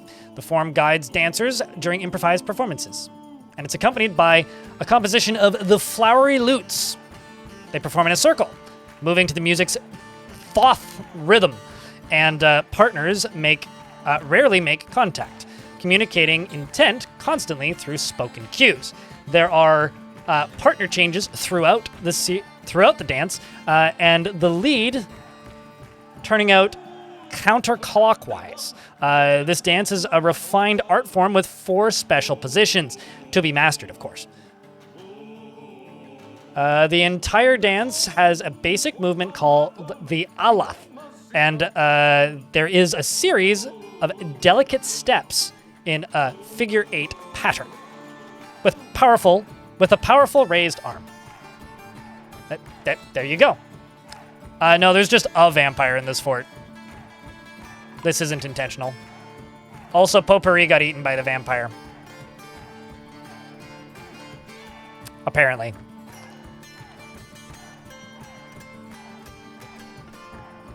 Missed him.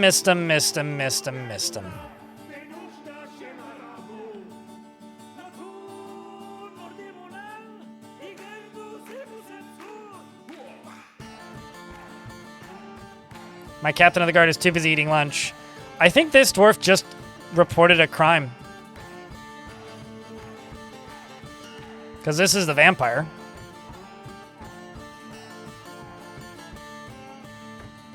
This is from the game soundtrack, CM Prep.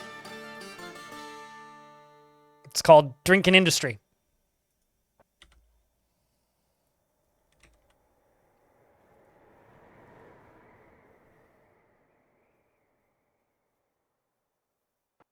But don't worry, Potpourri, you will be properly memorialized.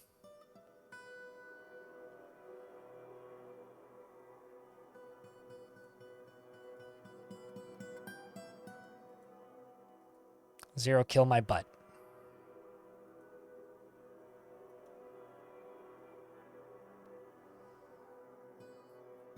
Wayona's big brown werebeaver? I mean, we wouldn't see that, Zordos, because Primus sucks.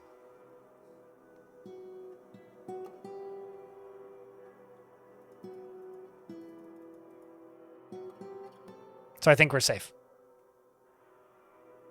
Chat, pour one out. For the 2 dwarves who died. Far, far, far too young.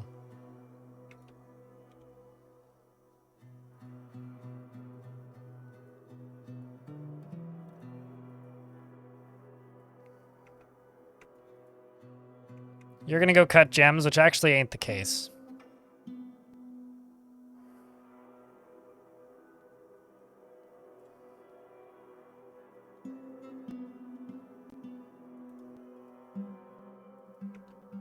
You're actually going to go chain that dwarf up. Except this time will be different.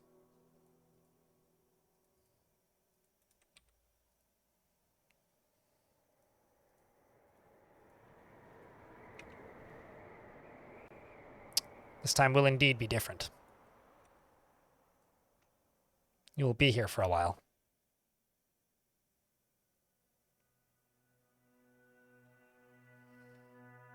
As they get 448 days in prison anyway.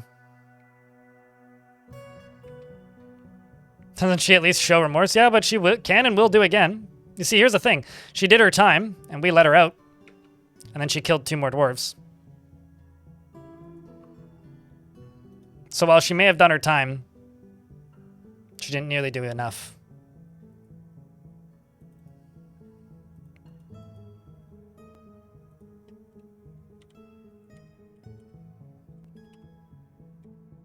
Repeat offender, yeah.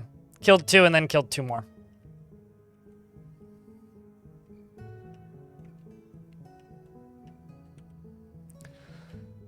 All right, speaking of, I need to put a dining hall. Actually, you know what? I'm going to be really lazy. This is just going to be the special table. Whoops. For my captain of the guard.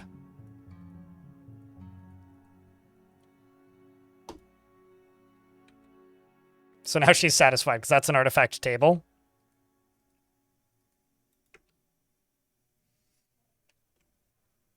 What was the name of your kid, Potpourri? Otter is still alive. I never named them Otter Jr. I could, though. Otter Jr.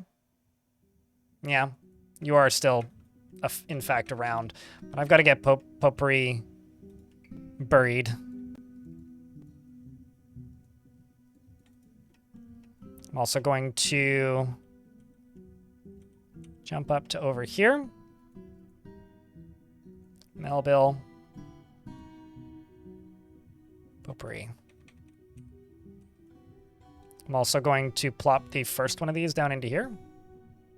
Oh, because I didn't make one for you.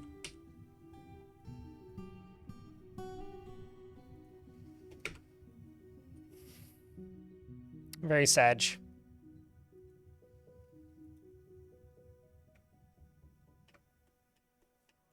We'll give you a grand memorial so you can't come back and haunt your children.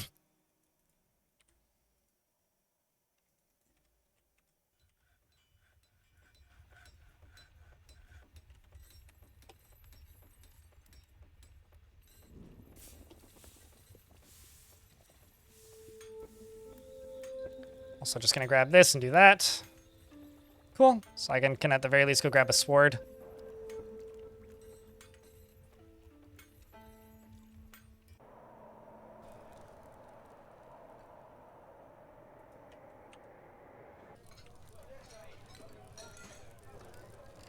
You're all novices.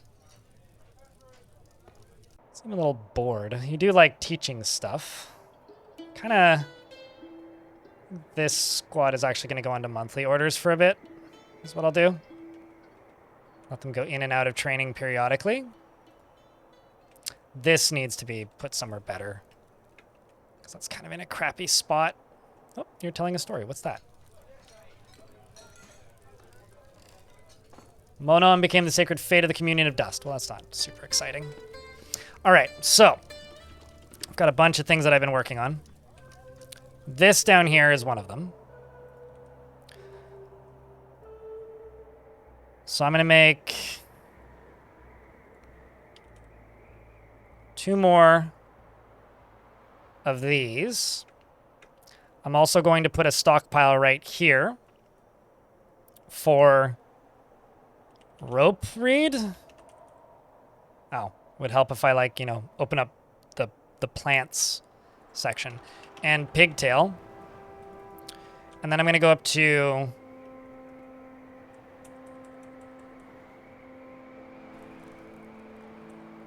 here and remove... They can still brew them. That's okay. But I don't want... I want those to go down there. I'm also thinking about making a little stockpile down here for wool.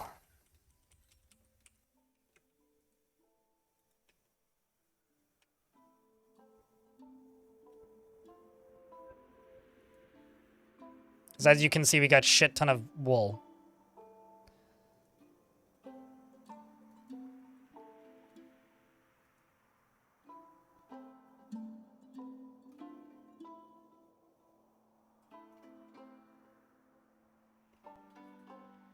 Especially on the minimap? Yeah, no, I really like how it looks on the minimap, especially this layer. Like this one and this one looks very satisfying. Uh-oh. The Farmers Guild now requires a Grand Guild Hall. Where did I put part 1 of that? It was right here, right? The mint drinks. Let's call it the mint fields. The mint fields. The easiest plant to grow on planet Dwarf. All right, well, I can fill this in a little bit. How about copper? I just use copper as a construction material.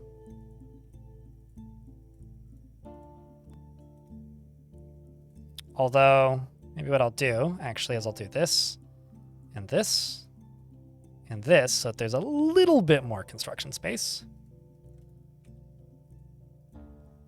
And then I'll do... Oops,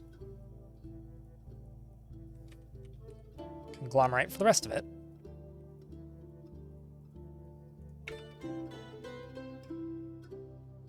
Server Lord as well, hello. It's good to see you. It's the second time your dwarves had a spouse die. You're a Black Widow, my friend. You're a Black Widow.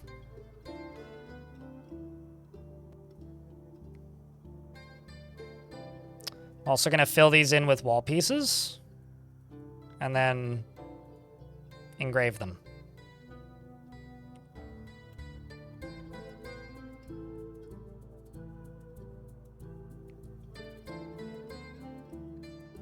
Don't marry Otter. Otter dangerous. Otterly irresistible. Otter surprise you if you do, though. Statues are considered walls, so no, they are not. They have to be toppled to be walkable. Potpourri, please don't do that. Please don't. I will give you this table.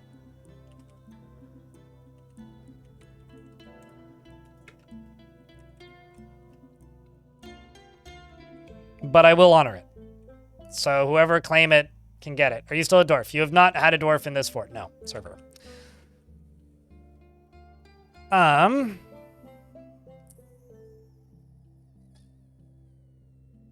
Let's just not hog all my barrels in this. All right, you get it then, server lord. What do you want? If you have somebody specific, pick somebody specific. Otherwise, don't gift the thing. Just let people redeem it. It's cheap. You only really need to watch the stream for about 40 minutes to get enough points to claim it. Just let people claim it. Like, don't worry too much.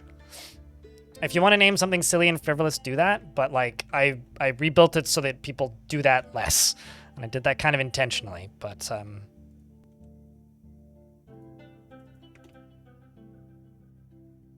yeah.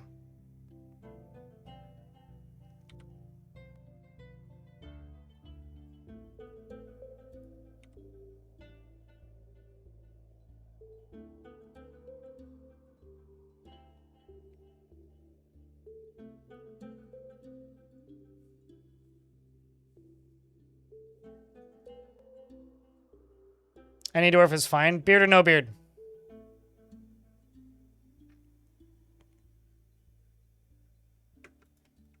Okay, I need to change harvest plants.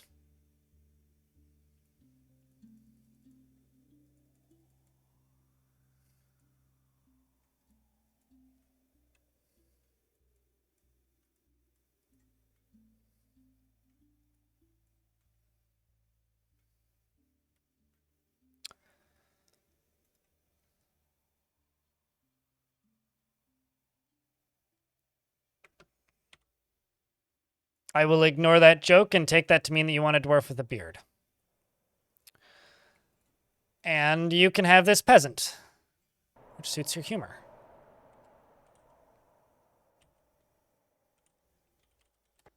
Ironically, I've seen shaven male dwarves, though.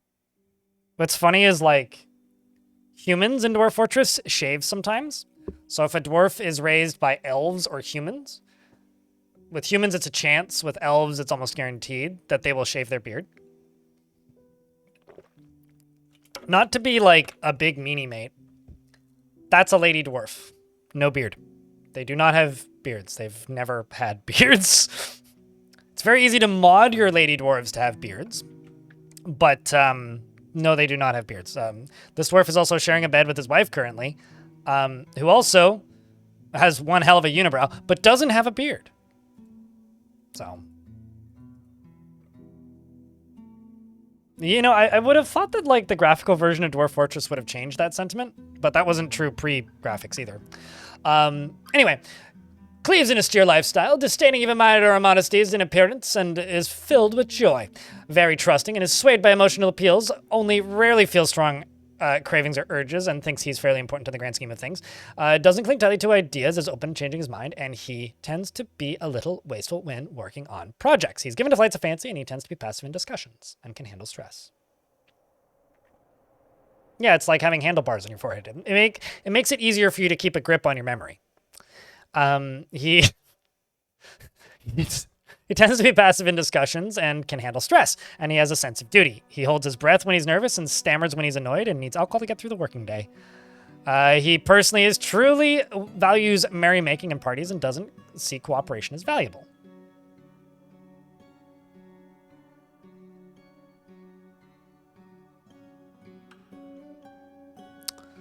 And he likes borax as well as lay pewter and yellow sespertine and short swords and cages and large serrated discs and rabbits for their ability to burrow. And when possible, prefers to consume garden cress and custard apple cider and absolutely hates slugs.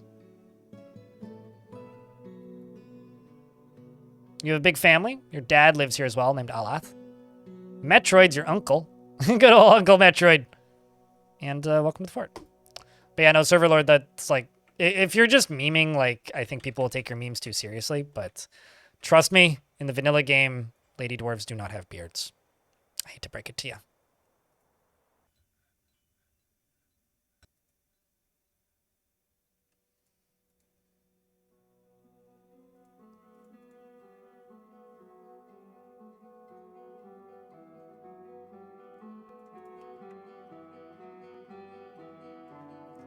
Good old Uncle Metroid, yeah. Lightning Roger, thanks for the 32nd month. We're in an ad break. I will pause. Crypt zoom, crypt zoom, crypt zoom. Crypt Neum indeed. Thank you very much for keeping that sub alive. It sucks when you get attacked during trading. I like it when you get attacked while you're getting attacked. Thomas Danner. I really like it when you're just chilling and vibing, hanging out and having a good time. And then you get attacked, and you're like, oh god, there's an army on the map. And then another army shows up and kills that army, and you're like, red spinach dye is really good. Yeah, are you thinking, you're not thinking beets? Anyway, Anonymous, thanks for the 5-pack. Appreciate it. Seriously, means a lot. Where was I going with this? I have raspberries on this map, which are giving me pink dye. And I've been mixing those with, I think, oak to make dark pink dye. Or red spinach, just like another pink.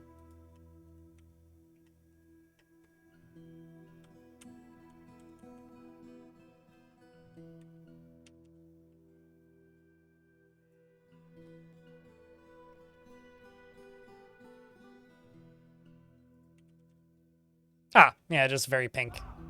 Gotcha. Yeah, I've been making raspberry dye, which is that one.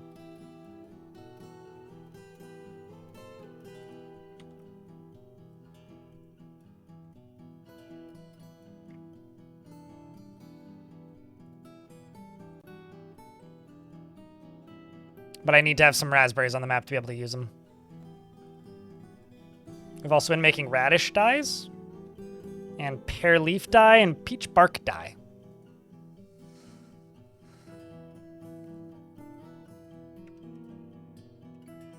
Which is giving me this.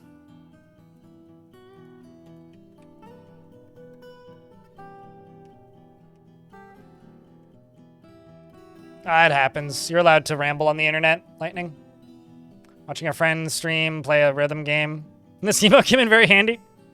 That one has shown up in my most commonly used outside of my channel emotes a couple of times. Let's just jump over to here and see how this is doing. It's helping.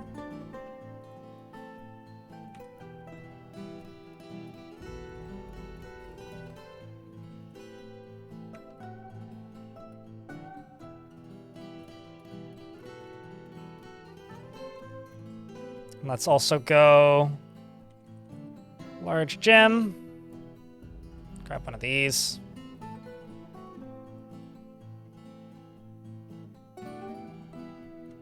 James T. Dwarf?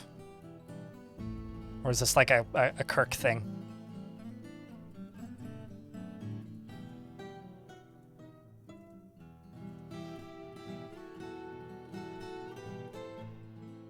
Is there really a bad day to dye fabric, though? Let's be honest.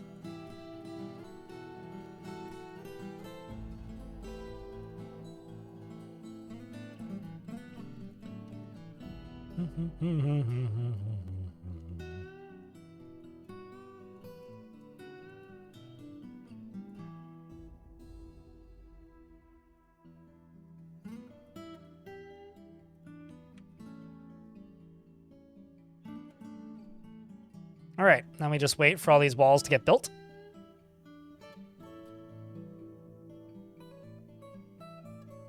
Name's Bond, Urist Bond. Probably he's a rope tailor and seller. Sells bonds.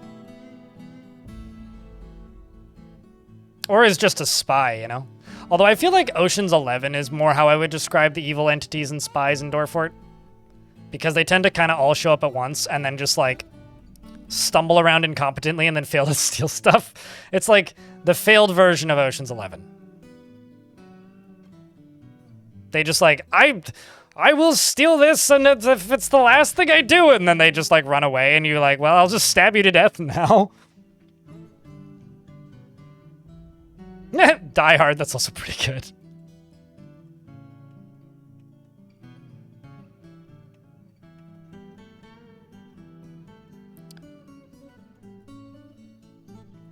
Let's also check cloth real quick. How about thread?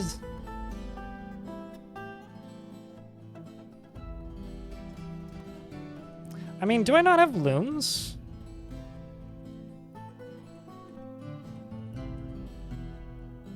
I do have 2.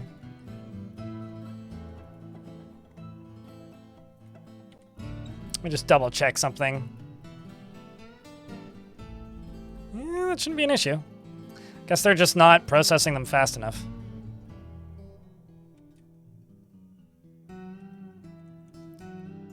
I just need more of these farmers' shops. Also, I should hotkey things. This can be F4. You're liking the fort's color scheme? Cheers, dude.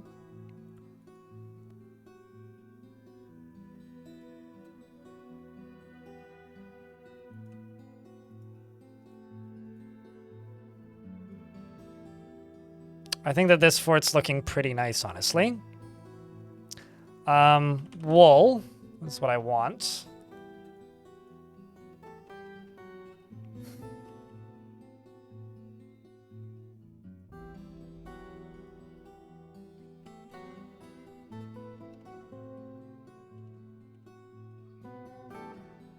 Okay, now I'm like questioning how the fuck you spell wool. It's under hair and wool. It's W-O-O-L. Sheep wool.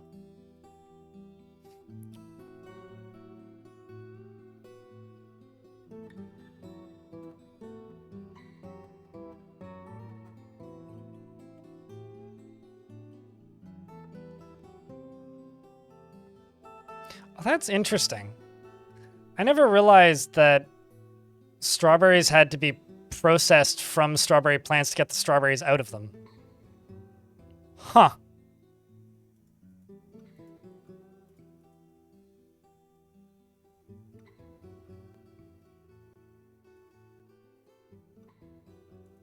That's actually kind of interesting. I didn't know that.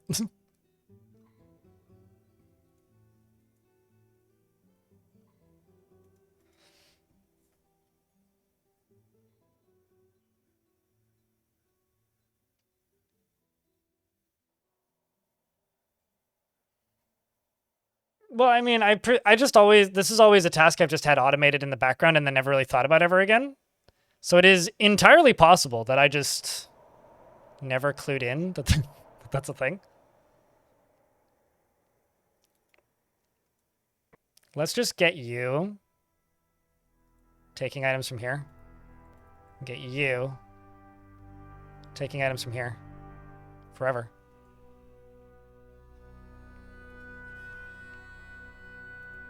Then these two can be more generic.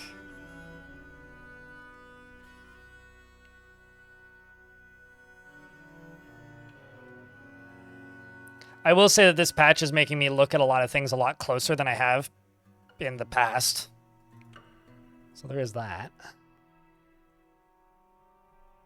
Also got some new gear for my soldiers.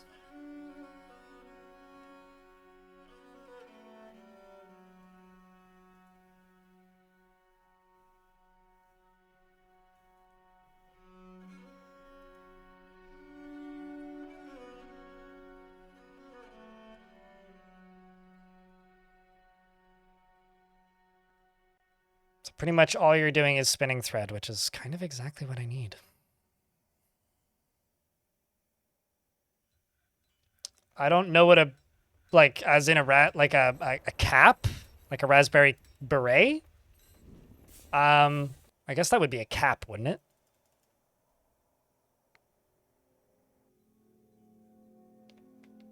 Maybe like a pink, like a pink beret? I mean, I should make green hat caps for the lulz. Call them the green berets.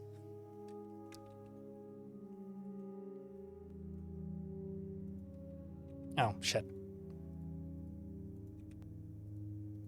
Well, greatly fucked that up.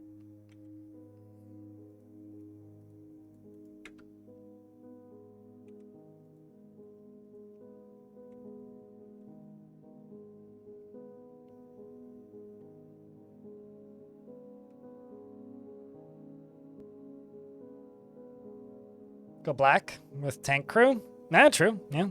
Then we could have all the dad gamers.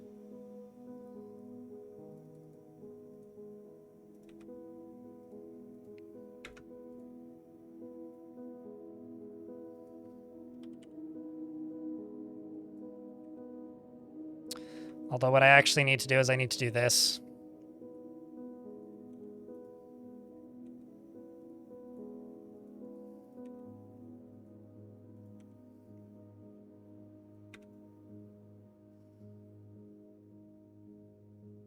Yeah, I would need to import silver barb. I'm not sure how I would do that at the moment.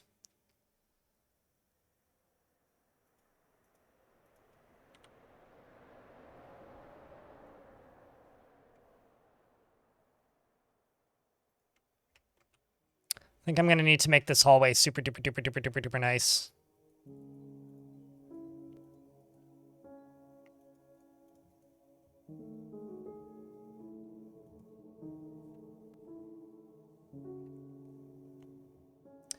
And Keliclone, thanks for the follow. I don't know why I called that out. I'm just like breaking apart mentally. Saw a thing pop up and said it out loud. I hate it when that happens. But when it comes to the dwarves and clothing, currently the only dyes we have are radish, which is like kind of a lightish beige. We have got raspberry, which gives us pink, and then we have pear leaf, and combine that with the pink, I think is what's making me a darker dye. And then I've got peach bark. No, it's peach bark, and then the raspberry, which gets me the darker colors. Up here, we've got a bunch of raspberry plants up and running, which is probably where the processing plants are going. And yeah.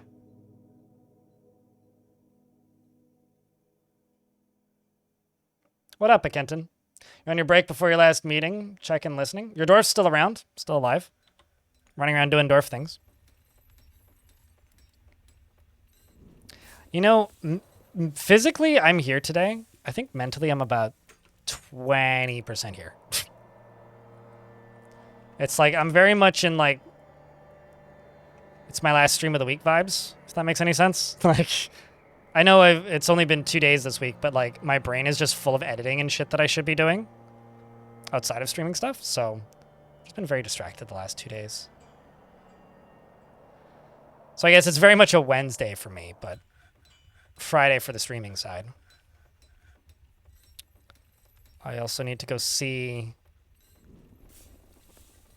if this has been satisfied. I think Here will be F1. Here will be F2. And here will be F3. So F1, F2, F3. Perfect. I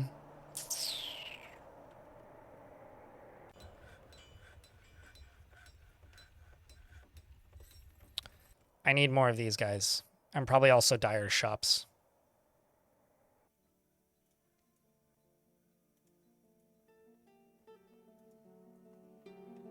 I'm gonna get rid of that leatherworks actually, and I'm gonna fill in some dyer's shops around the side here.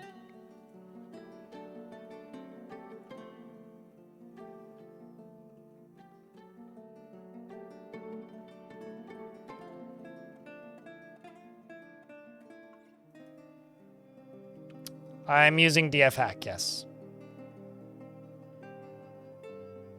Currently. Unless that was something else related. What? Your game crashes now and then when you do a mission in a goblin base. There are known bugs to do with crashes with sieges and armies right now off map due to some changes that Putnam made to how overworld armies function. I would say take your crash logs and send them to the developers if you can. But there are known bugs there that are not related to DF hack or anything.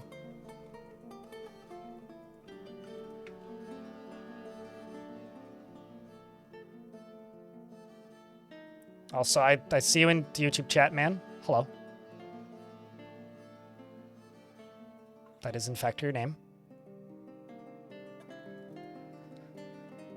We appear to be going through the charcoal about as fast as it's getting produced. We're making gauntlets and sturf.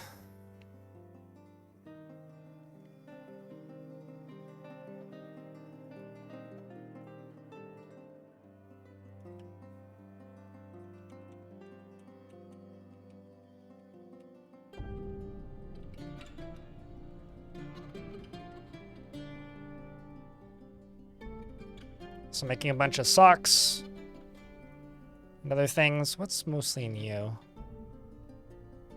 A little bit of wool, a little bit of wool, a lot of wool. It's for amber.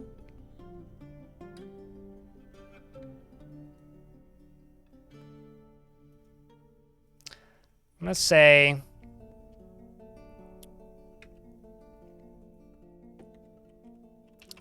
cloth. Actually, let's say, hold on. It's a lot of wool.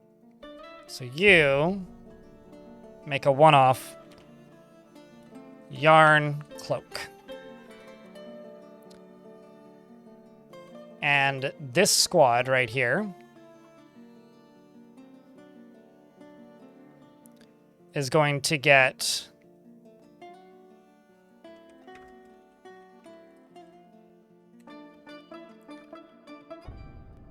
a new bodywear cloak. Material, yarn. Color, amber. Once I find it.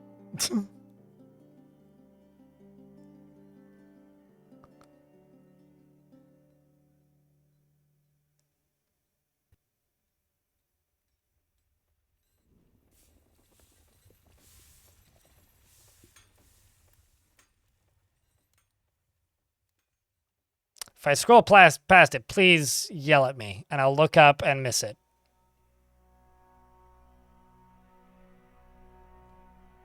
There's so many colors, holy shit.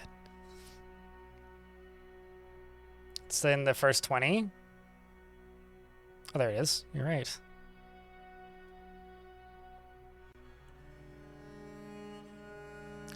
Confirm and save uniform.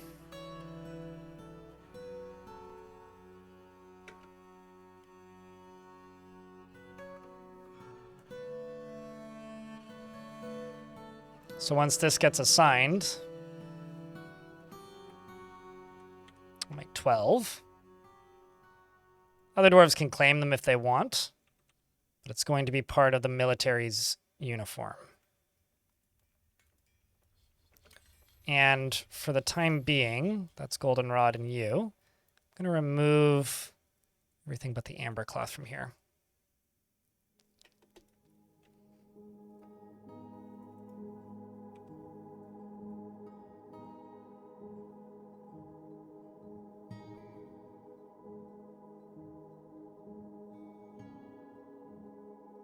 And then we also get this workshop done and do that.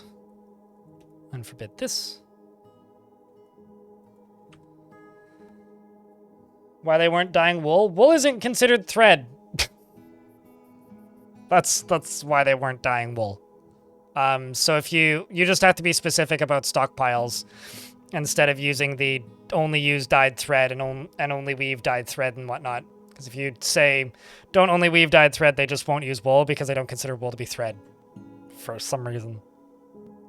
It's probably looking for some old dated tag that no longer exists. I don't prefer anything in Dwarf Fortress. I try and do things differently every time I play through. I think they have different uses. Dwarves don't like eating and drinking the same food and drink all the time, and variety is good. So I think in order for like a perfectly smoothly running fort, you need a combination. Etc. Neither is better nor worse. They're kind of different use cases, serving largely different purposes.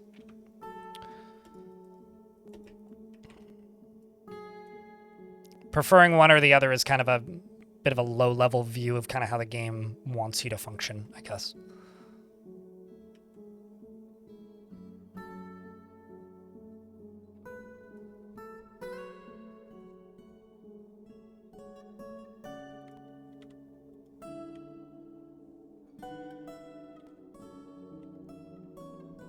Ah, my manager's sleeping.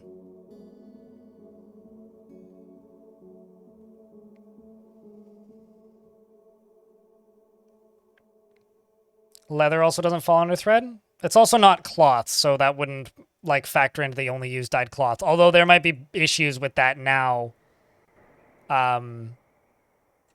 because of the changes made to fabrics, right?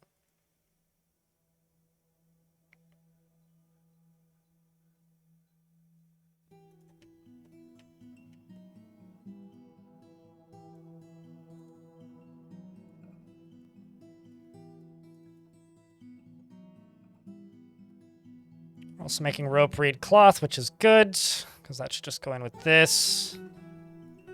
Yeah, it is. Good, good, good. Acorns, walnuts. Are any of those cookable? I don't think they are. Chat, what can I use acorns and walnuts for outside of cooking? Any ideas? Because I need to get rid of these. I guess we'll just have to cook them. What am I doing for cooking at the moment?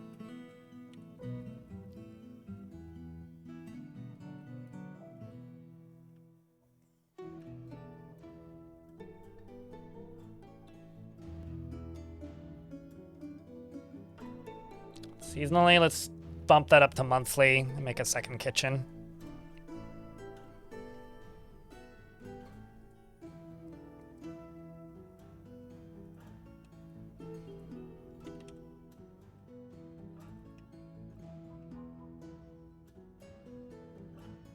And throw it at the incoming squirrels. Wouldn't that, like, attract them, though?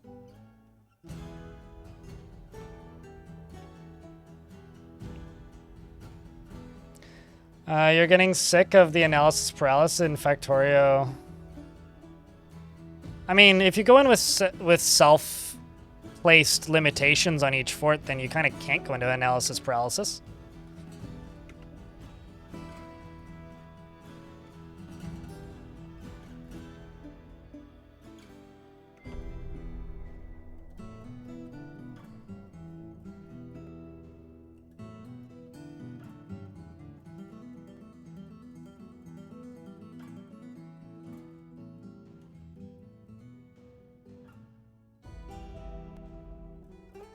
It's going to be almost impossible to stop these from all just getting claimed immediately.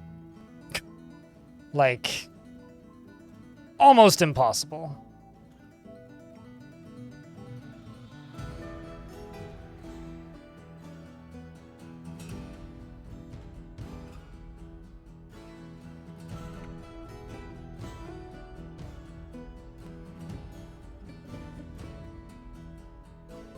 Unless you were able to claim that, which you maybe were?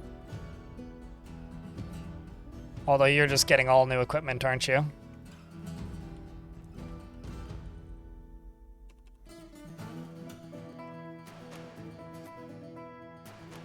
Let's see who ends up with this, though. I'm curious.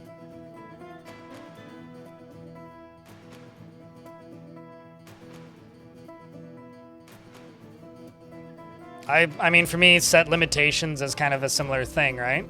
There we go. Boobert was able to get it.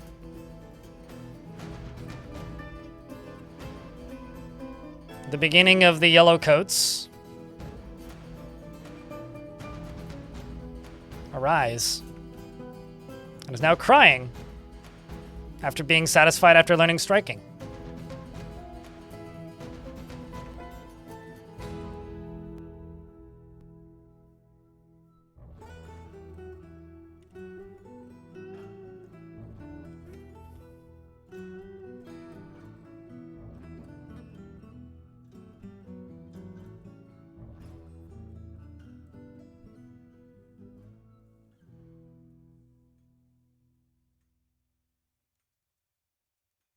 Am I still making charcoal? Yes, we are.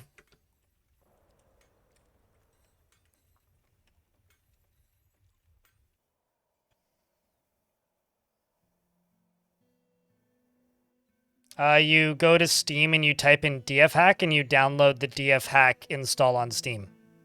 Or you manually install it, but then you have to manually update it.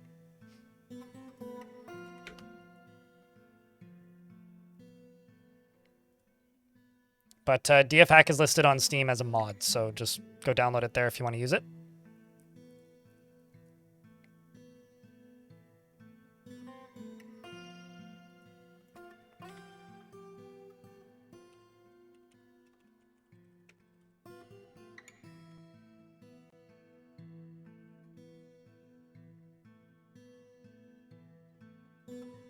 I remember once I started a new fort, Greg and then some, and I clicked on a carpenter's shop, and I told him to make tables and hit repeat. About 4 years later, I realized that job was still running. And I had, it was like 1,700 or something wooden tables. And and the only reason I noticed is because I started getting pop-ups saying I was getting masterwork quality tables.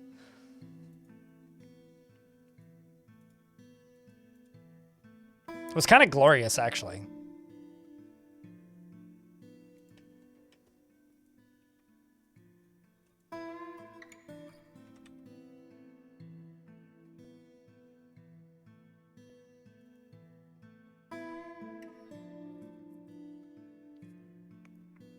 I would say it was pretty great, yeah.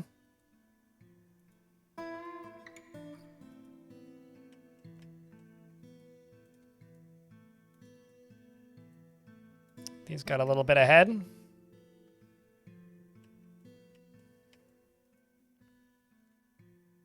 Working on more of them yarn cloaks.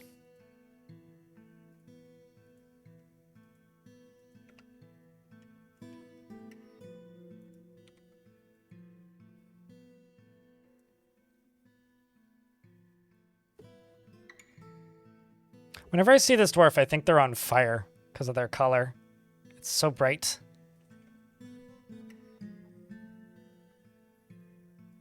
And there you go. Although, sadly, the dress is the top layer.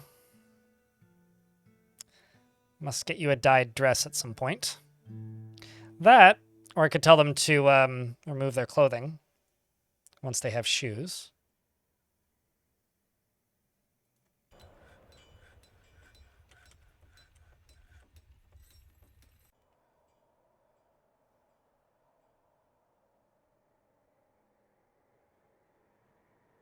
Does it matter what they craft? No.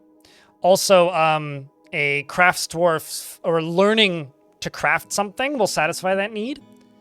So if you make like a crafter's guild and set it to public for your whole faction, that will satisfy it. Smoothing the floor sometimes satisfies it. Sometimes they need to craft multiple things, but no, it doesn't matter what they make. They basically just want to work. They're bored. They've just been sitting around drinking and chatting with random people they probably don't like and just, need a break.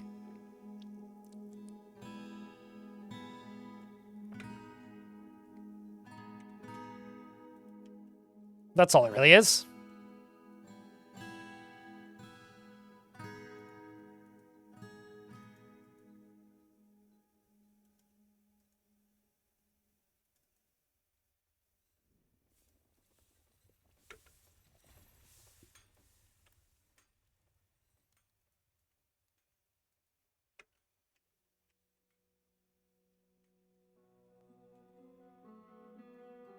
Although actually this squad is set to constant training. Let's bump you back over to here. So they keep stuff Net equipped. Fraser cheered. X500. Ned Fraser, thank you very much for the $5. Appreciate you greatly, friend.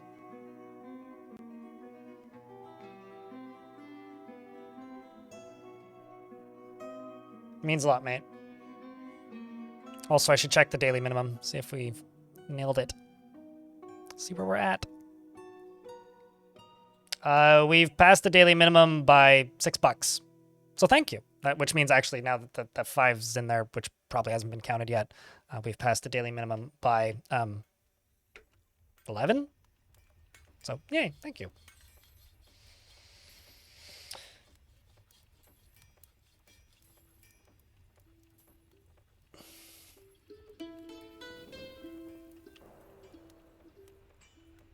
But thank you. Seriously. Seriously, much big thanks. It really does mean a lot. Good lord.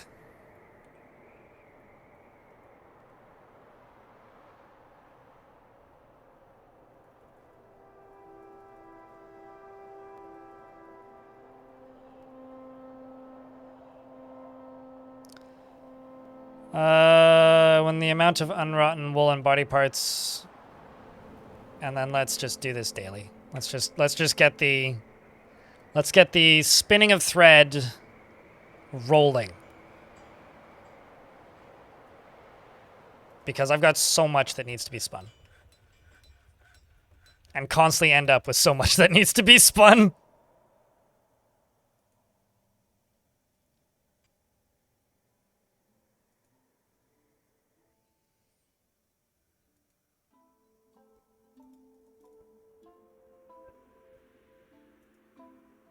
Also, thanks for the combo, Matt Fraser.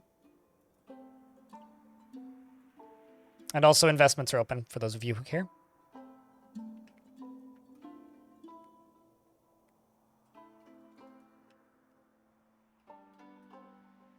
Yeah, this is kind of what I want. I just want these repeating, because I've just got so much fucking wool.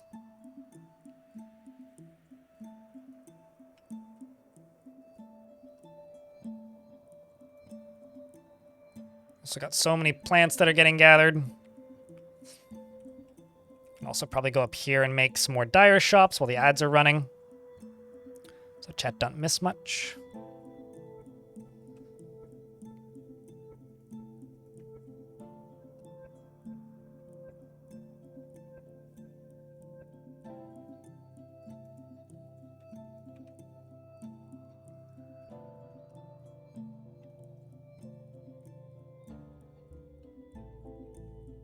How would I put it here?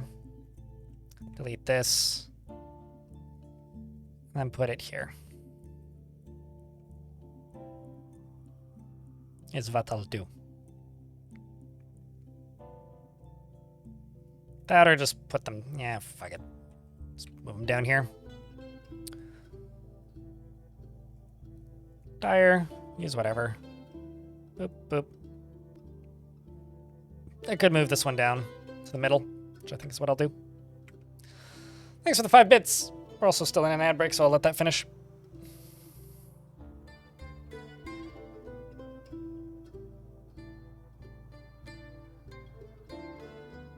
Took you embarrassingly long to realize that wool spun has to be spun and doesn't happen automatically. Yeah, there's some jobs that happen automatically, which is weird, and then there's some that don't. I'm gonna unpause this. I'm gonna BRB 2 seconds.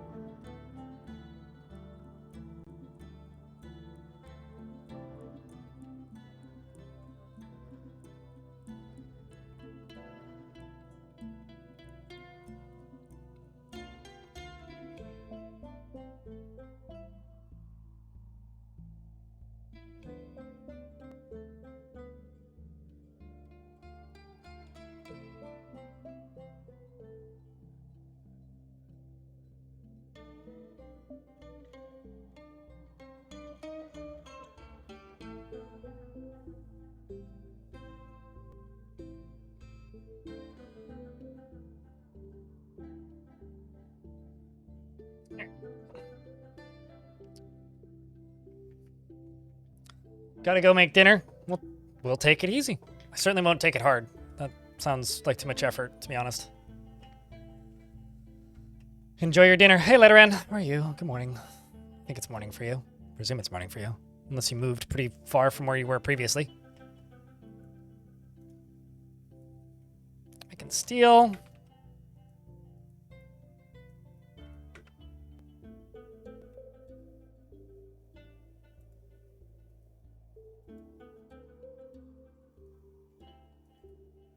If I click on a bunch of random dwarves in here,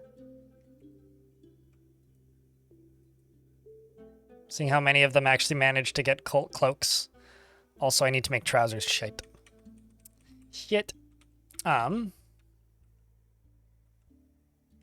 Let's go here.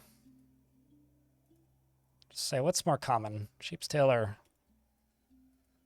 Let's make cloth trousers. And cloth... Oopsies.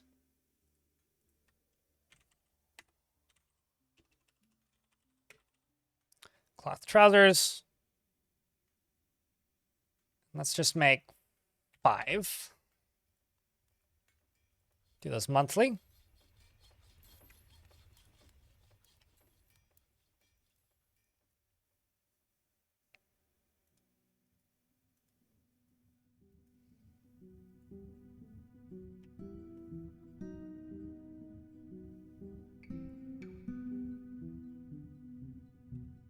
So we'll get those fancy amber trousers.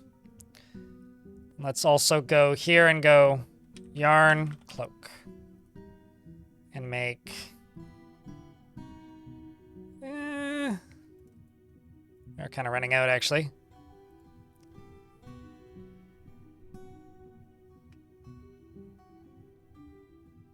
You're going to have some leftovers for breakfast? That sounds like a pretty solid breakfast. I had a bowl of oatmeal and 2 boiled eggs.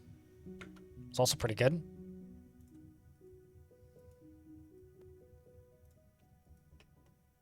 We're making a lot of raspberry dye. I don't know what these raspberries all had to do to die, but I feel kind of bad about it, honestly.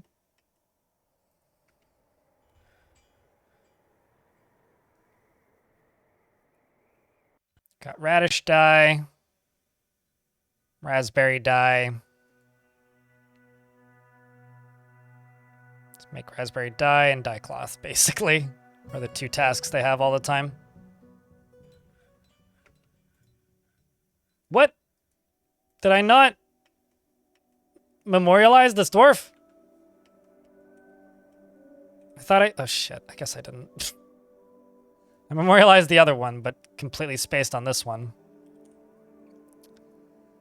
Well, balls.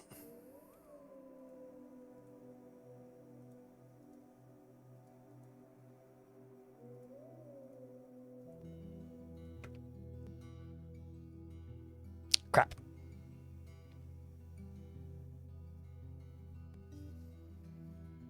Cheesy grits with egg is so good. Oh, I believe that. But I didn't do that.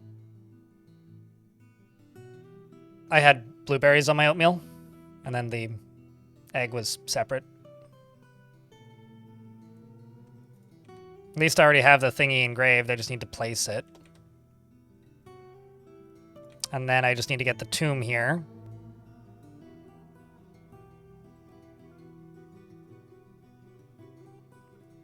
Which I will actually just plop right there.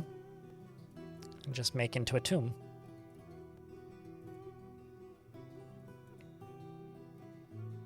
So let's also check this. Drained of blood by the dwarf vampire Rith. I wonder if we didn't know who did it, if they would just say it was found mysteriously drained of blood. Or if that's actually like a way to get around that. I should probably try that. Meanwhile, this one... Oh no, it just says their true name, not the name that they're bullshitting about. So that's actually not that helpful.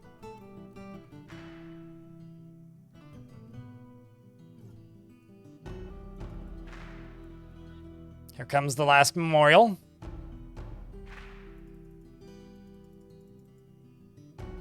And bang. There it is. Sorry about that, potpourri. Uh-oh, somebody's reporting a crime.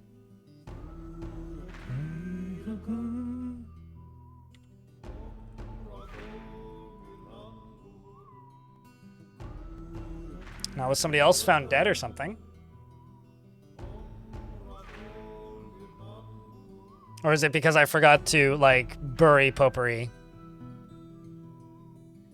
No, it's been a couple forts. I didn't have one in the last one. The one before I did, though.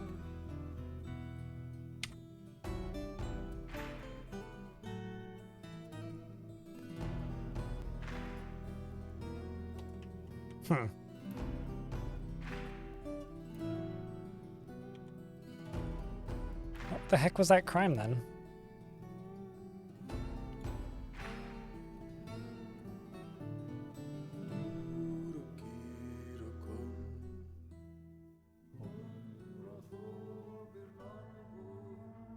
Oh, sup, Odin?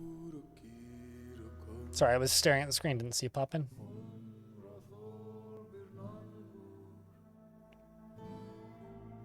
You're a night owl, but you always had early morning jobs. I once had a job that was so early it became a night job. Like, my shift started at 4 in the morning, and it went until, it's like 4 till 1, I think. And I would just, like, wake up at 5 p.m. and then just, like, well, not 5. I'd wake up at, like, 8 or so in the evening, sometimes earlier if I had to get up to, like, go get dinner or something because I still lived at home at the time.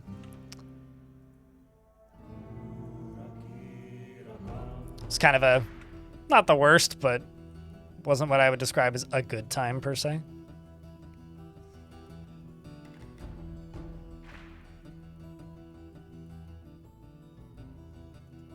The other thing that I'm going to do with this squad, or rather, ours,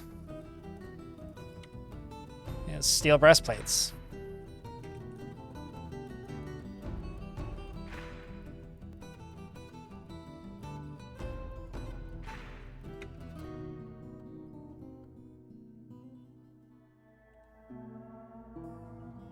And you are placing an item in tomb.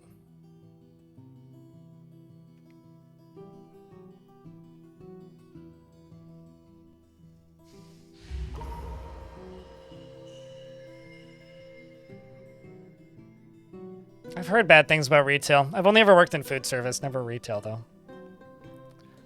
Unless gas station counts as retail, but I worked that job for about 2.5 weeks. I thought on the saw on the wiki that it would, but it was pretty useless. Wait, what? Yeah, I know what grits are. I've just never had it. Well, I never made it at home. I've had it before. You modded a fleshy Weber with mobbed a fleshy Weber with 7 full squads and lost 2 dwarves. You know, honestly, if you want to fight a web spitter, shoot bolts at it. Don't mob it. You're setting yourself up for failure if you mob it. We've got a clother, making a clothing artifact. We've got amber pigtail, amber pigtail, amber pigtail, which are all pretty valuable on their own. Then you grab limestone. And now they're working secretly. Any bets on what they make, chat?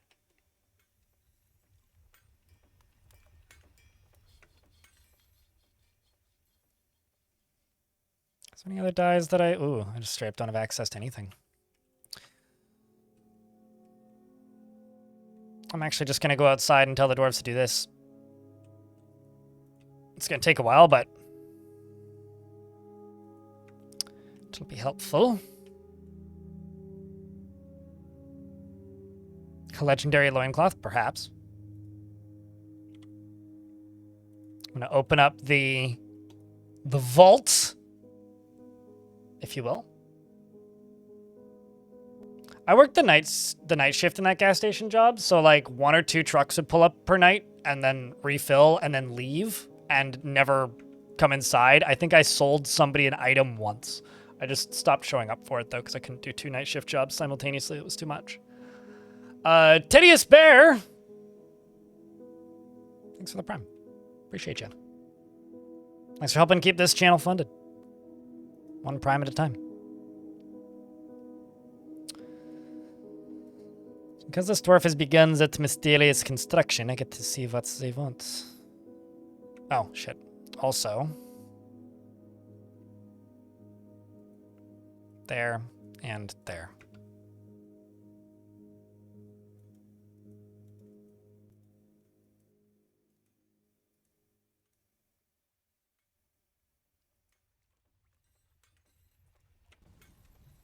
Have to go chop down some more peach trees, too.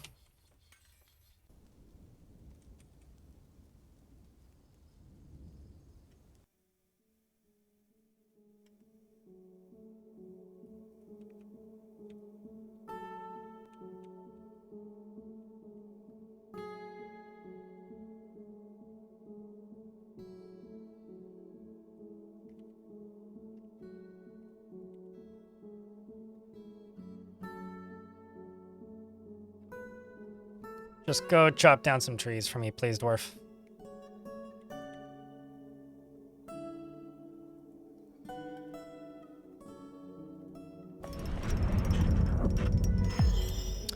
Aleph the herbalist has created Zethamore, a pigtail cloak, and offers it to the Mountain of Dyes.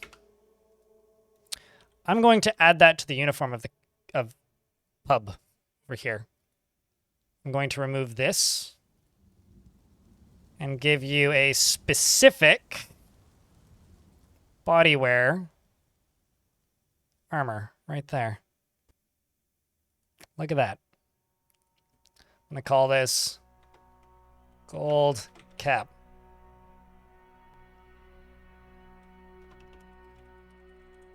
Gold Commander.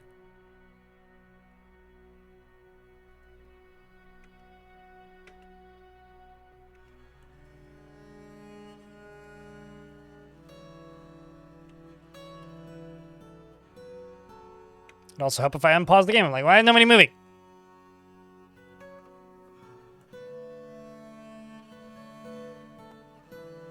Although you should also go equip that, assuming it's available. There you go.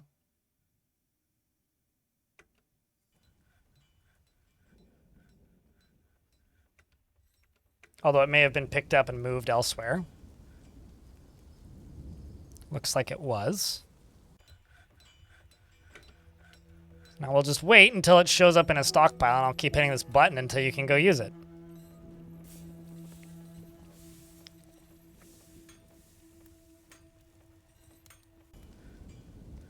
Why won't they let what sell what?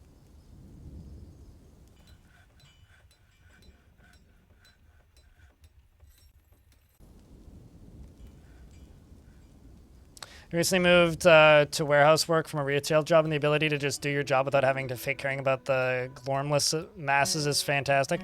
No, I agree. I mean, that's why I liked working the night shift when I worked in fast food. Because, like, all I did was show up, and I had a list of things I had to clean by the end of the shift, and then I could go home. I'm actually going to set this squad to off-duty briefly, and let them just go reset their clothing.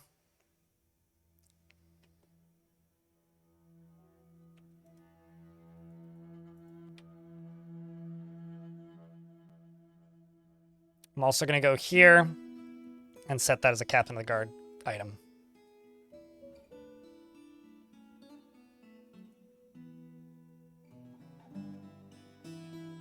Really need to get you some trousers here, dwarf.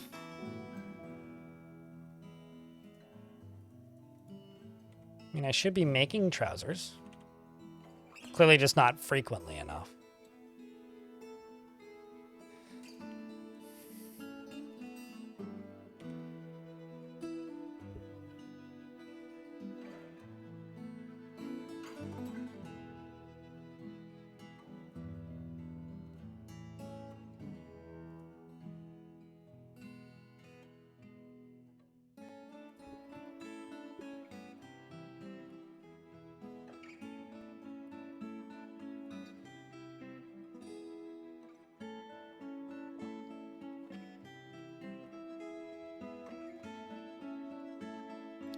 A lot of this is just trying to factor in exactly how the hell I make this work.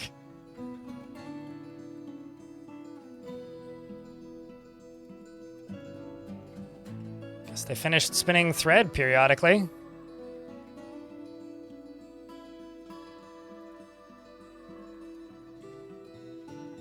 Let's also check the process plants task. There isn't enough unrotten processable plants. Noted, there will be soon.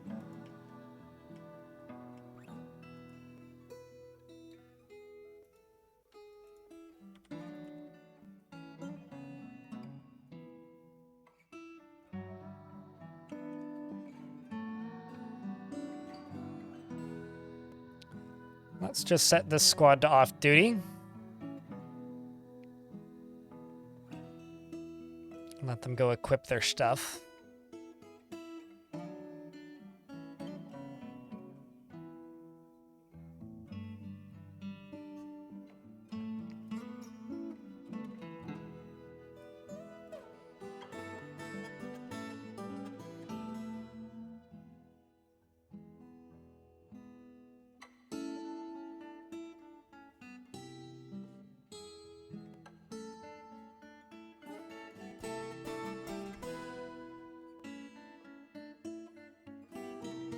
Saw that when you go. That's interesting that your name is slang for something in another language.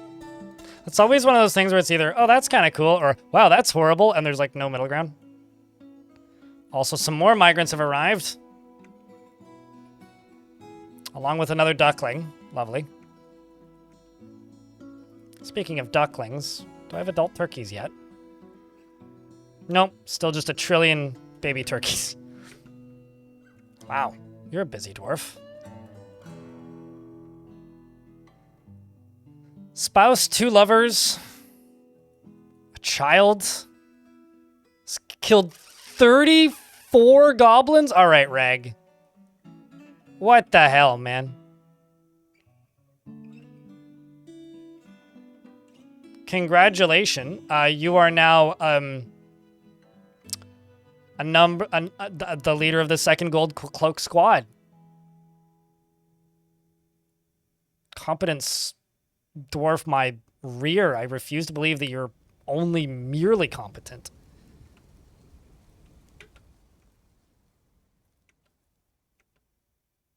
That's absurdist. This faction is wild. There must have been so many crazy wars going on. Somebody get that dwarf a gun? I know, right? I wonder if all of these dwarves with kills appearing has something to do with Putnam's changes to how armies in the overworld work. Like maybe, because this might be the most like kills and dwarves with military training I've seen just randomly show up at a fort like ever.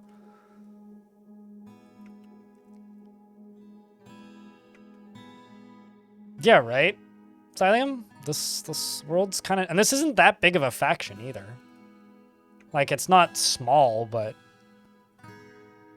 You just dream of mastering a skill? Would you be any good?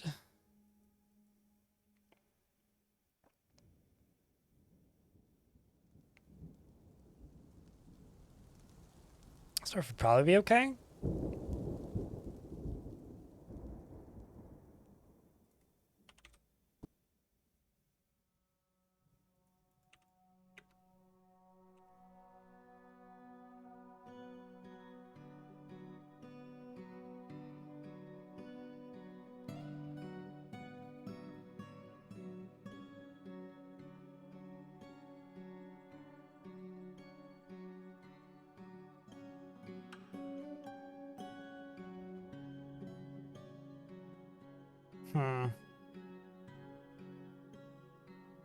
Did I screw that up?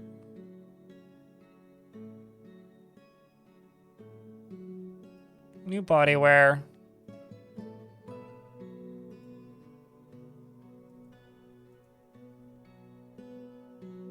I'm just gonna give up on that and just say, let's wear this. We're the base level 1.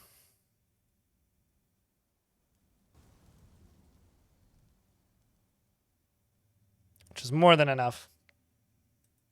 Plenty of people have, yeah. There's lots of control maps already made. Shakamura, 3D, or third, 3D. Shakamurad. It's probably an ED, right?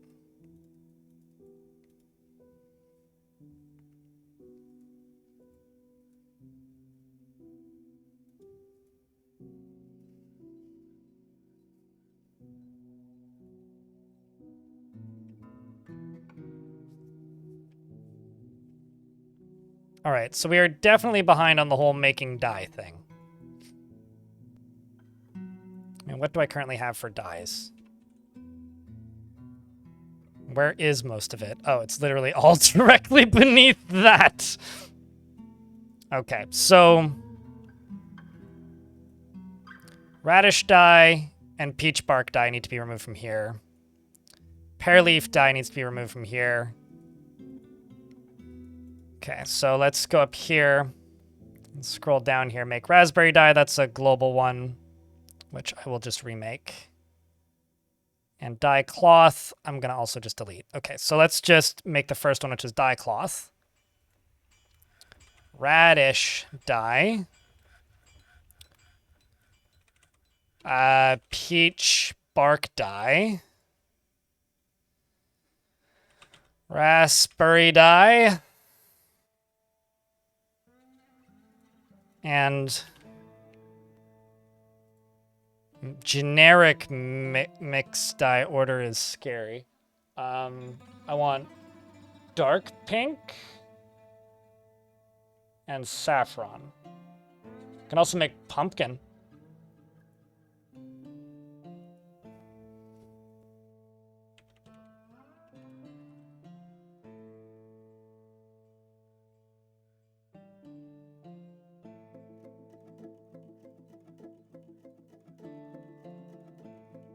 Using amber and a crew, using amber and pale pink.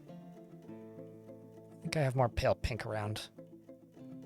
I'm just going to set that to 5. This to 5. And just set all of these to monthly. For the 2 mix. And then this one is just when there's raspberries, do it. This one is just when there is peachwood logs. Do it.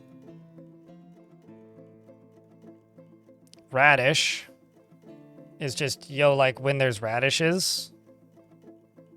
Do it. And dye cloth is when the amount of unrotten dye items, and that is above 10. We'll use them.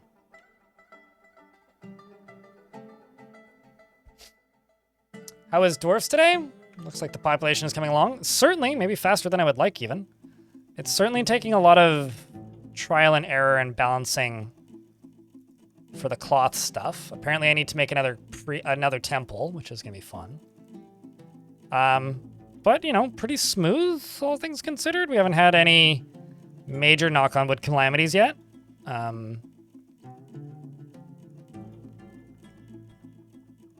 But yeah, nothing super insane has happened, but things have also been relatively smooth. So you're just making peach bark dye.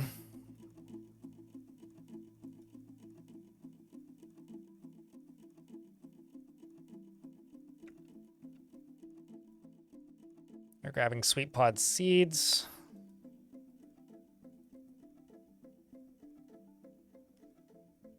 I think cloth trousers. Oh, I see.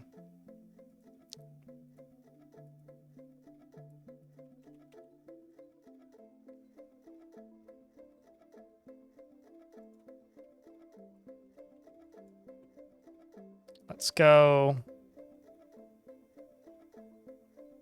Which one are you connected to? No, I don't want that. I want you to make trousers. We'll do that. Yarn trousers. We'll just do these monthly until there's plenty.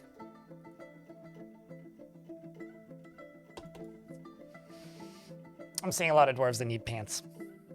So we're just going to make generic pants out of these colors. These less bright, flashy colors.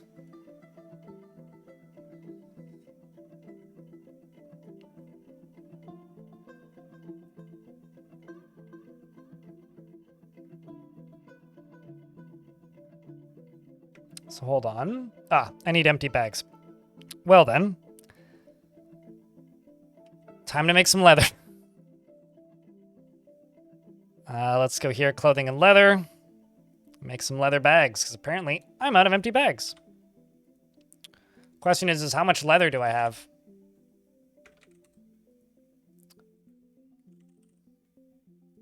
$15? Well, I require more than 15. So, I've been waiting for my turkeys. Still waiting for those turkeys. I'm gonna slaughter some of my sheeps. And 2 of my dogs. That's what I'm gonna do.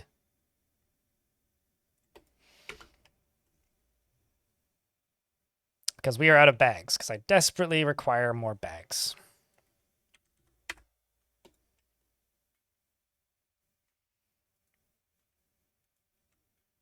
So I'll let all of that queue up.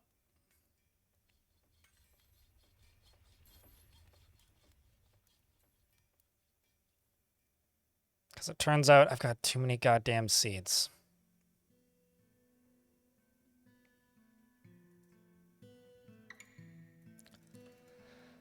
Too many goddamn seeds, man.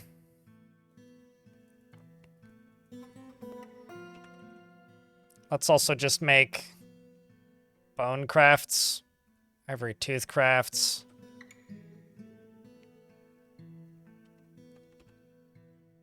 Bone crafts. And totems. Oh shit, we're in an ad break. I will pause.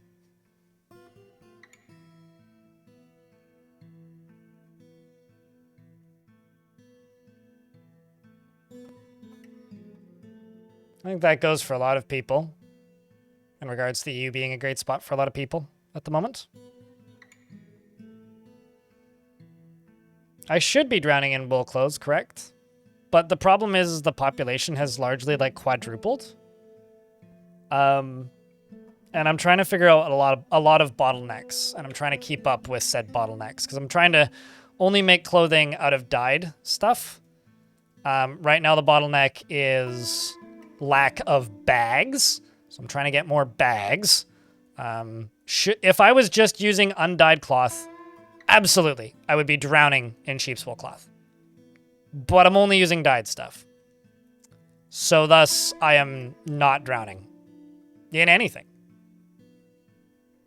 Actually.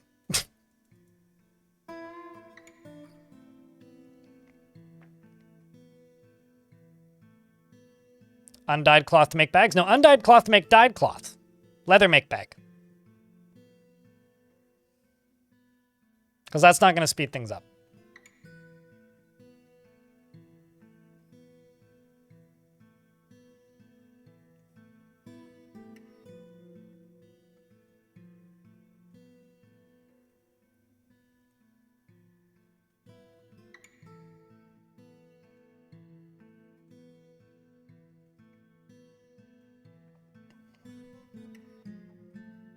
So yes, if I was just using all cloth for everything, then certainly, but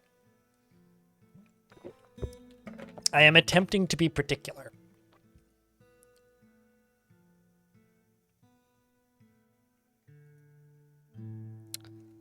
And you know what?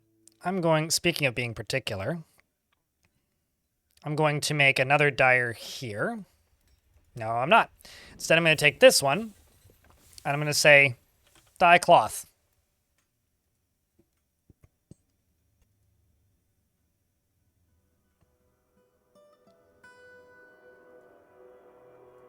When the amount of dyeable cloth is available, and the amount of dye items are available. And then we'll set that to 0. And so in theory, this should just be a 24-hour dye cloth task.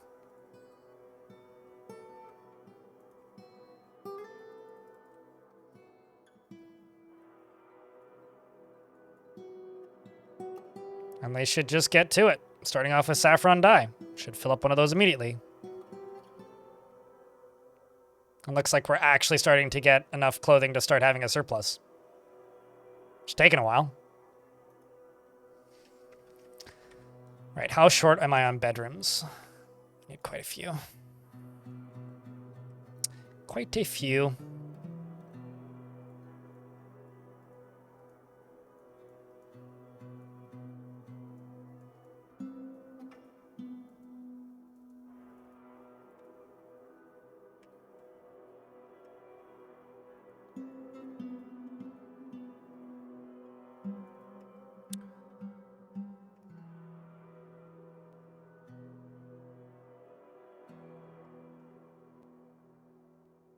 Propaganda is a strong influence. Later on.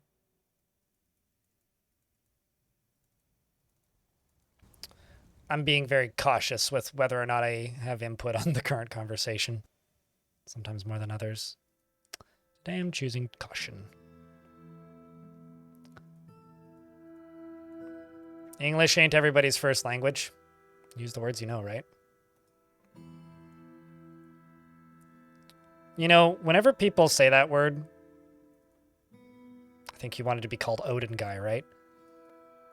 I always just think of the Tifosi. Like, what have you got against all of Italy? God damn it. My dad wore his Ferrari hat whilst hiking last week. And some guy randomly started shouting at him in Italian. So.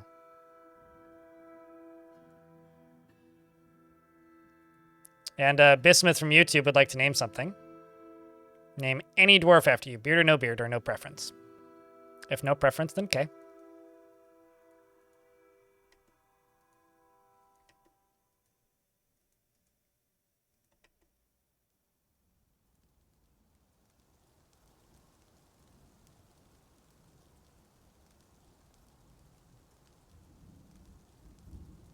Some people are very particular, so I would like to confirm, that's all.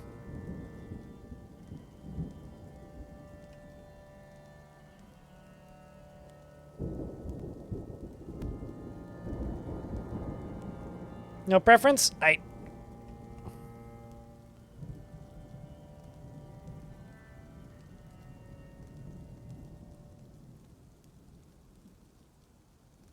just very short on bedrooms, so I'm trying to get this done. All right, let's just go with happiest unnamed dwarf, who's Einod the book binder. The binder full of books.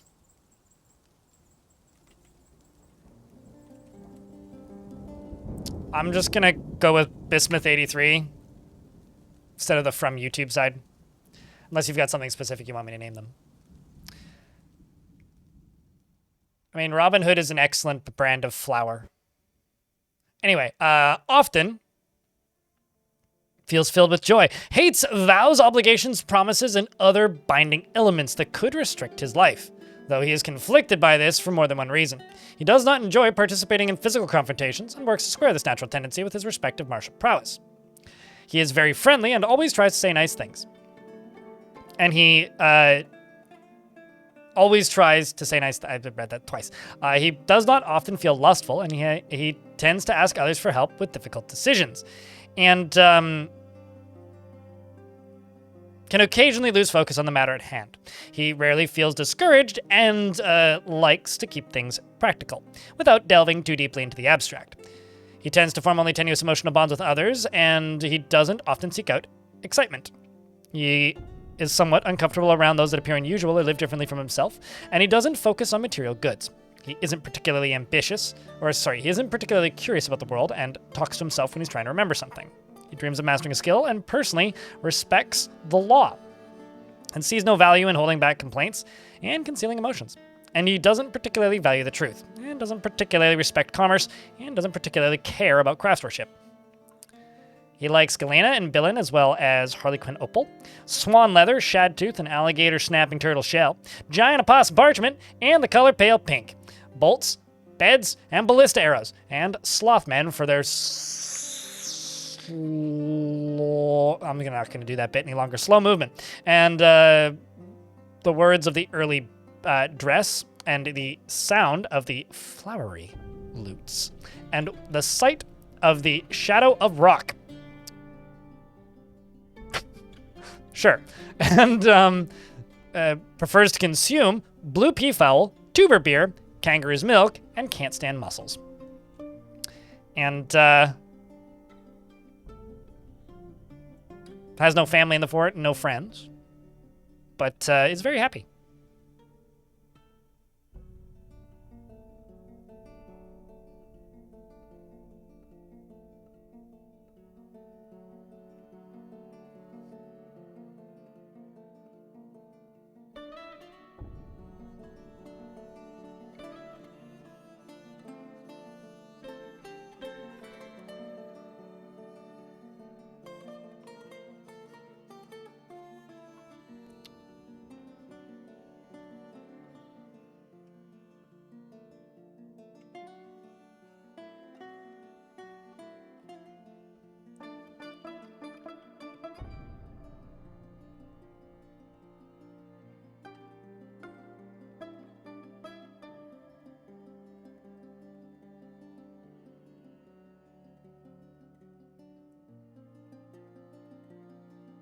You know, it's very rare that there's a conversation happening in a chat room where I have literally zero input. So it's not that I'm not reading it or ignoring it or have an issue with it. There's quite literally nothing there's quite literally no knowledge I have of input or things I could say. So, lovely conversation. Congratulations, you guys have stumped me. No, it's fine. I'm just, like, acknowledging that I'm not ignoring you. Well, it's not that it's not safe. It's just I have nothing to say. Like, there's no military anywhere. There hasn't been any military anywhere in my family on either side since World War II. Quite literally. Like, everybody missed everything. Or intentionally avoided it. Or hid. Mostly hid.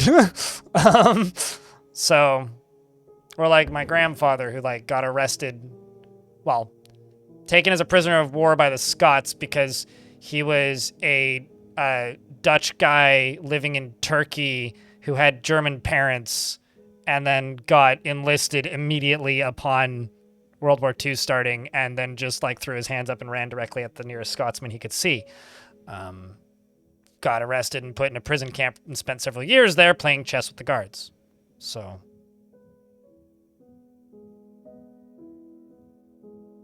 I mean, if we're talking, like, from a lot of different places, Beta Centa, that's, like, the distance from, like, here to the next province over. That's, like, a short drive. So, it's not that far. I need to make a temple for the Creed of Silver. Also, in other news, Creed performed in Vancouver recently, and I keep seeing Creed shirts everywhere, so that's all.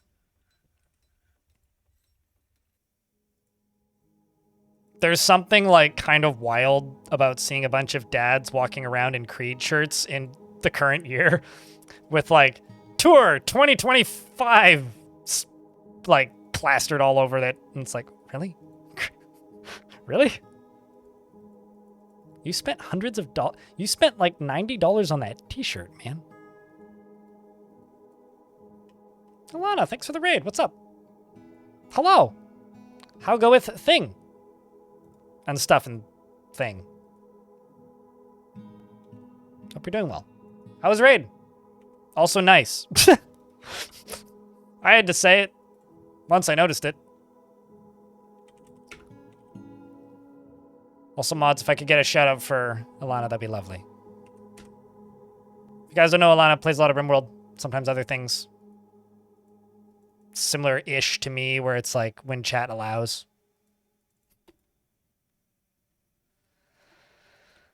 But thank you very much for the raid. Thanks for thinking of me. You did your second ever endgame win of Oxygen Not Included. Oh! Does that mean it's going to include Oxygen in the next one? Or nah?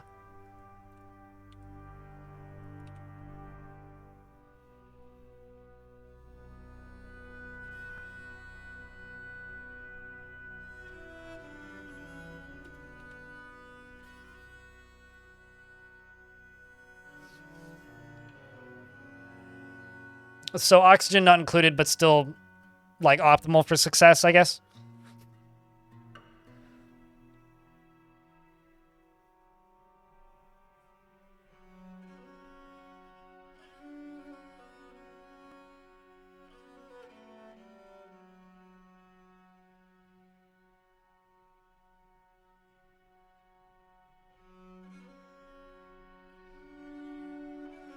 Creed is dad rock now? Creed was dad rock before the term dad rock existed, but sure.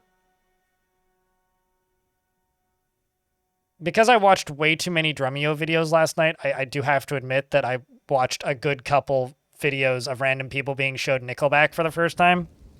And Mr. Portnoy of Dream Theater playing Nickelback is one of the funniest fucking things ever because somehow he manages to make Nickelback songs sound tolerable. It's like, oh, look, there's interesting rhythms here now. Instead of just thump, thump, thump, thump, thump, thump, thump, thump for the entirety of the song. And then watching him be bewildered and kind of disappointed at the fact that they don't do anything interesting with the drums for the entirety of the song.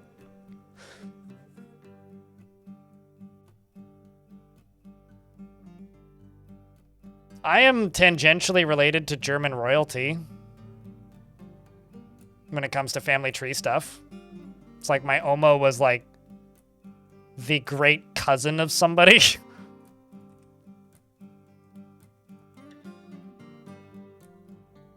is why I have a Kaiser coin. Which is kind of neat, actually, as far as family heirlooms go.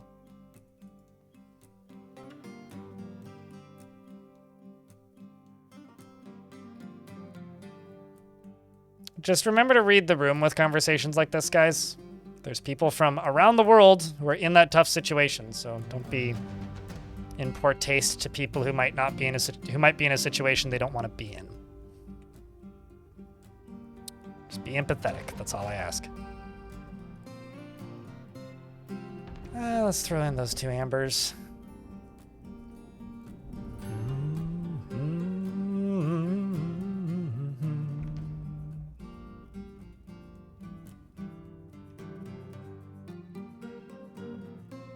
One of the cooler family heirlooms that my dad has, though, is my dad has the receipt for the horse and buggy that my great-grandparents ordered to take them from the shore of Ireland to the town that they moved to when moving from Holland to Ireland before my grandma was born. My dad has that receipt. That to me is really fucking cool. Who's being asked here, Thunder? Because I'm Canadian.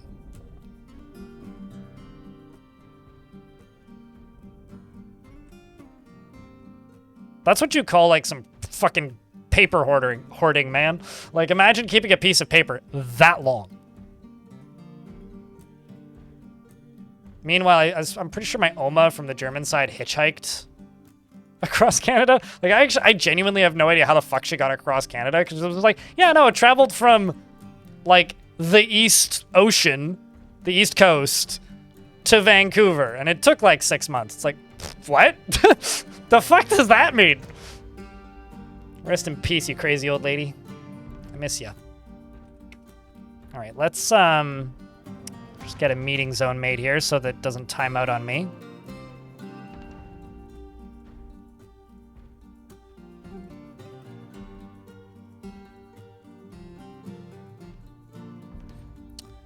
Okay, so let's go Temple. And it was not the Creed of Fortunes, it was the other Creed. Creed of Silver? Yeah, that one. Which worships the god of wealth as well. Go figure. Very creative dwarves, these not.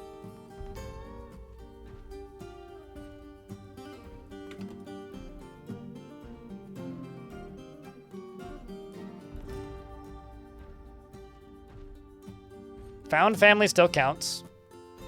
It's like that song with T-Pain and The Lonely Island where he screams, still counts!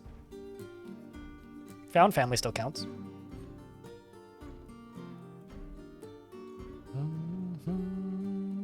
Oh, they're dying for money. Yeah, It took me a second to, like, comprehend what you were saying, but yes. Sure.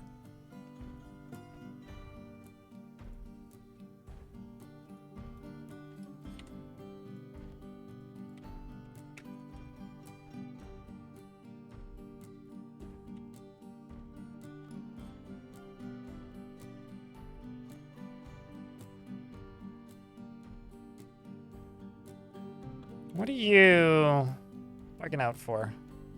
Oh, you're a miner. That'd be why. That would be why.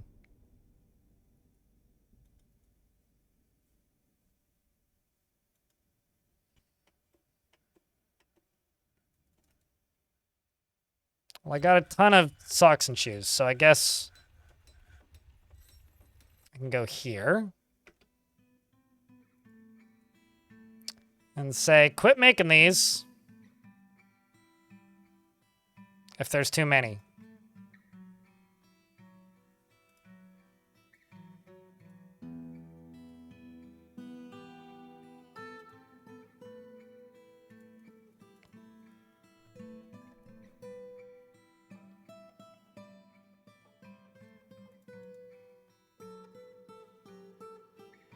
Because I'm just ending up with too many socks and shoes lying around.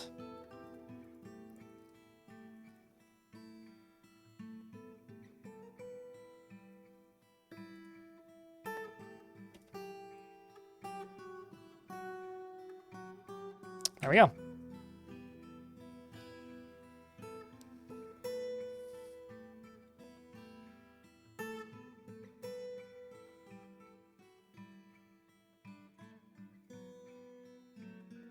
My grandma's Legends mode must have been incredible. My grandma or my Oma?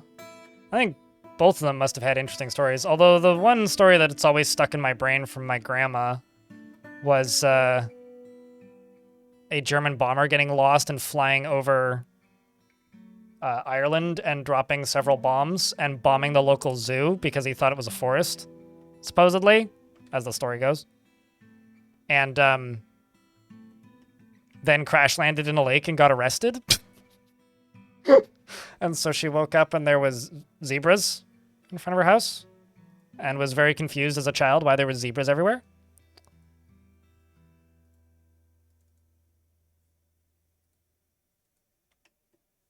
Apparently none of the animals were actually hurt. Like she always, every time she told that story, she was like, yeah, none of the animals were hurt. It was just released a bunch of them.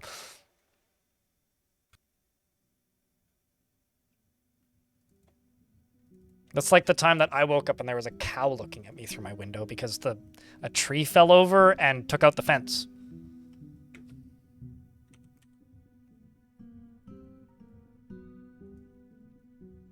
I think right here, I'm gonna queue up a encrust furniture with cut gems. I'm just gonna do this monthly if there's more than 50 gems that are cut. It was actually a bull, but I remember shouting very vividly that there's a cow looking at me through my bedroom window, and then it walked away. And then my mom walked over and was like, what cow? And I was like, it's right there. It was right there. And then my mom walked outside and there was like a 2-foot deep hole in the ground where its hoof had been like minutes earlier. And I walked around the corner and saw it right there. And then believed me. Didn't believe me initially though.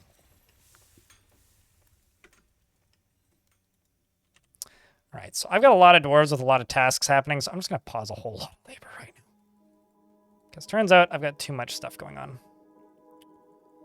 Because I've got refuse that needs to be put away, I've got food that needs to be put away.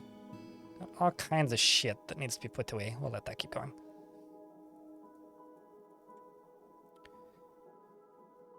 And then I can come back and clear all of this.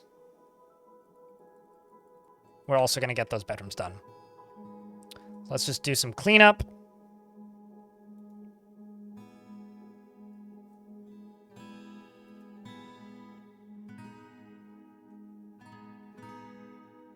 Get all the meat moved that needs to be moved.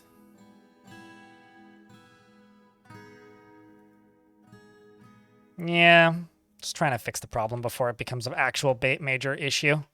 Before it becomes an incident, you know? Problem's okay. Incident, not so much. All right. And then I'm going to go around over here and go to this.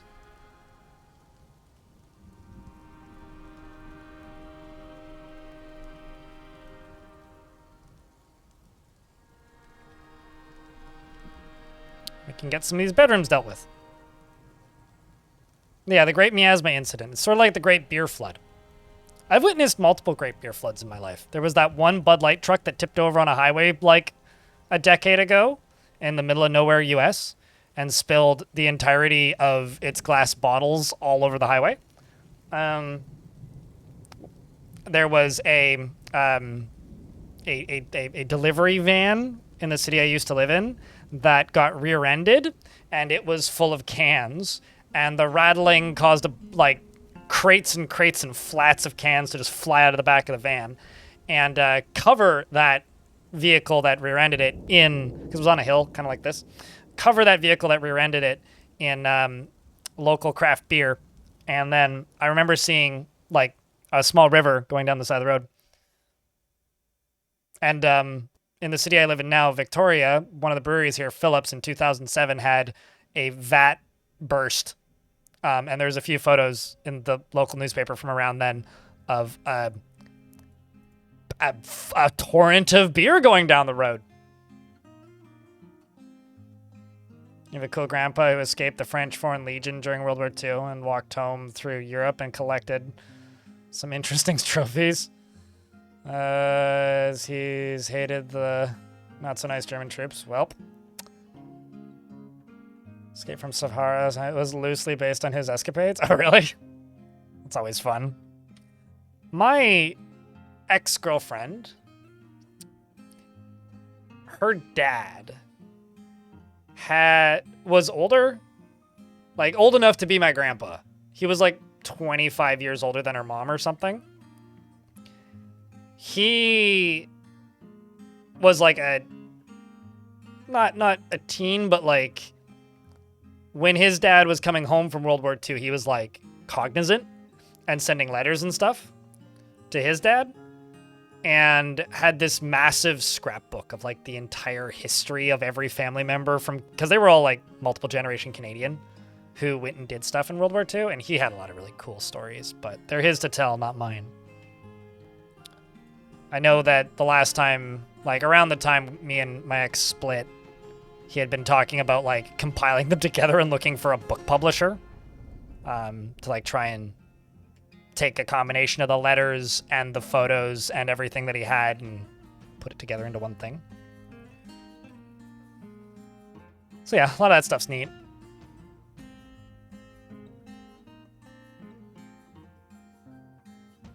Start carrying around pretzels in case of another beer incident.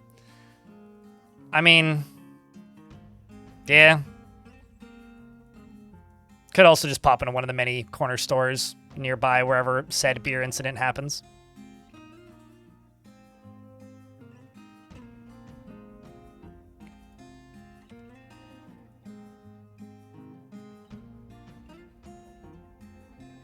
I think something else I'm going to do is I'm going to go to labor, standing orders, and go to, I think it's other.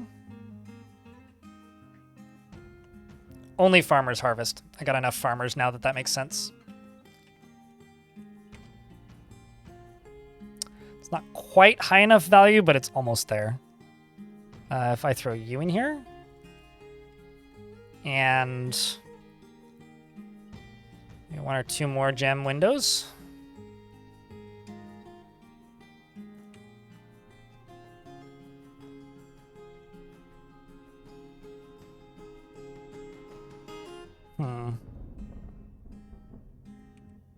How many chairs or tables? No, I don't. I really should make more of those.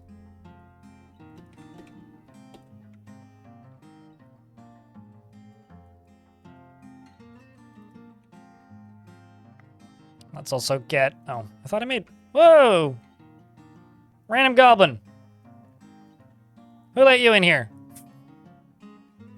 I don't think you're a member of this religion. You're a member of the autumnal sect. This is clearly a temple to the Creed of Silver. That's not even the same god. Although you do have a lot of friends. What an interesting beast hunter. I'd let this guy join the fort if he wants. He does have a steel whip. Holy shit. What a laddie. Oh, this visitor's ready to leave. Well then there, beast hunter. We shall meet again, maybe.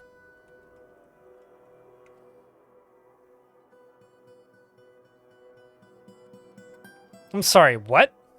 Somebody's mayor is visiting? Okay, that's perplexing. You're part of the Armors of Ransacking. Who is that? Like, actually, who is that?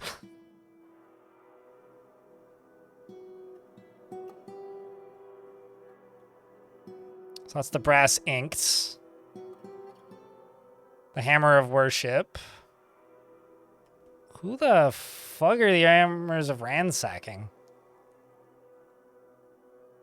Also, the Midnight Merchants might be one of the best names they could possibly have, but they called it the Midnight of Merchants. So close. It's a whimsical immortality are these goblins. The Union of Worship. Righteous Amusement. Okay, the Hellish Dead, that's pretty A+. For that goblin castle over there. Confederacy of Lions. The Union of Controlling, fitting for a human faction.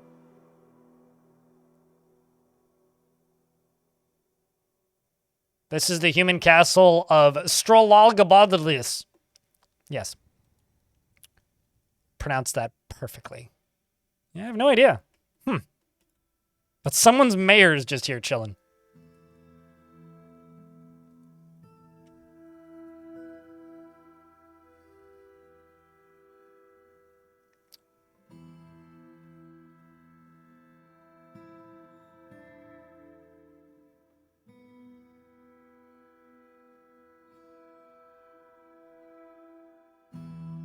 The Moose or their sister, veteran? Because maybe you don't know. This person's sister might be toxic. I thought that was a reference to something. Her actual sister has not been bitten by a moose. Yeah, she'd be missing a pretty large chunk of her. We're also in an ad break, so I will unpause game when ad break done.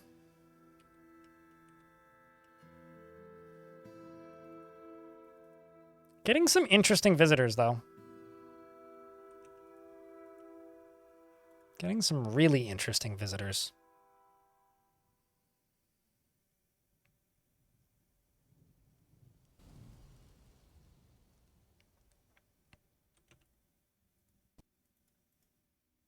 I really need to make a public tavern.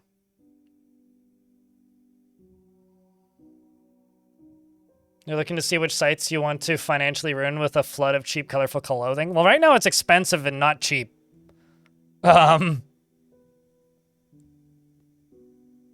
Commander Wasting Corpse, eh?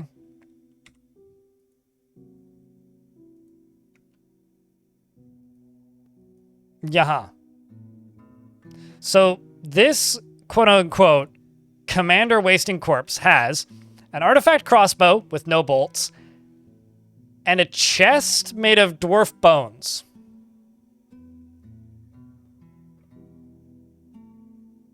It's got art on it relating to the foundation of Learnpick by the ferocious halls of the alchemical books in the year 23.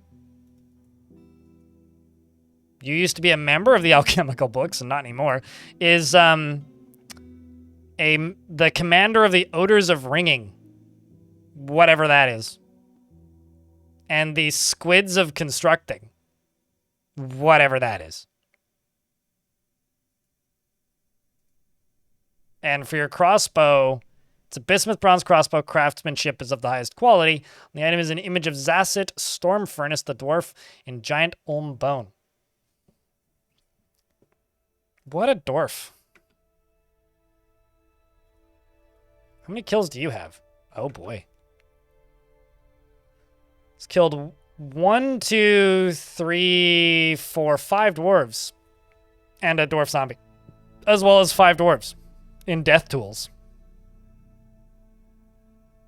I don't think this dwarf is friendly.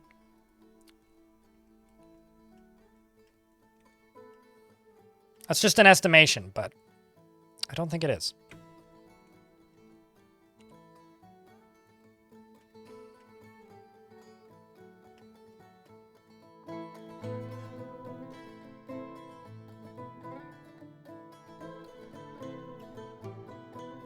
You know, this is kind of a wild, like, world. This dwarf here is an example, who's a legendary planter, and also has some combat skills as a spear dwarf. Showed up with 34 kills. Like, I have a feeling that this might be a fortress that is just, like, lined to pop off at some point, and I don't know when. Like, at some point, shit's just gonna go hog wild. And I also really need to sort out these shitty fucking terrible moods. So we're gonna try and do that now.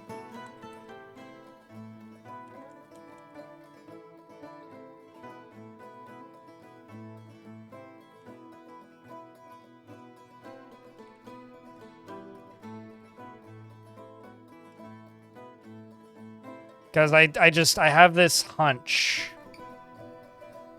that when this fort starts to get violent, it's going to be a lot. You know what I mean?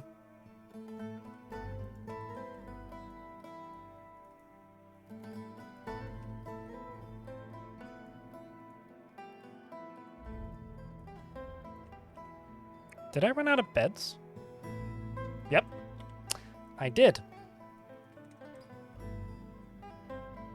And you know what's kind of fucked? Is I've played this for 4 years and I don't actually have a water source.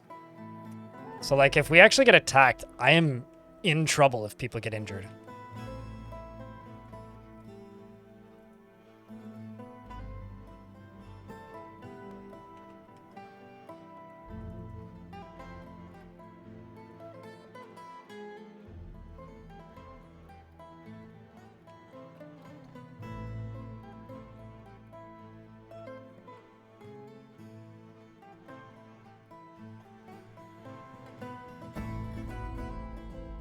Well dressed, dwarf.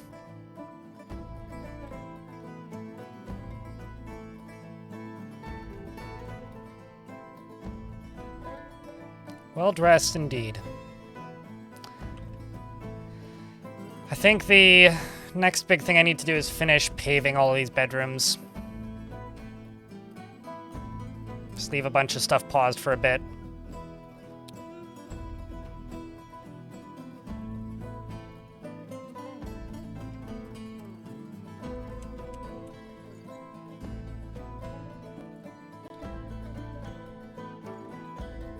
Just get all these bedrooms done, and then give these dwarves a break.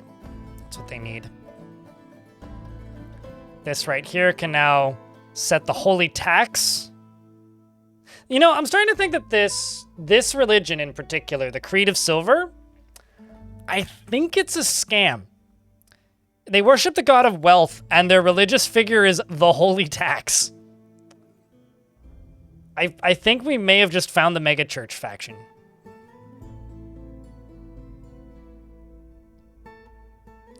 And I'm going to make Adil in charge of it because he's a proficient comedian and a liar. Which means he's a comedian and he's funny.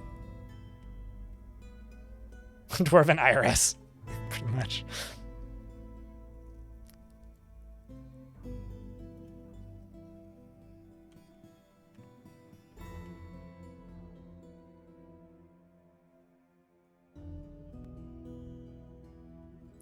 The mayor has also been re-elected.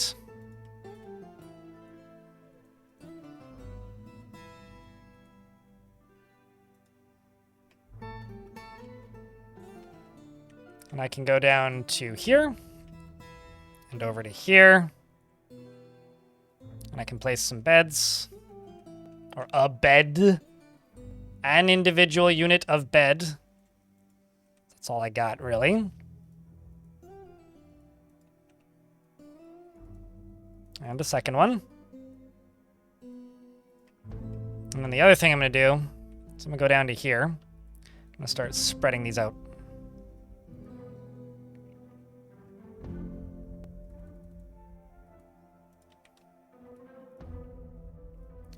Limestone. And then I will fill in the rest of this with malachite. So I want these beds to be, or these bedrooms to be like a combination of malachite green amongst other things. So there's a little bit of variety in there. We need to get furniture, chests and cabinets in here.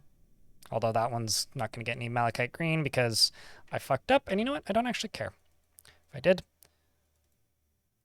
I would have been more specific already. I just want to get all of these bedrooms done, and I want to have extras because I'm way too far behind. This happens to me sometimes when I'm playing Dwarf Fortress. Like, I'll let something atrophy a bit, and then I'll look up at the moods and be like, oh shit! That's kind of where I'm at right now, is just the oh shit fact, like the oh shit point. I mean, I'm still amused by the cracked lever. Okay, that still is like the most whew, thing.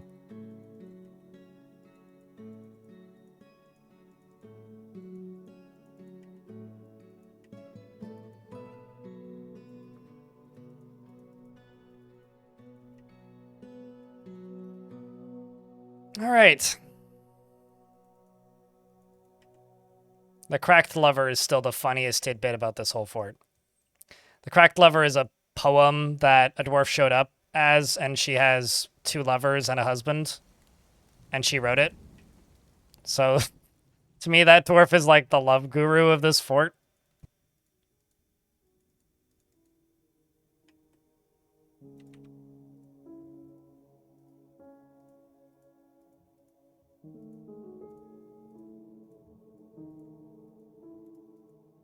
Thought I clicked twice, but I didn't.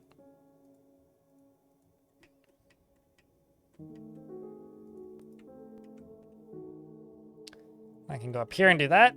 It's 10 more bedrooms.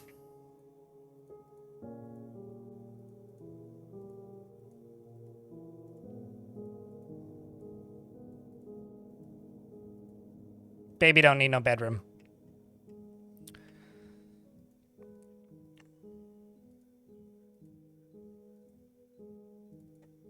I'll go around at the malachite now.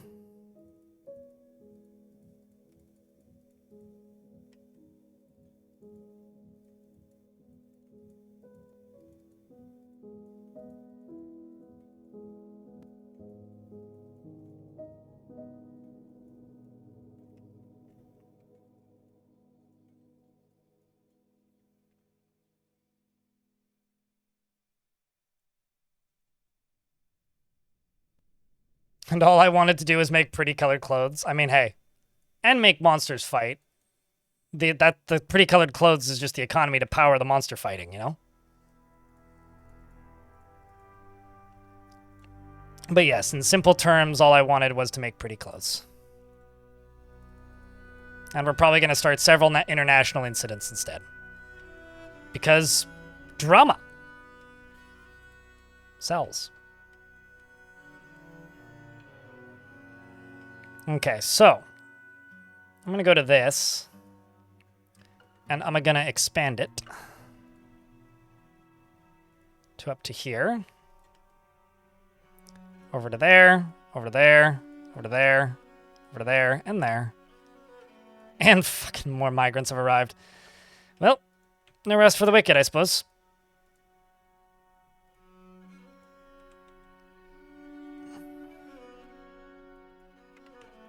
Did that ever get satisfied? No, it didn't. Oh, shit.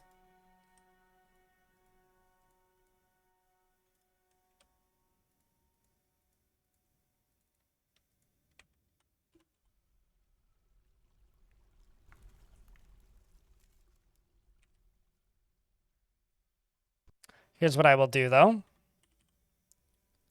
I have a strat. Is I will go here and I will make a meeting spot right there.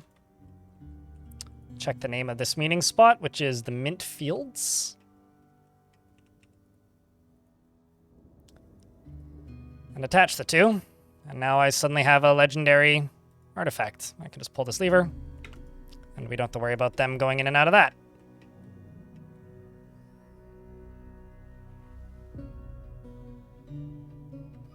Well, I mean, they increased the overall value of the fort. I actually don't know why the moods are dropping so much. Hold on. Oh. That may have something to do with it.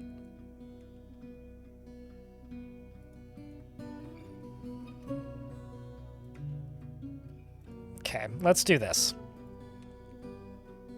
Nope. Nope. Nope. Nope.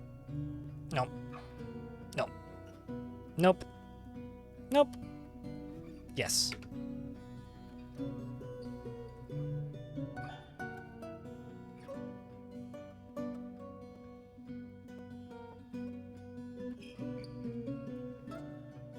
Can we please get rid of all this rotten sheep shit?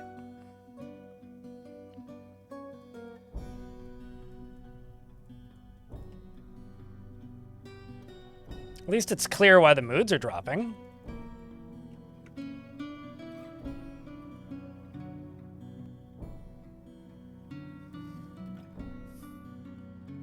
I'm gonna have to clear that out entirely.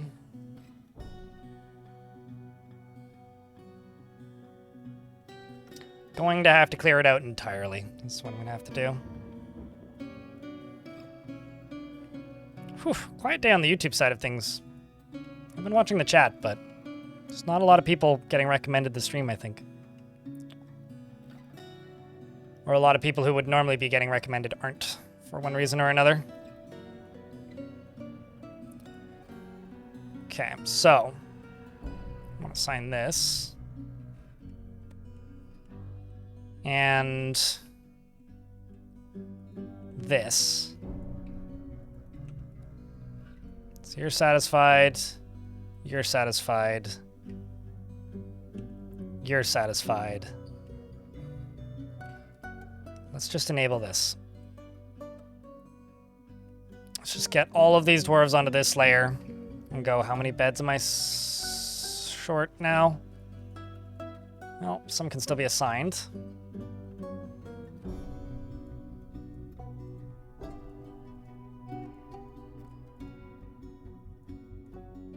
Which I guess ain't all bad.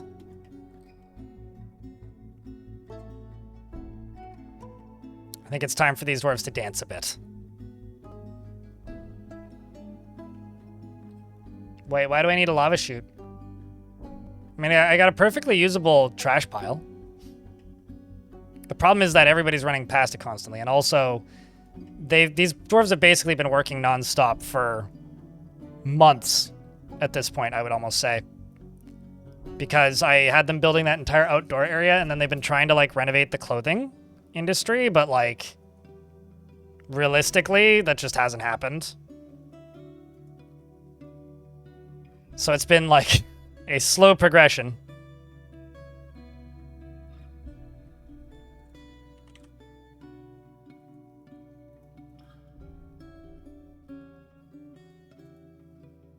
Let's also just double check to make sure that this covers everything. Everybody except... Imagine being the dwarf who owns this bedroom. Can't go to bed! Yeah, you can. No, I can't! Can't reach it! Yeah, this is something I keep seeing. These dwarves keep getting into arguments, which is actually really interesting. Like, for some reason, this whole faction is very prone to fighting. Which is weird, actually.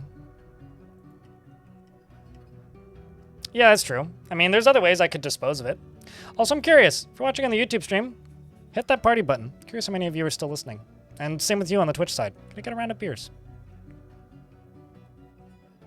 Please and thank you. I do hope that you've all had a solid week. I've had a weird week.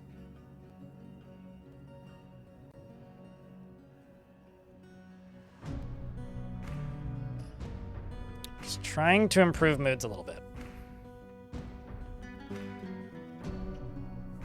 I think most of these dwarves are upset just because they ran through the miasma twice. A lot of them slept on rough cave floor too. That's not helping.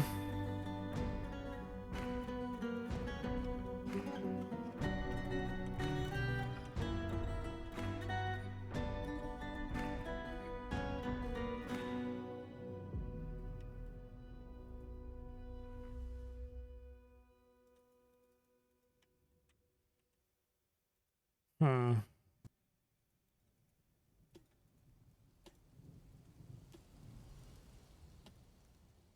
think what I'm going to do, I'm going to say rock coffer, rock pedestal, no, rock cabinet. And I'm going to make those all out of chert. Because I need like 70 of them like now. I'm going to permit this in the burrow.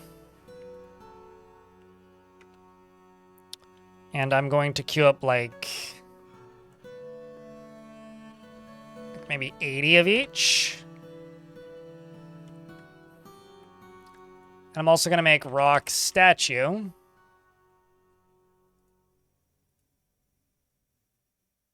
Out of malachite. I'll make 25.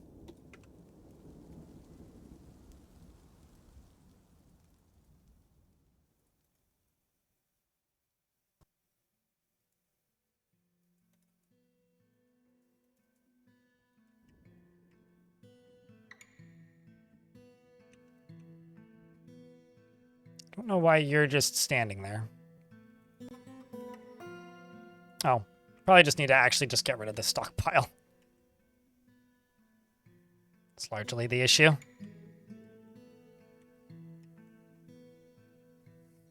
Well, moods are shifting in the direction I need them to be shifting now.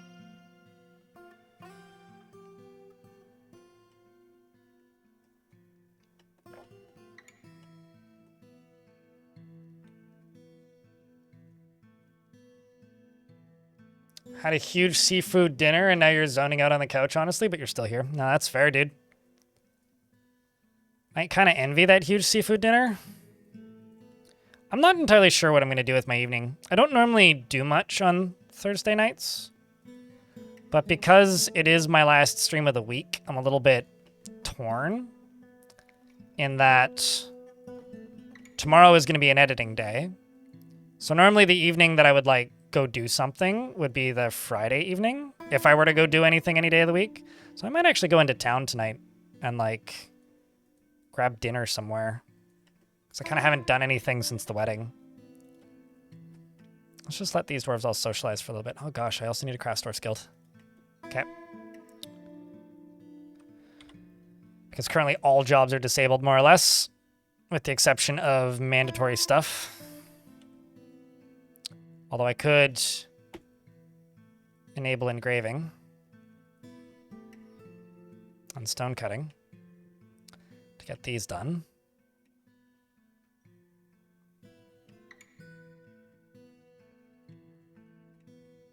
Although I kind of want to just do this.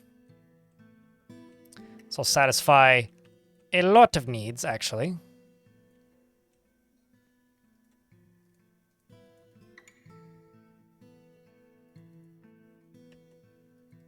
I'm kind of just thinking, like, you know, maybe just satisfy a bunch of crafting needs all at once. Because, like, why not?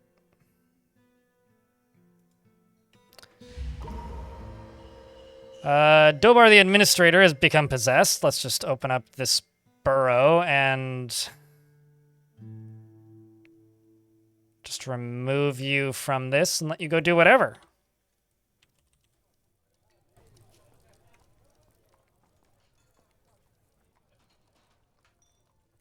Which means takeout day? Gotcha. Most of the dwarves seem to worship the god of wealth. As for what the deity is, I haven't looked into it too much. There is also a coyote god of death that seems pretty popular that I've seen some statues made of. So this is a carpenter's shop. So logs. And, as well as some gems, and they've begun making the artifact. Well, good luck there, dwarf. Any bets on what they make?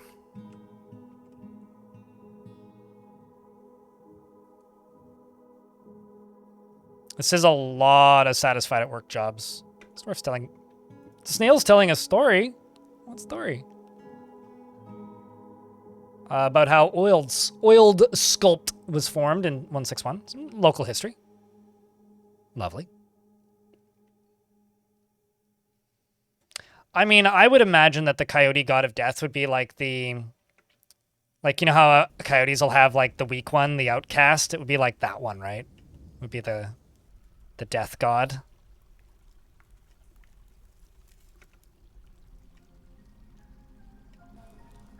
For me, that would suit it. Dwelling upon getting caught in the rain, bitter getting into an argument, annoyed after being on a cave floor. Eesh.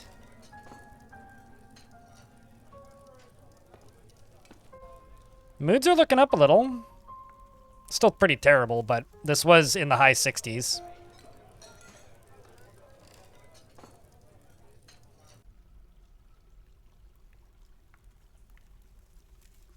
Into this very suspicious wave of human beast slayer visitors in your fort 20 plus now. If they're asking to join, they're not suspicious. Generally. I mean, they might be operating with an ulterior goal, but usually they're not suspicious if they're petitioning for residency.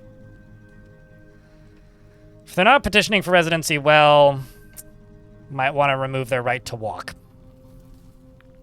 so that they don't walk away quickly with your stuff.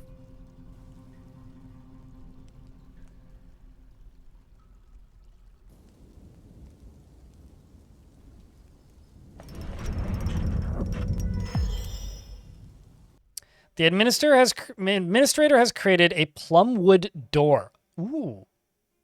And offers it to the Mountain of Dyes. All right, well, that's just going to get placed, like, right here.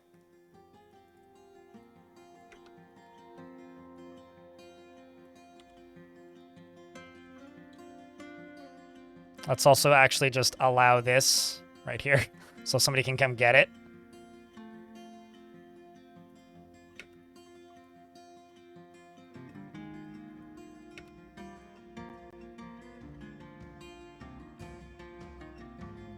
It's a very valuable door. Like a very valuable door. Damn. This is a plumwood door. All craft workmanship is of the highest quality. It is encrusted with tapered cut baguette. With tapered baguette cut milk opals. And encircled with bands of plumwood and pear cut milk opals. On the item is an image of a pear cut gem in peach wood. That's pretty cool. Like, thumbs up on that one, I gotta say. War Dog is kicking the shit out of a chinchilla. Serves that chinchilla right. How dare it be chinchillan in my space? I mean, come on. Let's just grab a still.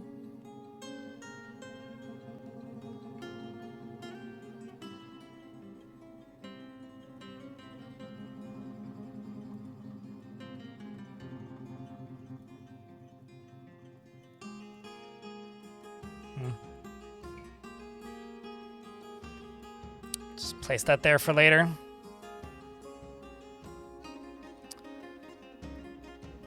And what I'm going to do is I'm going to go around and start placing cabinets. Not that I have many, apparently.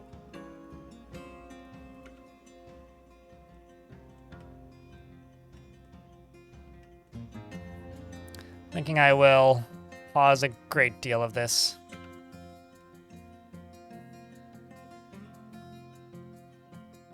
Let these dwarves, like, just socialize again.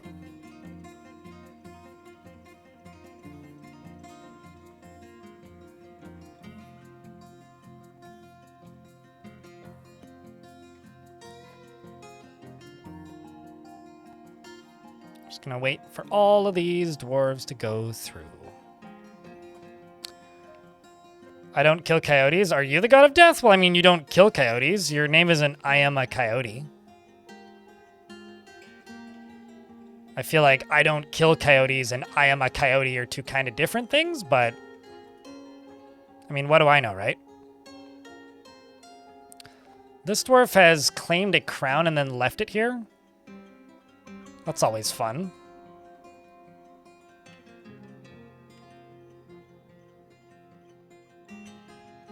So we went from 60 really pissed off dwarves, 60 plus, Down to just a few. Less. Not a few. Just a few less. We've less than we had before, but we're still pretty pissed. At this point now, we're just waiting for the dwarves to finish working on this. And then go line up back in the tavern and go back to the standard issue prescribed party time.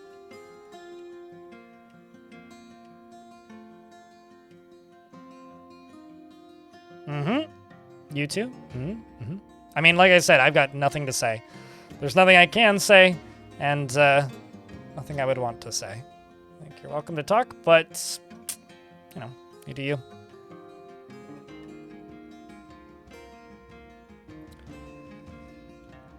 And the dwarves populate the tavern once more. Even the vampire isn't that pissed off, all things considered, which is kind of funny.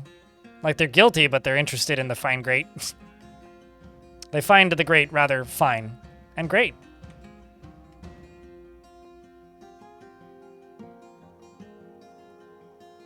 Got some dwarves meditating happily. Other dwarves meditating.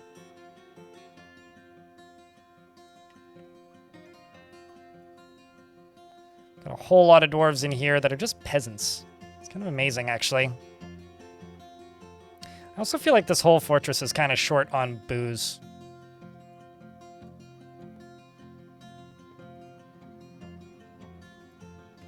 So let's catch up to that. We're in an ad break, chat, but there isn't anything crazy happening, and these dwarves need to party, so I'm just going to let them do so.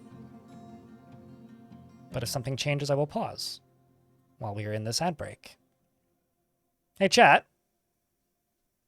We've had a conversation that's been running in the Twitch chat now for quite some time. Let's try and get things a little bit back on topic, because I think they've agreed to end it.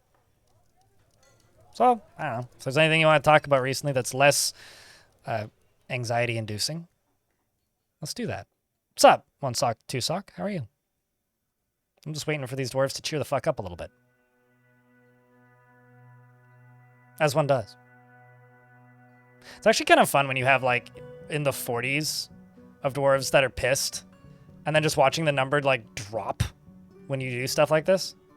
It's like, yeah, hang out here, drink booze, eat food, chill Zax, it's fine. You just watch the number just drop in real time. No, it's fine.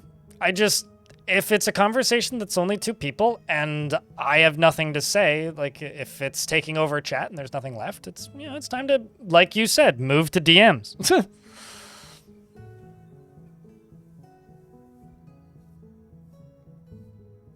I don't want to be an asshole and shut it down, but at the same time, like, you know, I'll be honest with you, I had issues with ammo mismatch and hunters, so I haven't messed with it too much, so I'm not sure. If I'm going to be completely direct with you, I don't actually know. It seems like a lot of people have had issues with that change since it happened. I've just left them on defaults, and they seem to just kind of claim stuff. The rule that I was kind of working with when I was messing with it 2 forts ago was just make sure that I have enough ammo for everybody, and then it kind of just seemed to come out in the wash, but just make sure that you have enough ammo for everybody, I guess. And make sure that, like, they're not claiming ammo that your squad is trying to use. Because, like, if you go to labor other here, like, it'll say what they're trying to use. And I had issues where, like, they'd claimed ammo that my military was supposed to be using, but the military had all taken it, so they couldn't access it. At one point due to a burrow, and then at another point because I just didn't have enough of it, so I had to, like, move it to a different material. So mess around in that menu and make sure that you've assigned gear that they actually have access to, would be my biggest advice.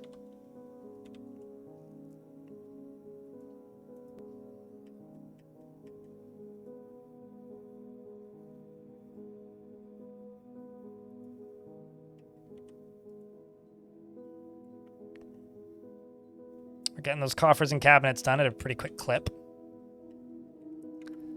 Let's do cabinets. Let's go up on this side.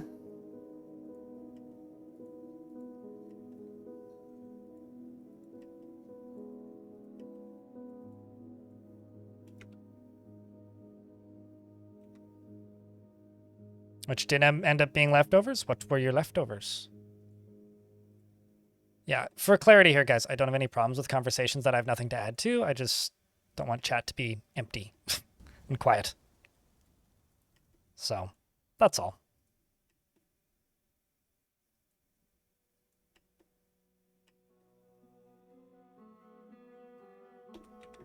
What? You're adding me with no context. What do you want me to say?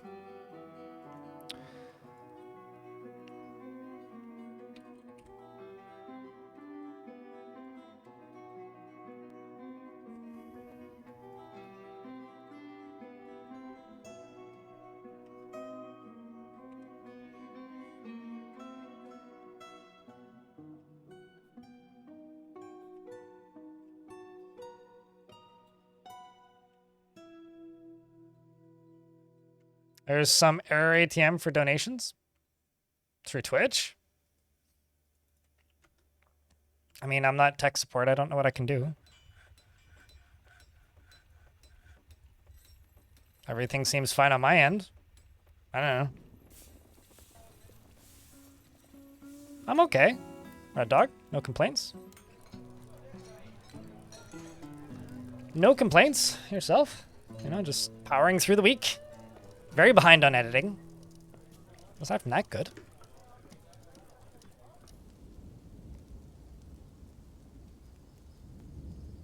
Where do I get the best cut?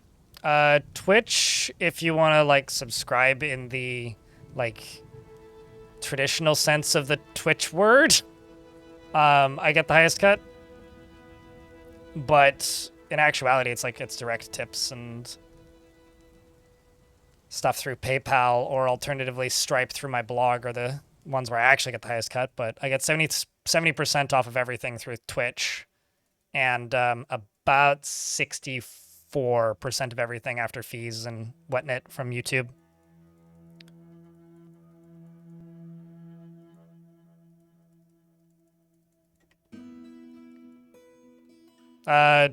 Bits, 1 bit, I get 1 penny.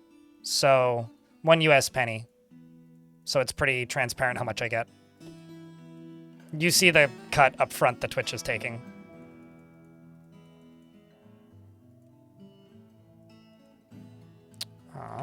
It's actually kind of one of the reasons I like bits is because they're honest. It's not really obfuscated in any way. Thanks for the $10. Appreciate you.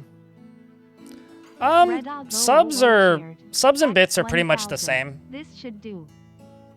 Jaeger. Although Odin is what you wanted to be called. Because I have no idea how to pronounce your name, to be honest. You know this, though. Bits and subs are about the same, really. I mean, honestly, subs are great because then people get the emotes, and people getting the emotes makes people use the emotes, which reminds people that my emotes exist, which reminds people to use things like Prime subs, which is always a good thing. It's like marketing alongside of financial support. There really isn't a bad way to give me money, though. Except for maybe trying to mail it to me, because then you would have to, like, figure out where I live. That might be a very bad way. Carrier pigeon, probably not a good way to give me money. So that pigeon is the worst way to give me money. Dwarves have PTSD in the rain. How do you get them therapy? You just have to counteract it. Counteract it. Like, if bad things happen to dwarves, they get therapy from your nobles. So if you have a mayor, they will conduct meetings with the mayor, and the mayor will comfort them, and that'll help. That's one form of dwarven therapy. The other form of dwarven therapy is dwarves talking to priests if you have priests, or a baron if you have a baron, or a king or queen if you have a king or queen. Anybody with an office who's considered a noble that you haven't manually assigned, with the exception of priests, are capable of acting like your therapists, and they will try and comfort and keep those dwarves happier. Jeebus Christ. Well, I guess you fixed it, hey? Thanks for the 50 subscriptions. Good lord indeed. You're a liar? Okay, well, I figured you just figured out the problem.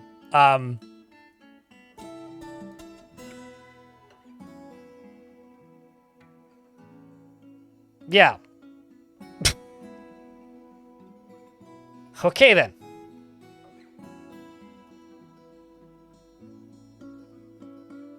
You got a retired fort and after it was raided and you were playing adventure mode? That's not a bug, that's intended. Forts can get taken over if they get attacked when you're not there. That is very much not a bug, that is an intended feature. Like, if you retire a fort and the goblins take over, you have to claim it back to be able to play it again.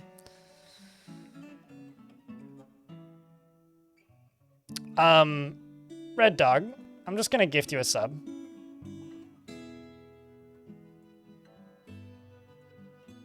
And just say that that's almost a hype train. Although I can't actually click this. Why is it not letting me click that? Because my chat's popped out? Oh, I see.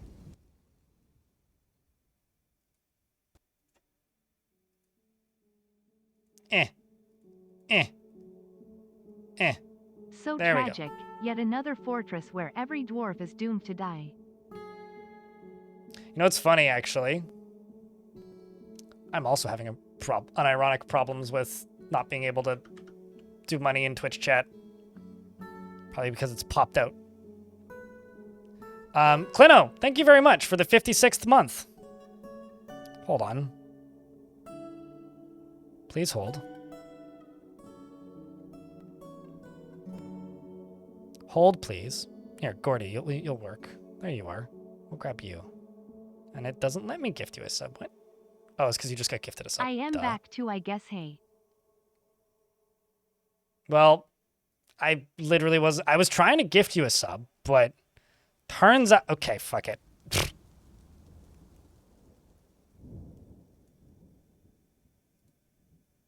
And these are 1 anyway.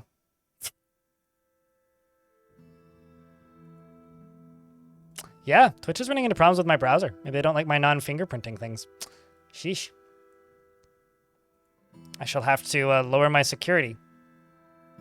That is a train, yeah. Level 7 train. That was not on my... What's the word? Bingo card for today. Yeah, I mean, you got here right after 50 subs were gifted. So things got a little nutty, and then you got here, and you resubbed, and now it's that.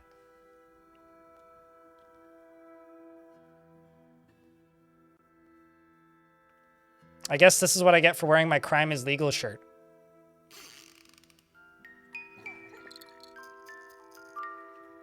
Also, Rith has given birth to a girl. I'm gonna let these dwarves hang out and party until the traders show up, which should be mid-autumn. Although, actually, how many bedrooms am I short? Not that many.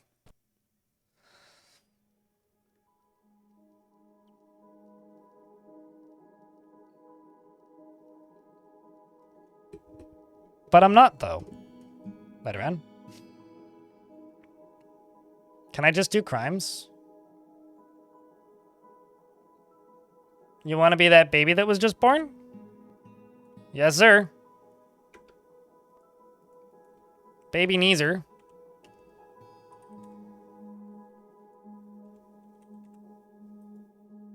Sure, I'll take that. All right. Is an optimist, is inattentive to detail in her own work, and is given to flights of fancy, to the point of distraction, is somewhat quarrelsome, and is bothered by this, since she dislikes... Since she's some... Wait, hold on a second. Let me try this again. She is inattentive to detail in her own work, and she's given to flights of fancy to the point of distraction. She is somewhat quarrelsome, and she is bothered by this, since she values friendship. There we go. She is grateful when others help her out, and she tries to return favors. She is quite comfortable with others that have a different appearance or culture.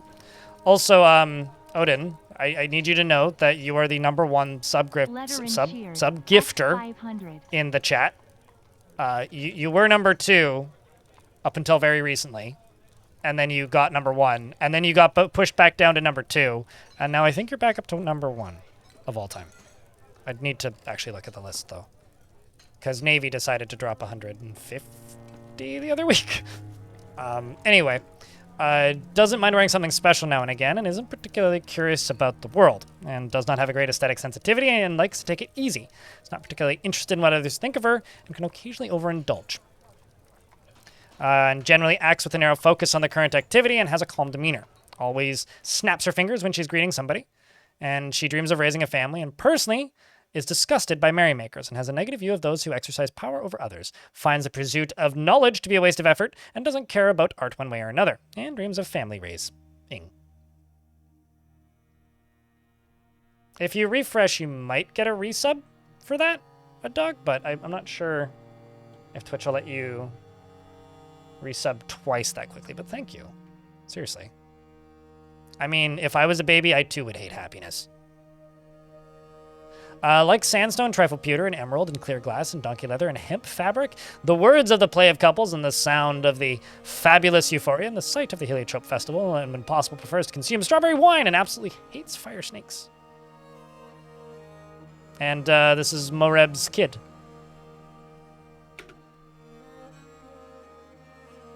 Nope. All right. So level 7 Hype Train needs 9 subscriptions or $43 in bits to level up. Just saying. That's crazy, chat.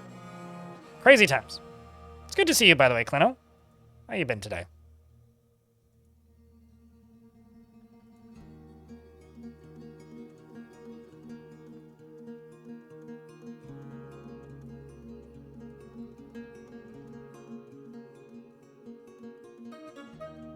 Hangman. Thank you very much for the 10-pack. And Clino, thanks for the $1. Appreciate you. Currently I'm playing completely vanilla, but I've been more and more tempted as of late to start tossing some mods in there. Sickly man in YouTube chat.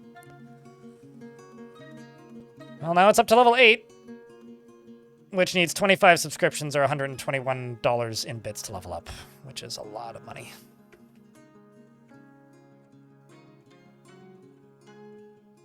Or at least we're also sorting out the moods nice and quick, which is really what we need.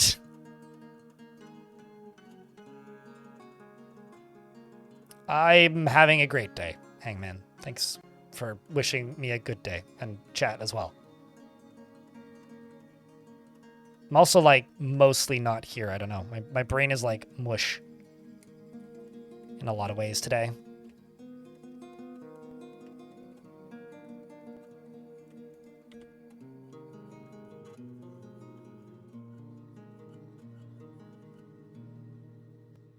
Okay, we've got a lot of dwarves that are worshipping and doing other things. I'm gonna get them to smooth some more of these.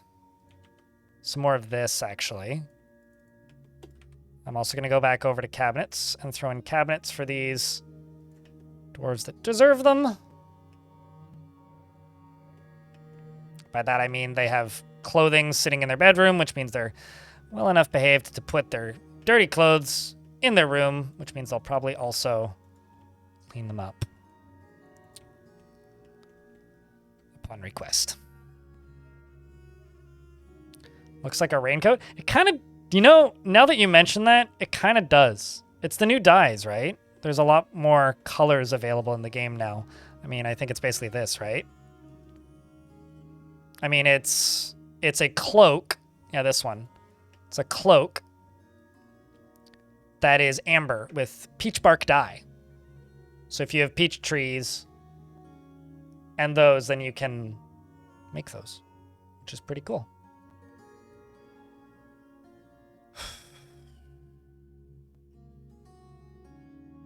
What's the one with the red trim? I think that's either pink or dark pink. This one? Yeah, this is raspberry pink, finely colored with raspberry dye. Most of them, though, I think are running around in one of the two. Those look so nice. Like, really. Looks so nice. Can you make dye of honeycomb? I don't think there's any animal product related dyes. Holy God. Red Dog, thanks for the 20-pack. That That's all I got. It's all plants right now. That is true. Yes. It's all plants down there. I think you guys bought me dinner. Holy shit. I answered your question in the YouTube chat. I don't have any mods running currently. And generally stick to vanilla because I'm known for tutorials and it's easier to explain things when I'm playing in a more vanilla state. But more recently, I've been more interested in getting back into adding some mods to my playthroughs because of the Lewis stuff, which is adding quite a bit of variety to the mods that are appearing now. But generally, I play vanilla, just for convenience reasons. And a caravan has arrived. I mean, yesterday wasn't that bad. It was like below where I like to be, but not in a concerning way. This is now an above average week instead of a average week.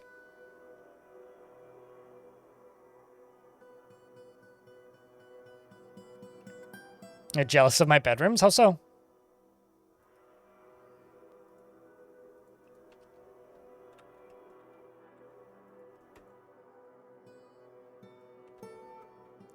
We'll sell anything that's damaged. That hasn't been reclaimed. The amulets. The totems.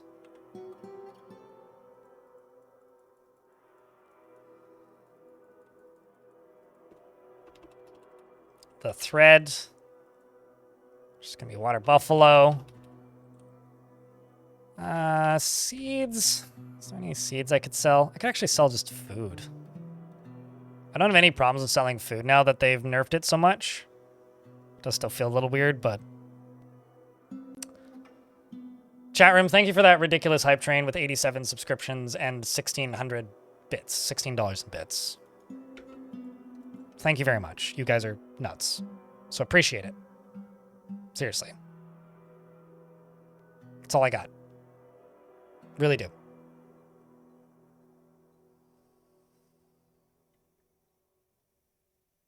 And then the dwarves start bringing all the totems.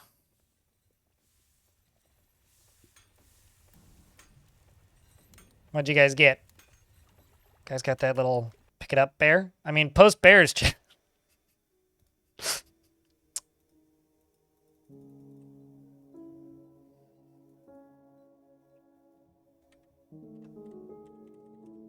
Let's grab... Let's say, do I have any large gems? I do. Yeah, you know what? Screw it. I'm just going to bring this bin over. I'm sure that'll be useful. Diplomacy. I'm your liaison from the outhouses. I'm your liaison from the mountain homes. Let's discuss your situation. There's much to share. They've updated my maps. I should go look. I'm going to request that they bring me wood. Oak and willow. And they want footwear. Alrighty. Shoes. What's going on the map? They didn't give me that last time. Oh, wow. Lots of wars going on. Got this large dwarven fortress of 200, which is getting attacked quite a bit.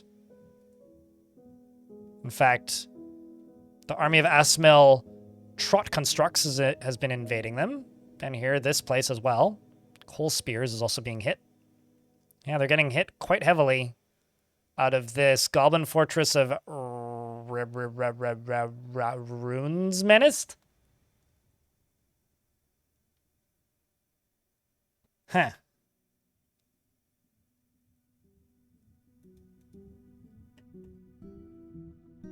Yeah, it seems like you had that one, so you get a different bear. I wonder if this is one by Elfie's... I think Elfie knows the person who drew those emotes. Because Elfie was going on about knowing... That enclosed mountain area? Oh no, there's a few of them in this world. So we are right here, but we're not actually inaccessible. There's this one, and then there's also this one and this one. So there's like 4, I think, inaccessible mountain zones. This almost became one. This also is one. It's just less interesting. I think that's all of them. Yeah, they're very much like end of the fantasy RPG level design kind of thing, you know?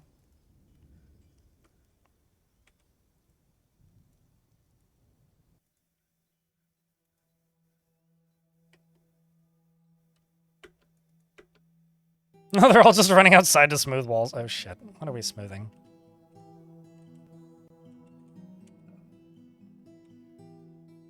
I'm just gonna erase all of this, which is completely irrelevant. Turn around, dwarves. Go back inside. Go do more things of value. Let's also actually just get back in here as well and just quickly make some more bedrooms.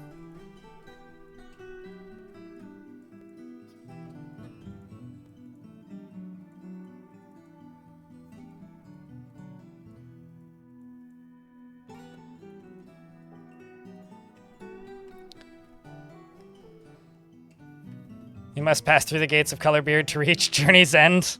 Well, to reach the land's end, to peer off into the great lake that blocks the path into the whatever that mountain range is called.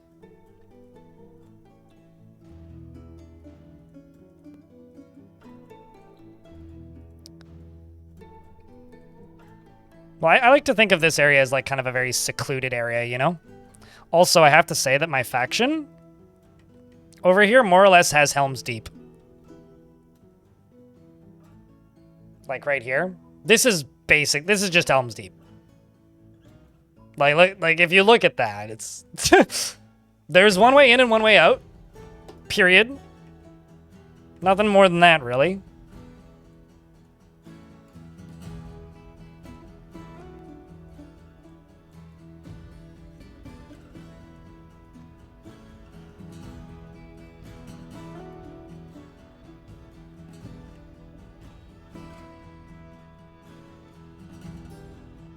Well, at the very least, we've got a good amount of seeds.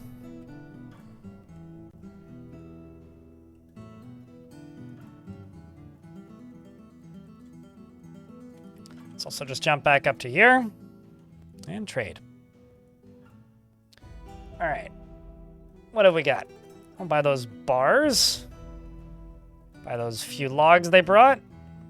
They brought a singular turkey, which I don't really need.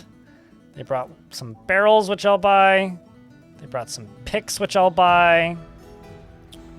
I'll buy that leather. And that leather, and that leather.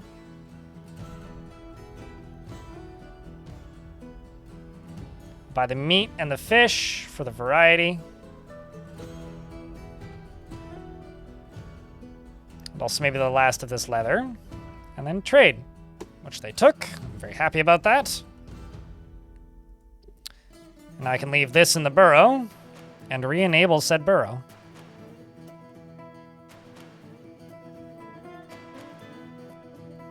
Maybe leave it on for a little bit. Put some stuff away.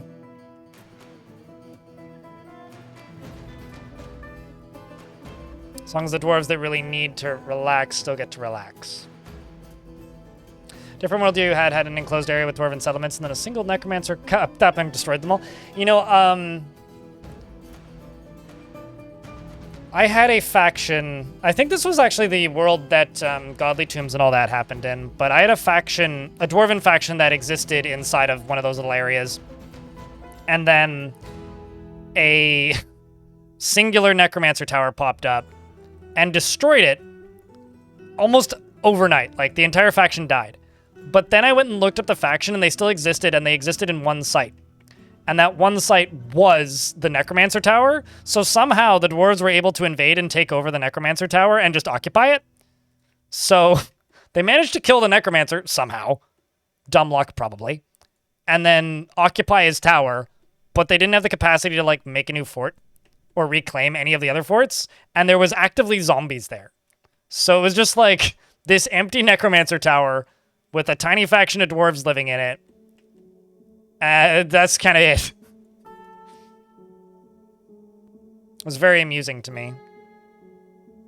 Thanks for being around, Night Dweller, to get it, you know? Hey, chat room. I don't want to be no fun, and I know that we just had a really big hype train. But I have to go get some meds from the pharmacy, and it closes in 25 minutes. It's about a 15-minute walk.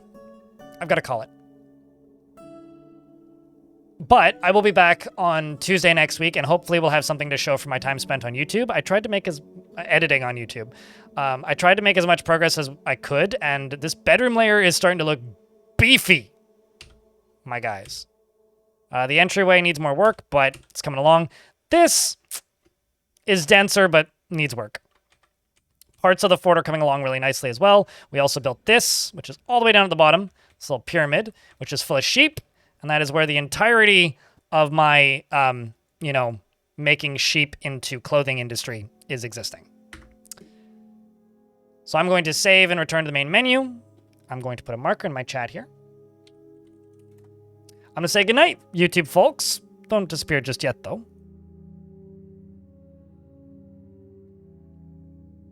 If you're not aware, in my Discord, there is a thing that I posted earlier today, which is the fact that my stream team has started a game jam. This is our third one, I guess. Last one we did was back in 2023. If you're interested in taking part in an adventure game jam, there is a link at the pinned in my in the announcements in my Discord. I will be yelling about it over the next month because it's a month away. If you're interested in such things, check out my Discord for more information. There should be a link in the YouTube description, and on the Twitch side of things, !Discord, and you'll find it. Let's shut down this game. YouTube folks, I'm turning you off now. If you want to come raid somebody, pop over here onto Twitch. Otherwise, I'll see you Tuesday, hopefully with some YouTube stuff in the interim.